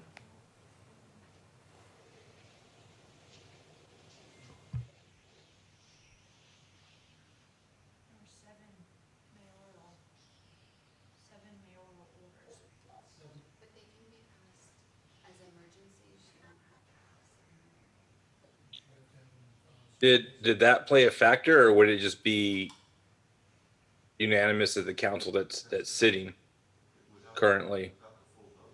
It has to be by 7, according to the charter as currently drafted. Okay, well then that's where the problem lies, because we would have been in that same situation then if this happened and Councilmember Araby had resigned. That was a good 4-month period with special elections that we were a 6-person council. So state of emergency happens and you need 7-0 votes. Yeah, but that wasn't the entire time. I mean, I that's like splitting hairs. I don't, that's not a good argument for me anyways. Well, I thought you were asking about. I think he was agreeing with you. Yeah. It's you're absolutely correct, and I mean, there's something that we're not seeing here, that there's a reason behind it. I know that a lot of people pour over this for this last,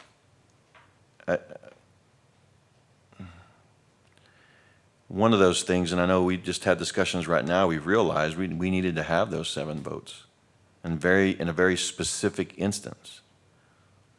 Yeah. I mean, I guess I'm thinking out loud. I'm sorry about that. Yeah. You do have the ability to adopt an emergency ordinance, and it requires 5 votes and certain captioning on the ordinance, and then it's expired 60 days later. It's just information. But in the overall scheme of things, we're only talking 2 months. So if 120 days, and then the uniform is every 6 months. So really, we're only talking 2 months difference. 120 days is the 4 months. And then if we do it uniform May or December, we're only talking 2 more months. That's what we're. Right. So it's like if you resigned in December in your last year of your term, we would currently the way it would work is we would replace you in as soon as possible. So, for example, I think Councilmember Tenorio resigned in December or maybe November, basically right at that year mark. And we called the election for January at some point, mid-January, to replace Councilmember Tenorio. If we change the law to say that you have to do it on a uniform election day in your last year, then it would have pushed the election back to May, which would have been, in theory, a better time. We would have had better turnout, although I'm not sure how much better the turnout is in May. I think it goes generally from 2% to 4%. That's kind of it's 2% when it's just absolutely on its own. It's 4% in May. It's 10% in off year November. And then it's 30 to 40% in gubernatorial presidential Novembers. So it's really just that 2%. I'm trying to get the 2% up to 4% to give more people the option to vote. And it would seem like we could do that in that last year and just say, if you resign at that 12-month mark, then we would replace you in May, as opposed to in January or February. But that's just my thoughts, so that we're not doing January, February, and then we're doing a March election, then a May, then a July. Well, keep in mind that was a district seat. Exactly. So we weren't, that was a small, that's just a portion of the city. That's not the entire city. So that's just a district seat, but a single member district wasn't an at-large seat. So that's one reason the voter turnout was low. Other thing is that the school elections always have low turnouts in May as well. And that's. They do. So May really doesn't fix a single member district. You're still gonna have a lower voter turnout. And no, the single member districts are the turnout is a percentage of the registered voters in that district. Yep. So District 6 is 2% without any kind of if it's a standalone, or for example, if it's a runoff when there's no one else voting, that's a 2% number. District 2 and District 4 be the same. At large is about the same as well. But if you go to May, that number has been in the 3 to 4% range over the last several years. And then if you're in November, like I said, it's in the 10%, and then as high as 30 to 40%. So I think the May election in District 6 would likely have more turnout than a special off calendar election, but that may not be enough, because if it's 100 people voting versus 150 people, the extra time, to me, it's just a math problem of, does that mean that, is it worth it to you to get the extra voter input when the cost is more council meetings where that seat is not filled? Or would you rather, in that last year, go ahead and do it right away, and knowing that the trade-off would be you're not going to get very many people actually weighing in on the race? I lean towards the higher voter turnout, but I can understand the argument of, no, we need to fill the seat, because there's Democratic arguments on both sides of that about which is in the best interest of the people. I don't have an answer. I thought this body might be interested in making a move on that, though, just because of what we've experienced. I want to say the voter turnout it's always been historically low for Kyle. I hate to say that, but out loud, but it is. It's always been low. But one of the bright points that I am looking at right now is our communications department getting more information out there. That's why voting for those extra 2 staff members was so. I was like, well, it's 2 staff members, but then I started thinking about everything that goes along with that, and that's communications out to the voters, to the public, and I think that could increase our voter turnout. I think the communications departments I think we could focus on voter turnout and really get the citizens involved, especially with all the information that entity can provide, the programming. I think that might be where we're headed in this next phase of more virtual. I think the communications is where we can bring that up, and I think it is. I think we're on the right path to get more information out to the public, get more voter interest, and get those numbers up. And that's just a thought. Talking about November and the numbers in Kyle, in November 2018, nearly 50% of Kyle registered voters came out to vote. We had over 11,500 residents of Kyle vote. Of those 11,500, about 6,500 made it down ballot to vote in the city election, but they were at the ballot box and they voted. And so we had close to 50% turnout in November 2018.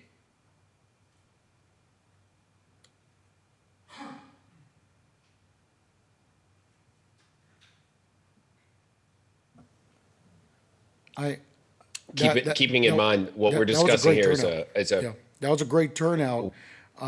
Unfortunately, I love that the numbers were great, but I think there was so much involved at the state level, and that's why we had that big increase in there. And that was a very big race at the state level. And I wish that voters always came out that way, but unless there's something very important statewide or nationally wide, I just don't feel they'll come out at the city level just for a regular election. But when there's something important on the agenda, on the ticket at the state and national level, they come out in droves.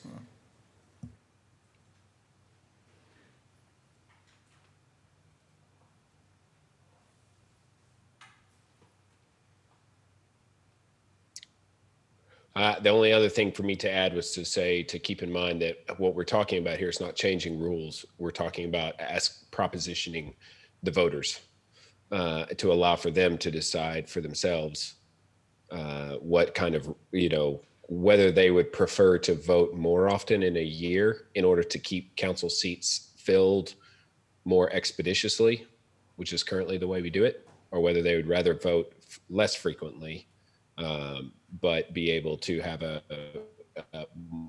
more of them, more voters.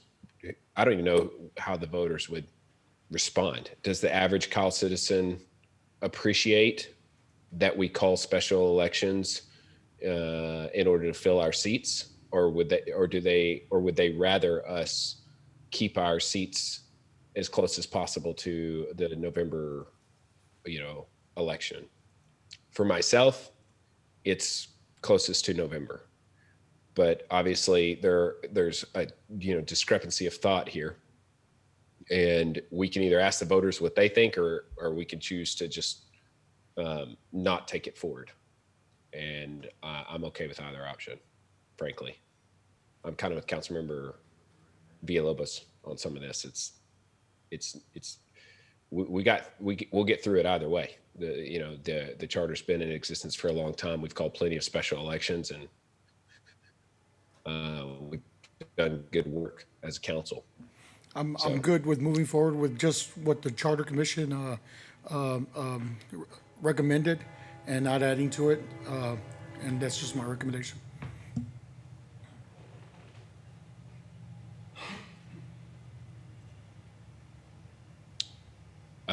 Does anybody have any other items that they're interested in bringing forward? The other topic that I'm not sure how much the commission discussed that's been relevant, at least in my time, is the power of initiative, which we do not have granted to us as a council. The power of initiative means that council is able to proposition the voters in order to either pass laws or get their take on any particular matter. So, for example, if there was some controversial issue that we felt as a council that would be more appropriately dealt with at the ballot box than at the level of council action, we could not proposition the voters, even on a November ballot, to change that rule. The only thing we can proposition the voters on is a change to the charter. And there are pros and cons to the power of initiative from what I can gather, but I think the pros are enough that at least it warrants discussion, because there have been so many times where the idea of taking something to the voters has come up only to find out that we are limited and actually cannot take any suggested changes to the voters. So my question to the council is whether or not the power of initiative is something we would like to ask the voters to decide if they would like for us to have. It's a circular power. It's really not empowering the council, but it's just a process of the council asking the voters. Keep in mind, there's virtually nothing we could ask the voters for that we couldn't handle ourselves, which is why I think perhaps the power of initiative was not given to the voters in the first place, or to the council in the first place. But I'm open to, any discussion, or if there's any appetite towards the power of initiative, and putting that on the ballot.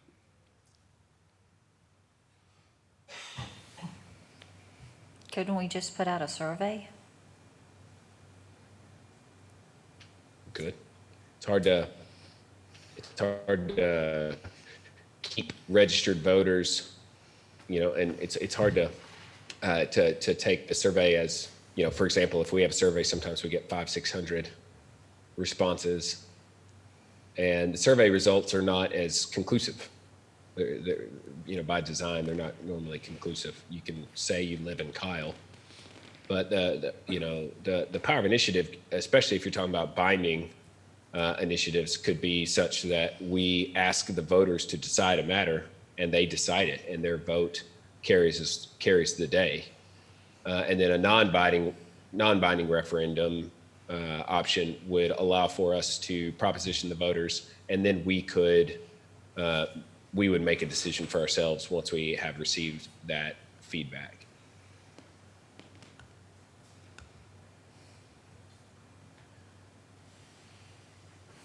Hey, Mayor, could you provide an example where you would use it? Renaming Rebel Drive was most recently discussed. there's a thought in my mind, at least, that renaming Rebel Drive might have been best handled at the ballot box, and to allow for people to decide for themselves and to actually not be passive on a particular name, and everyone has their own feelings about it, but to allow for them to make that decision on their own. Austin has had quite a few. You could have certain policies for police reform that you might want to put to the ballot, or I think Austin did some things with Uber. Austin did one with the Uber and Lyft when they dealt with the question of how they should be regulated within the city, whether they should have a franchise or not. Austin also dealt with a controversial economic development. It was the domain they put to the voters, whether the economic incentives to the domain should be paid under that contract. So I guess that was an example of one where it rose to such a level that they needed to get political input on it, and they chose the form of an election to do that.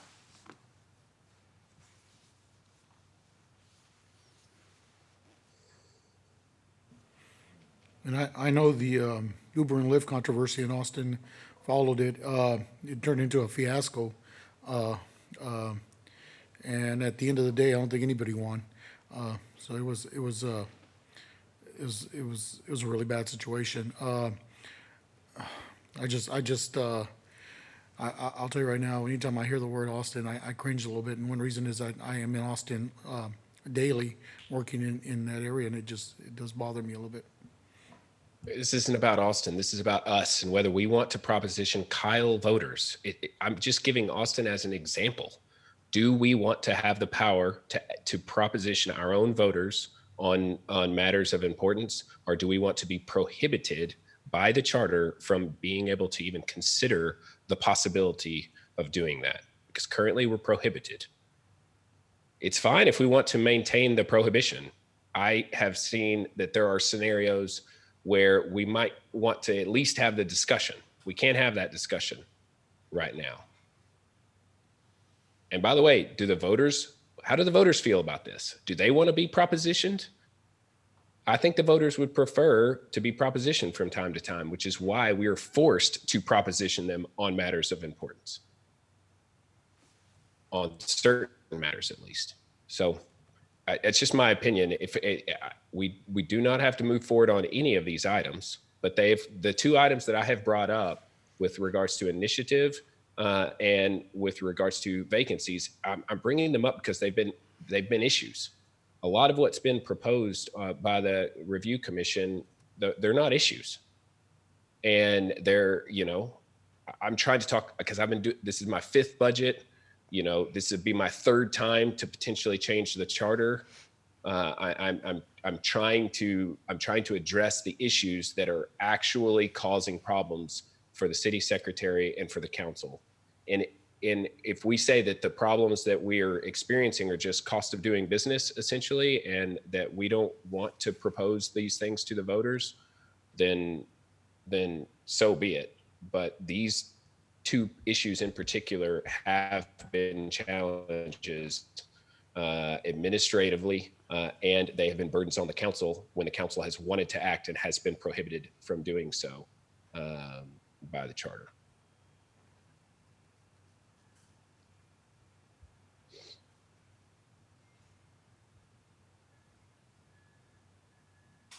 I think it would be great to have options where we allow the voters to weigh in. I've heard this council talk about that in several different scenarios where they want the people to be able to decide certain things, to weigh in on it. You can't weigh in any more than letting them take it to a vote. Doesn't mean that every decision we make, we have to do that. But having the option seems like that might be a good thing.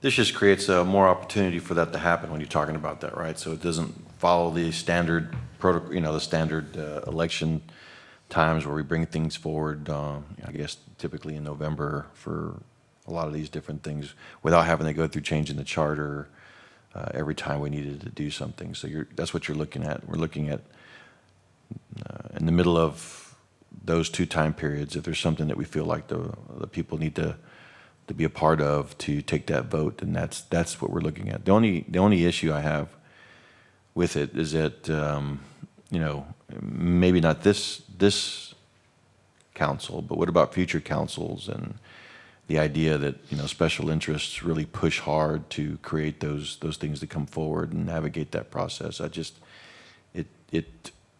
It makes it that much easier because in direct contact with them, right? So I'm having a hard time getting over that thought process.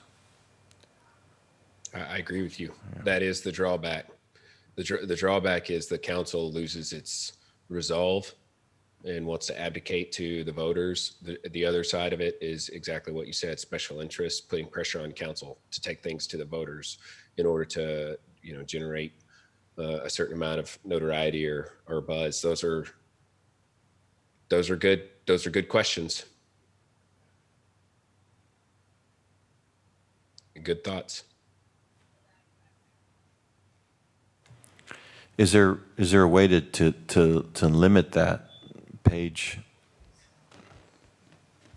in any way that you see along the same theme of what we're trying to accomplish with that?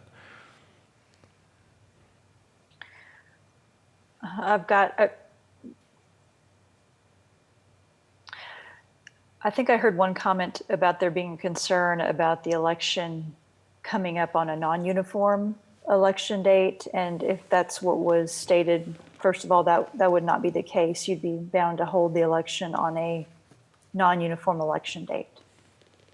So that limitation's already there under the law.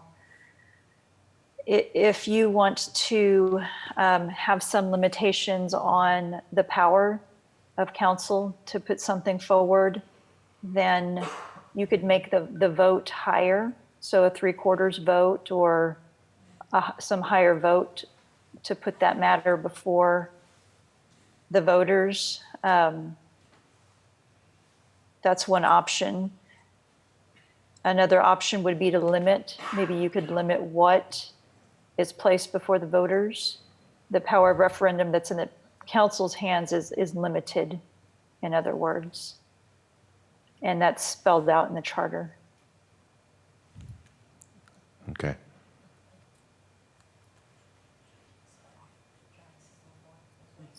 I like the supermajority idea.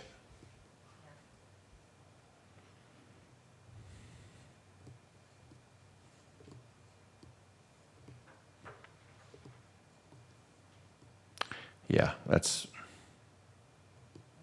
the only way I could really support it if it's a supermajority, I think. And what is supermajority under the current council? 6. Yeah. Well, supermajority would be 5, but 2/3 vote would be 6. I think we stick with the 2/3 votes if we're going to go anywhere with that.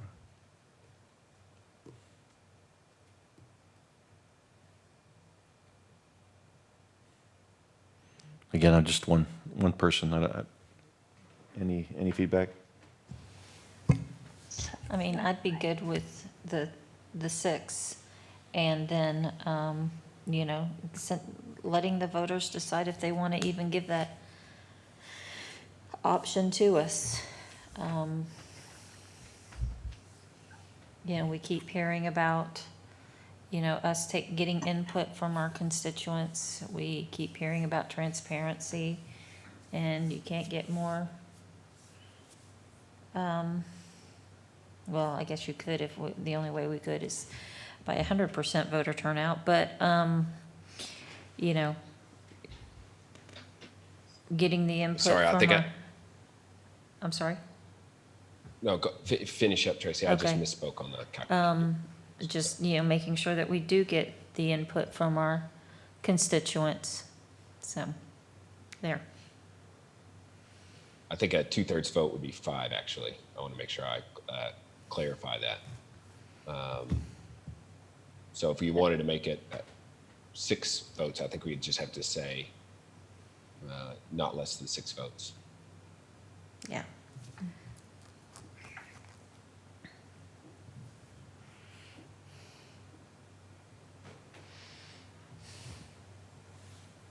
Dex, do you have any perspective on that?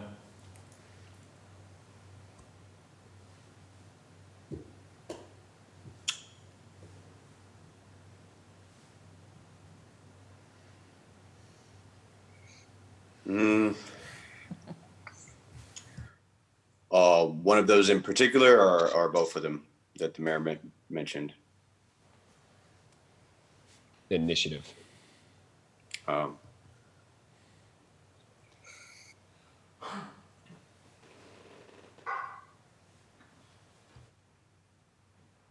Not initially.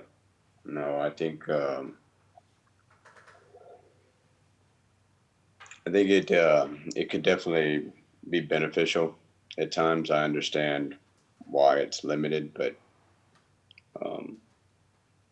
I'm personally always a fan of getting citizen input.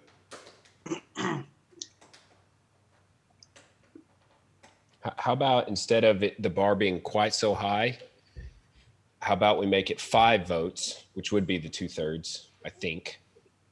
5, the 2/3 majority, but that it would be non-binding, such that if we put something out, the council would still have to follow that up with the action. Because the thing is, if the council has a will to do something, it needs to have the ability to accomplish that objective. And supermajorities can prevent the majority from whatever it is that the issue at hand is. And so I like the idea of creating additional hurdle, but if you create too much of a hurdle, if you said 6, and what if there were 2 people that didn't, but 5 council members that wanted to propose something to the voters, it would kind of stink to not even be able to proposition them. And then in which case we would just have to take the vote, because the vote itself only would require 4 affirmative votes. It's kind of a strange scenario, but I like the idea of raising the threshold to get to the voters. But I'm thinking, personally, that 6 might be a little too high, and that 5 might be more appropriate. And then in exchange for that, we could just keep it to non-binding as it relates to the power of initiative, non-binding referendums, at least for now. I like 2/3, whatever that is. I didn't get that. I agree with 2/3, whatever that is. Pervez can do the math. It'd be 5, I think. 4.62. Don't listen to me. Paige, I have a question. Again, this is me learning. When it comes to the ballot itself, does the council have power through ordinance to add something? I'm not understanding. Does the council do we have the power to add anything to the ballot on our own, as far as maybe, just. Like the renaming Rebel Drive example? Yeah. No, you have to have authority under your charter or state law to hold the election. So for example, state law says you can hold a local option liquor election. You can have an election about different sales taxes if you're not at your limit. But to hold an election on, like an ordinance the city should adopt or an action the city should take, you don't have that authority unless your charter allows you to do that, because state law doesn't give you just the general authority to do that. And there are cities out there that have that in their charters about a non-binding, the city, so the citizens have the right to ask the council to take an action or adopt an ordinance if it's within the council's power to do that. And they, under your charter, that's the power of initiative, and they have to get a certain number of signatures on a petition and submit it to you. And if the council doesn't adopt the measure that the people want, that it's within your power to do, then you have to have an election on it. You have to, if they meet the signature threshold. So your own citizens can compel that. Your charter does not give you the right on your own motion as the council to put something before the voters. And there are charters that do that.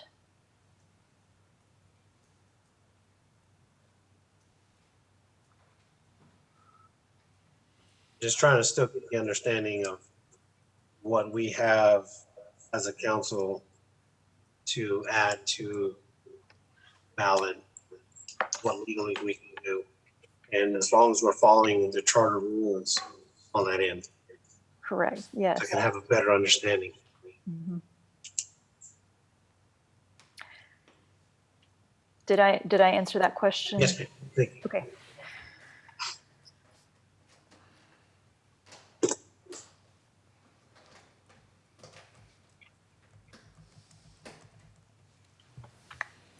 I think if we go with, you're going to have to go with a number, not 2/3, because if there's any point in time we have a 6-0 council. Vacancy. A vacancy or multiple vacancies, that doesn't work, right? So you put the number in,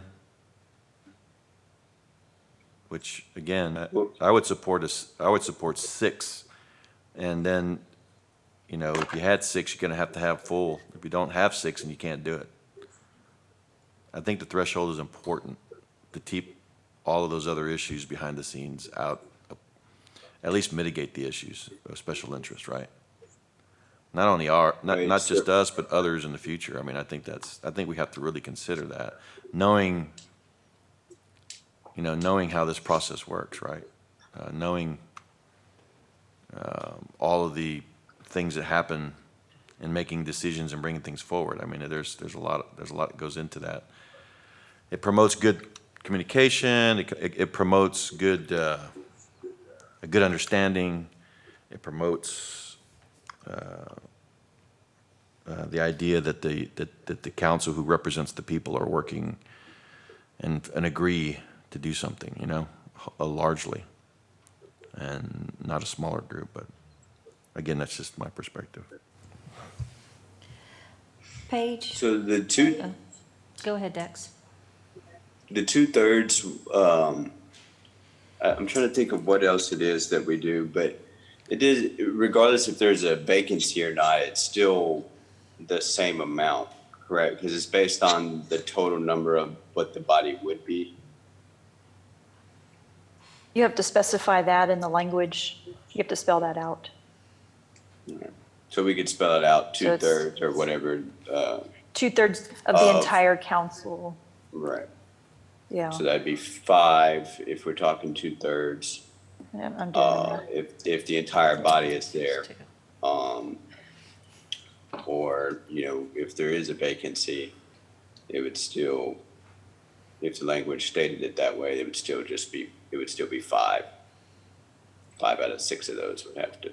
Correct. If you wanted it to be 5, then you could say 5. If you wanted it to be 2/3 of the entire council, even when there's a vacancy, then that would still be 5. If it's 2/3 of the council, excluding vacancies, you can make it the way you want it to be in the charter.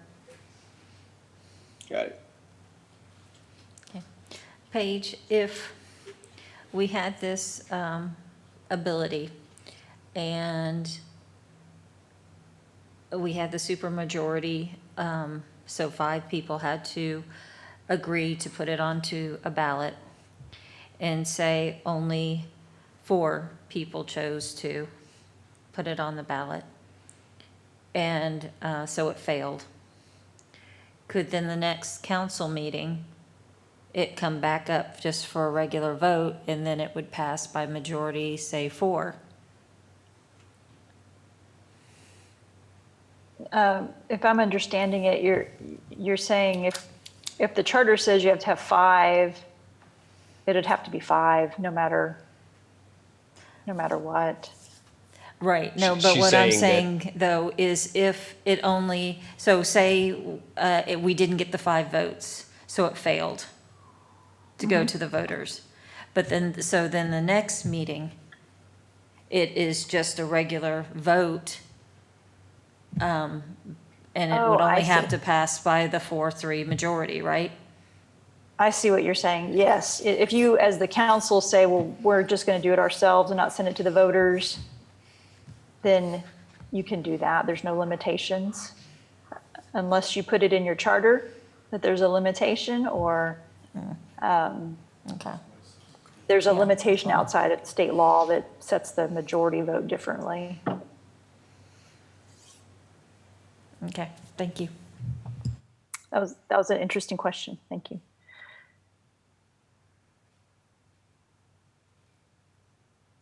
Well, here's me again, sorry.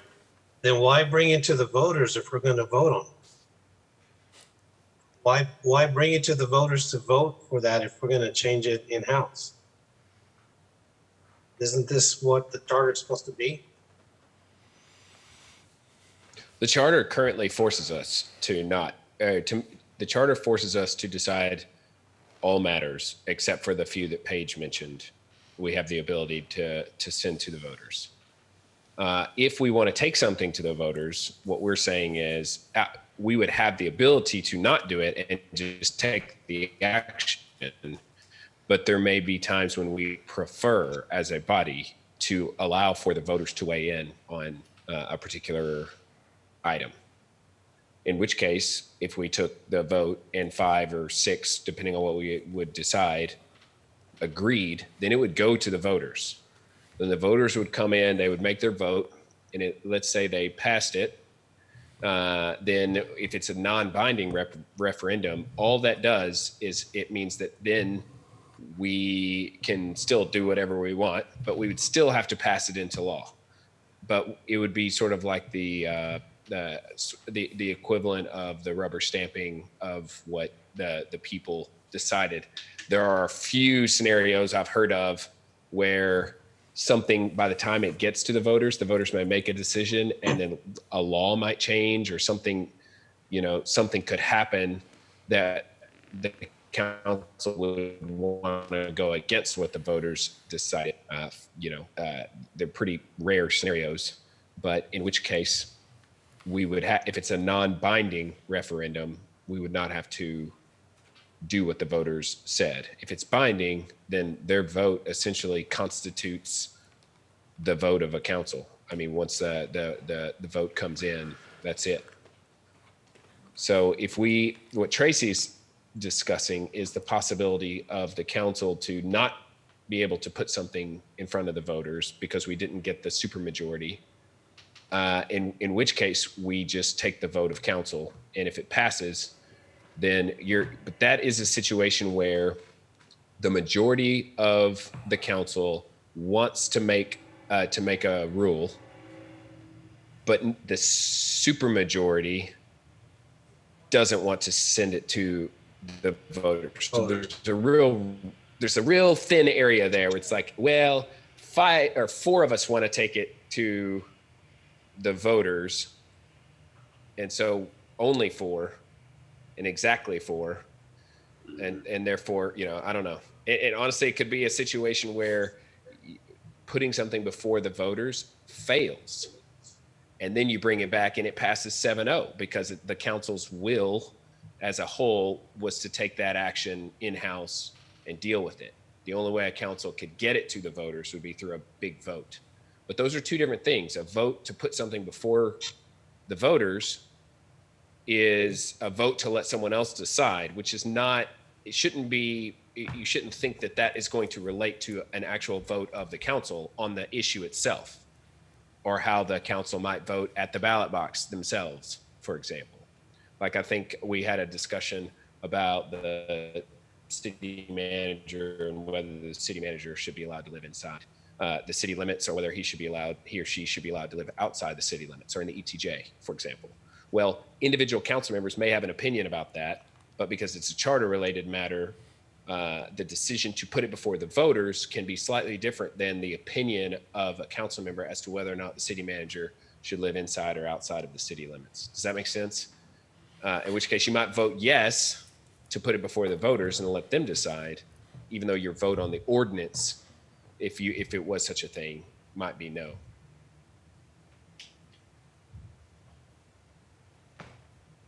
And Michael, the way I think see it's just good it, to have I think options. what they're talking about is just bringing the opportunity to bring more to the voters on a consistent basis is what basically, we don't have to wait for those particular items that are prescribed by the charter. You can add things to them to have the people vote for them. I mean, there's a strategy behind that, right?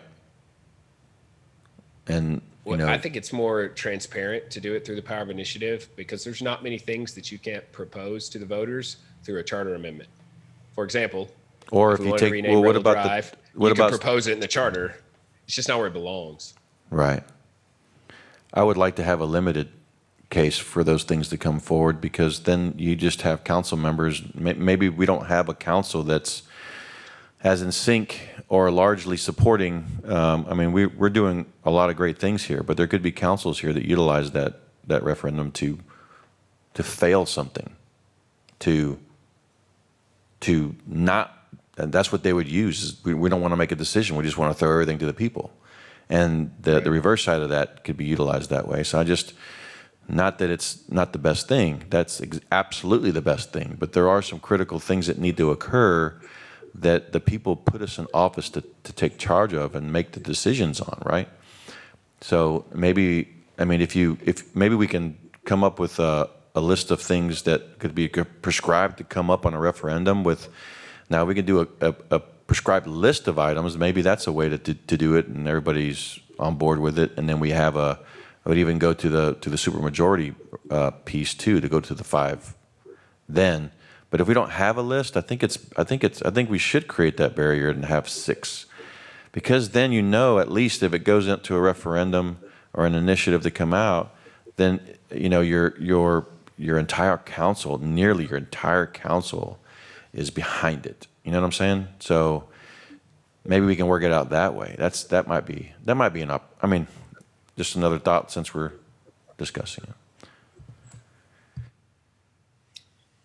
Absolutely. I would see, personally, if a council wanted to load up and continue to just push decisions to the voters, then they're just wasting their own time in office, personally, is my opinion. Because you've got to send it to an election, which is November, most likely, or something like that. So you're putting off a bunch of decisions. So if a council wanted to do that, I don't see that as a huge problem that we need to concern ourselves with, because then that council is just ineffective in my opinion, and the voters will speak. And I don't think there's anything wrong with that if that's what's going to happen. I would really see this as most councils would use this very judiciously and just still occasionally. I really do not see it going the other way. But if it did, then, like I said, that council is not very effective. Well, and to Alex's point, having the higher threshold just further prevents it from being misused as a political prop, and much more of a genuine. The will of council is to let the voters decide on this issue. So, but it would need to be the strong will of council, the super strong, super majority will of council. So, okay, Paige, do you think you could draft some language that we might could look at when we get ready at the next meeting to take votes on this? Yes, yeah. So that'll be Tuesday. I can get something out very rough on that section tomorrow, just so you can have time to look at it. And also, if you have any background information on the Power of Initiative, how it's been used, if there's been periodicals written about it, or TML has any advice anything like that that you could provide to us, I think would be welcome by this group. Okay. I can see what charters have that in it. And then those cities, if they've got specific experience, we can ask them about it. Okay. Okay. Were there any other sections that anybody had a strong desire to bring forward out of the Charter Review Commission and actually vote through to put on the ballot?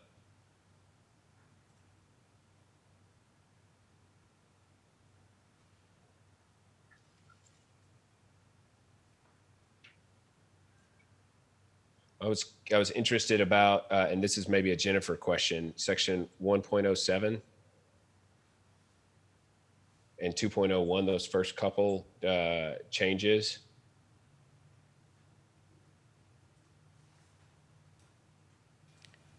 So 1.07 was just to update with the new annexation laws. Right. And 2.01 the same? Yes. Okay. My opinion would be that we do bring those forward in order to try to keep up with state law.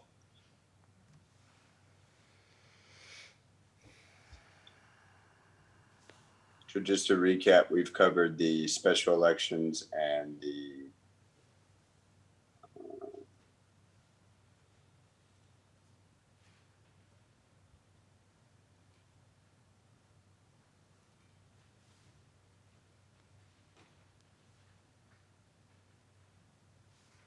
which other section was that other one in?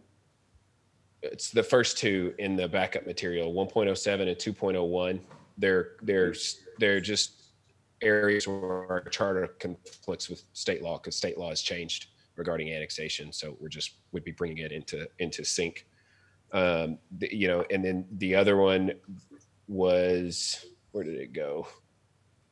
5.04 and 5.06. Jennifer, it sounded like those were the same, but I didn't really understand the council may versus the council shall appoint election judges. Is that a state law issue? I think Or the is there reason some reason to change it? that was proposed just because most of the time we contract with the county, and so they're the ones that actually do that. But we don't have to change this by any means. Paige provided input later after the commission had already recommended this change. So the idea being that we shall and we will through the county. So we're fulfilling our charter mandate, not directly, but indirectly. Right. So there was a concern that if we changed it to may also, that we're taking away the right of council, and that wasn't the intent. It was just to be more consistent with the fact that the county generally does the appointing. Okay. That language as is, the commission didn't have the benefit of this information before they talked about it. That language as is matches with state law right now. The as is. Yeah, and it's y'all are fulfilling it by contracting with the county to do it. So and then the next one, or required by otherwise by state law, polling places, is that a requirement? Because that's just a general legal throw in that it's throughout the charter, or as required by state law, which means it's sort of implied, I think. So do you think we actually need to change that section in order to, on the polling places? But Jennifer, it would help if the Charter Commission, what were they concerned about with this one?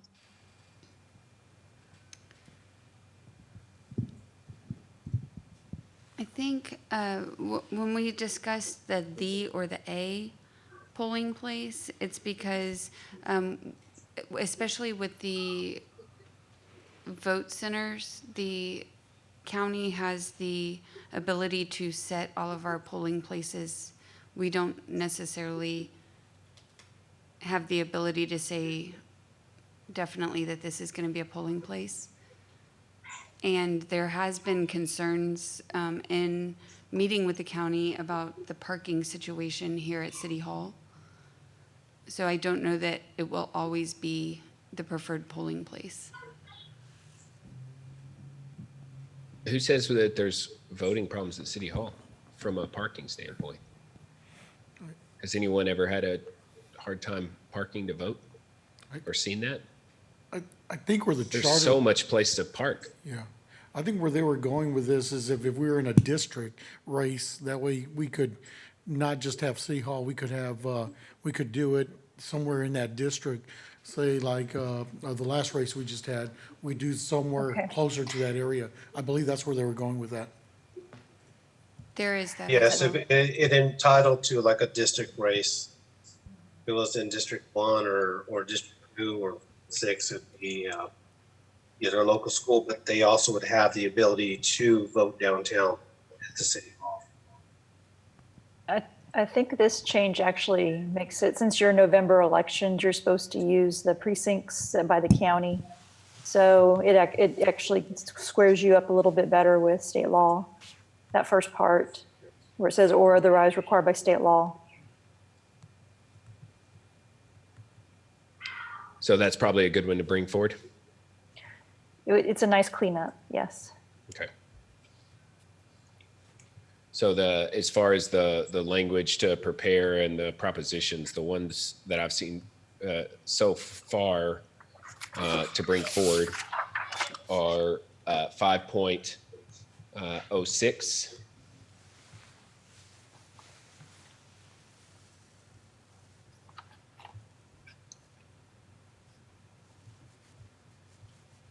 And 1.07/2.01. I wonder if that's possible to be in one proposition. It is. Hopefully. Okay. Yes. So that's 2, and then the initiative. So that's 3 propositions that we would be up to with those three items on the ballot.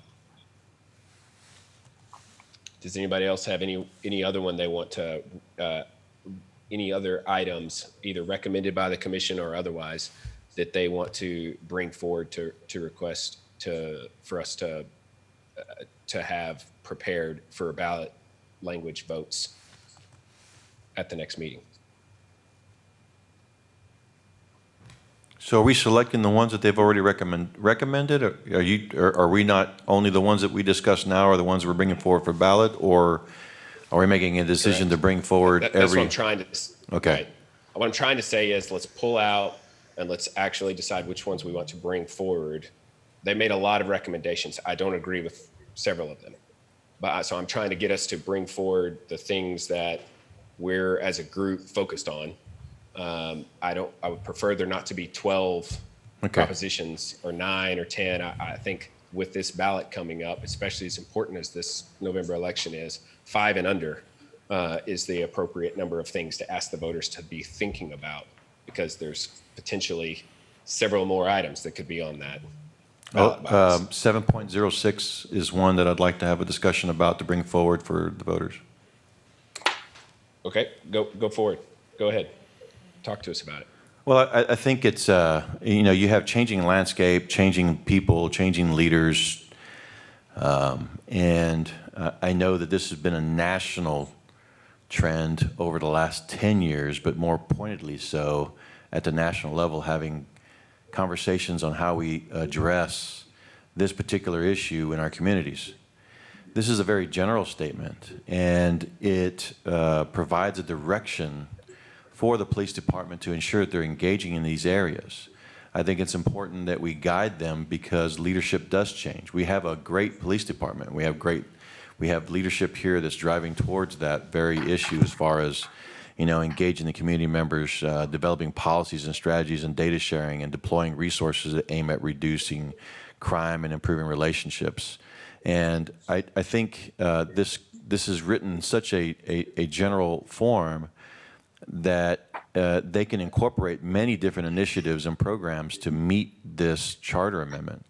And at least as though, regardless of the leadership, as it transitions over a period of time. We're talking about not just today, but something that has been a national discussion probably for the last 50 years. And we would be leading the state, if not maybe largely in the nation, to making it a guiding principle for our department to follow something like this.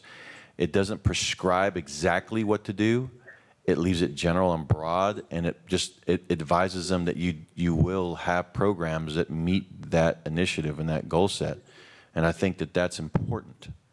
I think it's important now. I think it was important historically 50 years ago, and I think it's going to be very important 100 years from now. And it can be met many different ways.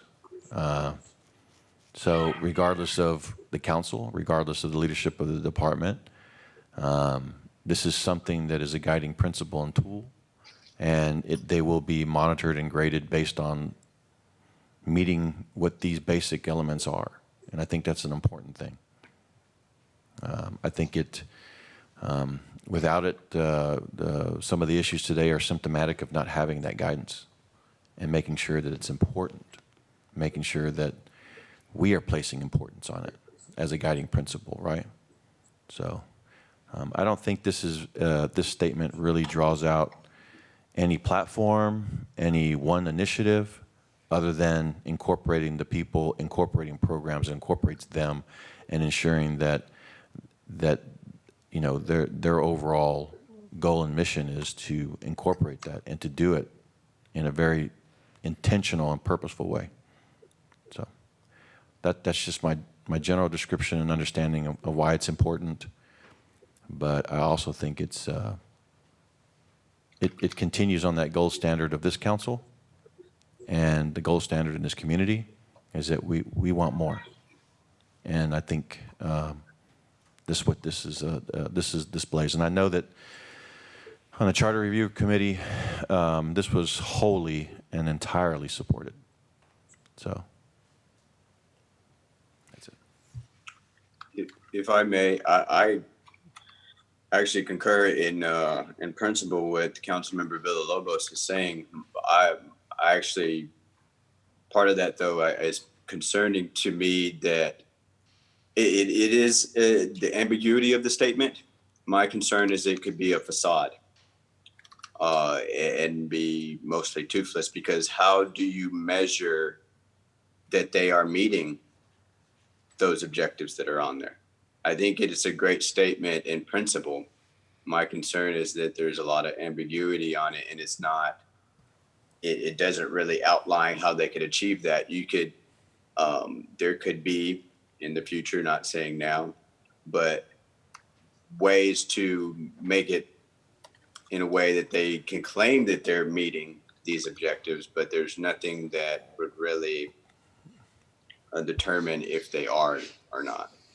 And I think that's the purpose of a charter, is to be broad, because you don't. So then then it needs to be backed up with something that has teeth. Then that is my point, because I don't personally want something broad and generic and that in a just charter gives the impression, yeah, that gives the impression that there's a spirit or a desire to do something when it really isn't happening and being practical and well, practice. I'm all for it, and I think I can probably come up with something a little bit more specific. As a matter of fact, I know that, but then again, trends change.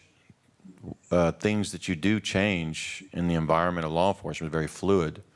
So if you put too much prescription behind it, then what happens when the model of policing changes again, and then that prescription doesn't meet and doesn't remedy the situation? So you got to be very careful. It's just like any constitution.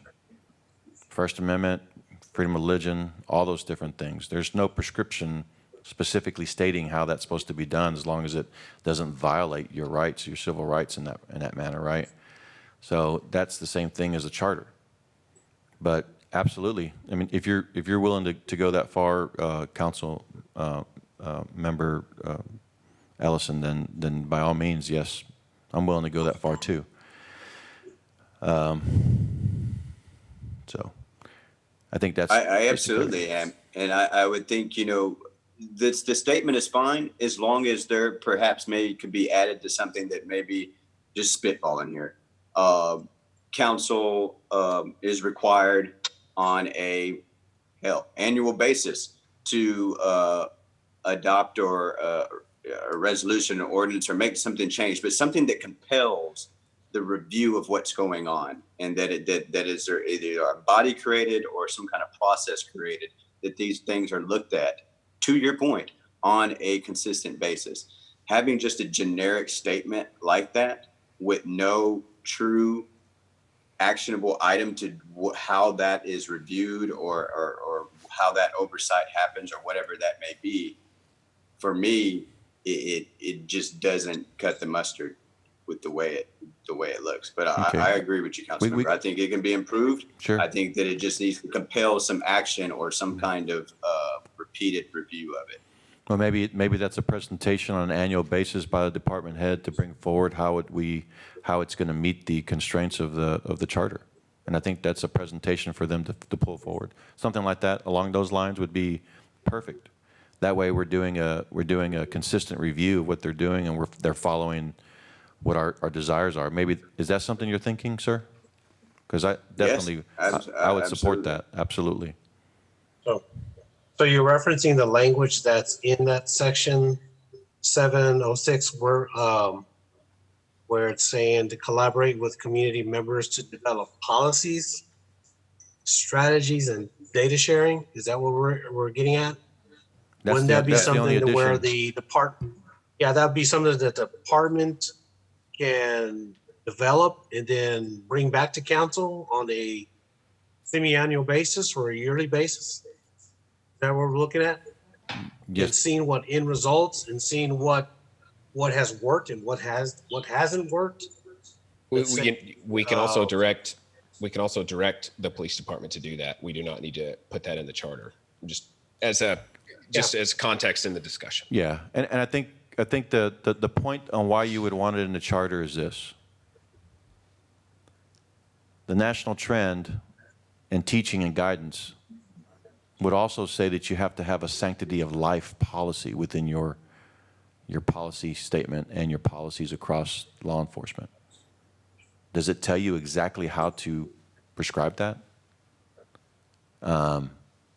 And again, that's not on the charter review, although that's something that can fit within that statement. So it's important. It's important to have it there, and that could be one of the things that we're currently not doing in our policy. That could be back. So yes, this is something that we've done this year, and it continues to be more pointed as you continue to go forward. And I think that meets the perspective on both Tobias and Councilmember Ellison's concerned. So we make the statement. We also have a direction on him to bring forward initiatives that meet the overall theme and goal, and then we continue to have that development over the entirety of the life of our charter, which is an excellent way of making sure that we're following it, we're measuring it, and we have actionable goals.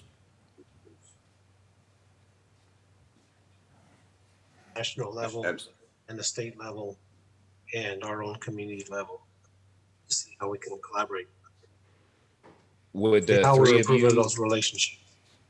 would the three of y'all be interested in having an offline conversation, trying to come up with language that borrows from what was written here, but that you all can agree on and bring that back for us to consider? Absolutely. I think you all make good points. Sure. Are you good with that, Absolutely. members?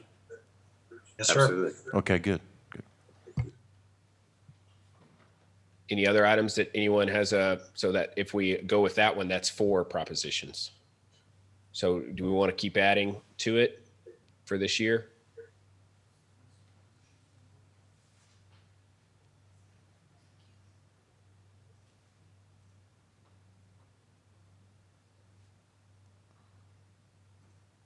I have no strong desire to add any more of the others. I do appreciate the commission's work on it. Some of the items I think have been addressed in previous years by the voters as well. I think the ones that we've pointed out today are the ones that I think we do need to button up. If that's the will of the council, I think we're about to be to the end of this thing.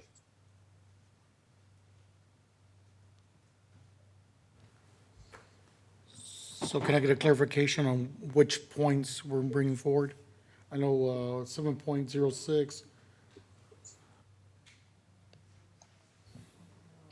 107 and 201 will be one proposition.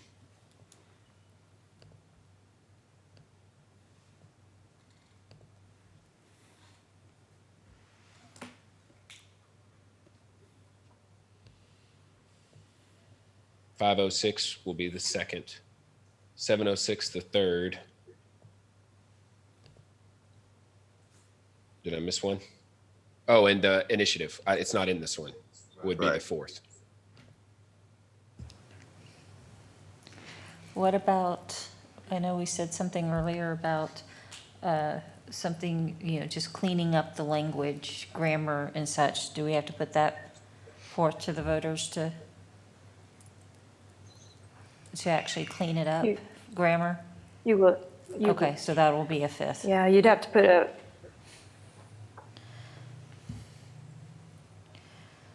Well, just for Councilmember Ellison and Tobias and Villalobos, 706 is it's got some syntax problems in the way that it's written. So if y'all wanted to make it a little bit more clear in the end, that aim to reduce crime by improving relationships, increasing community engagement, and promoting cooperation, probably be more consistent from a language standpoint.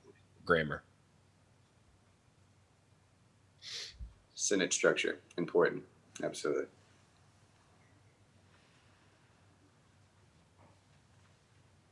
I'm good with where we are here. So these will come back when? they will come Paige? back, they will come back Tuesday in the form of an ordinance calling, a draft of the ordinance calling the special election. You're gonna have them. Well, we'll have the agenda language, or not. You're talking about this coming Tuesday, the 4th? Yes, you'll have an agenda item to call the special election. It's an ordinance calling the special election on the charter amendments, and it'll have the proposed language of the charter, what it'll look like after it's amended, and then ballot proposition language in it. And that'll be first reading, and you can all study it and make sure it reads the way you'd like it to. And then you can make adjustments for second reading. Okay. All right. And Paige, that Good second job, reading would be everyone. on the 17th, correct? On a special meeting on the 17th? Or we have something on the 11th as well, don't we?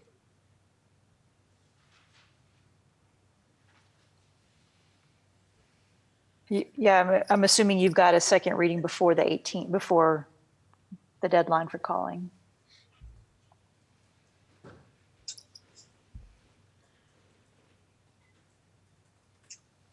We can sort through which date to make second reading.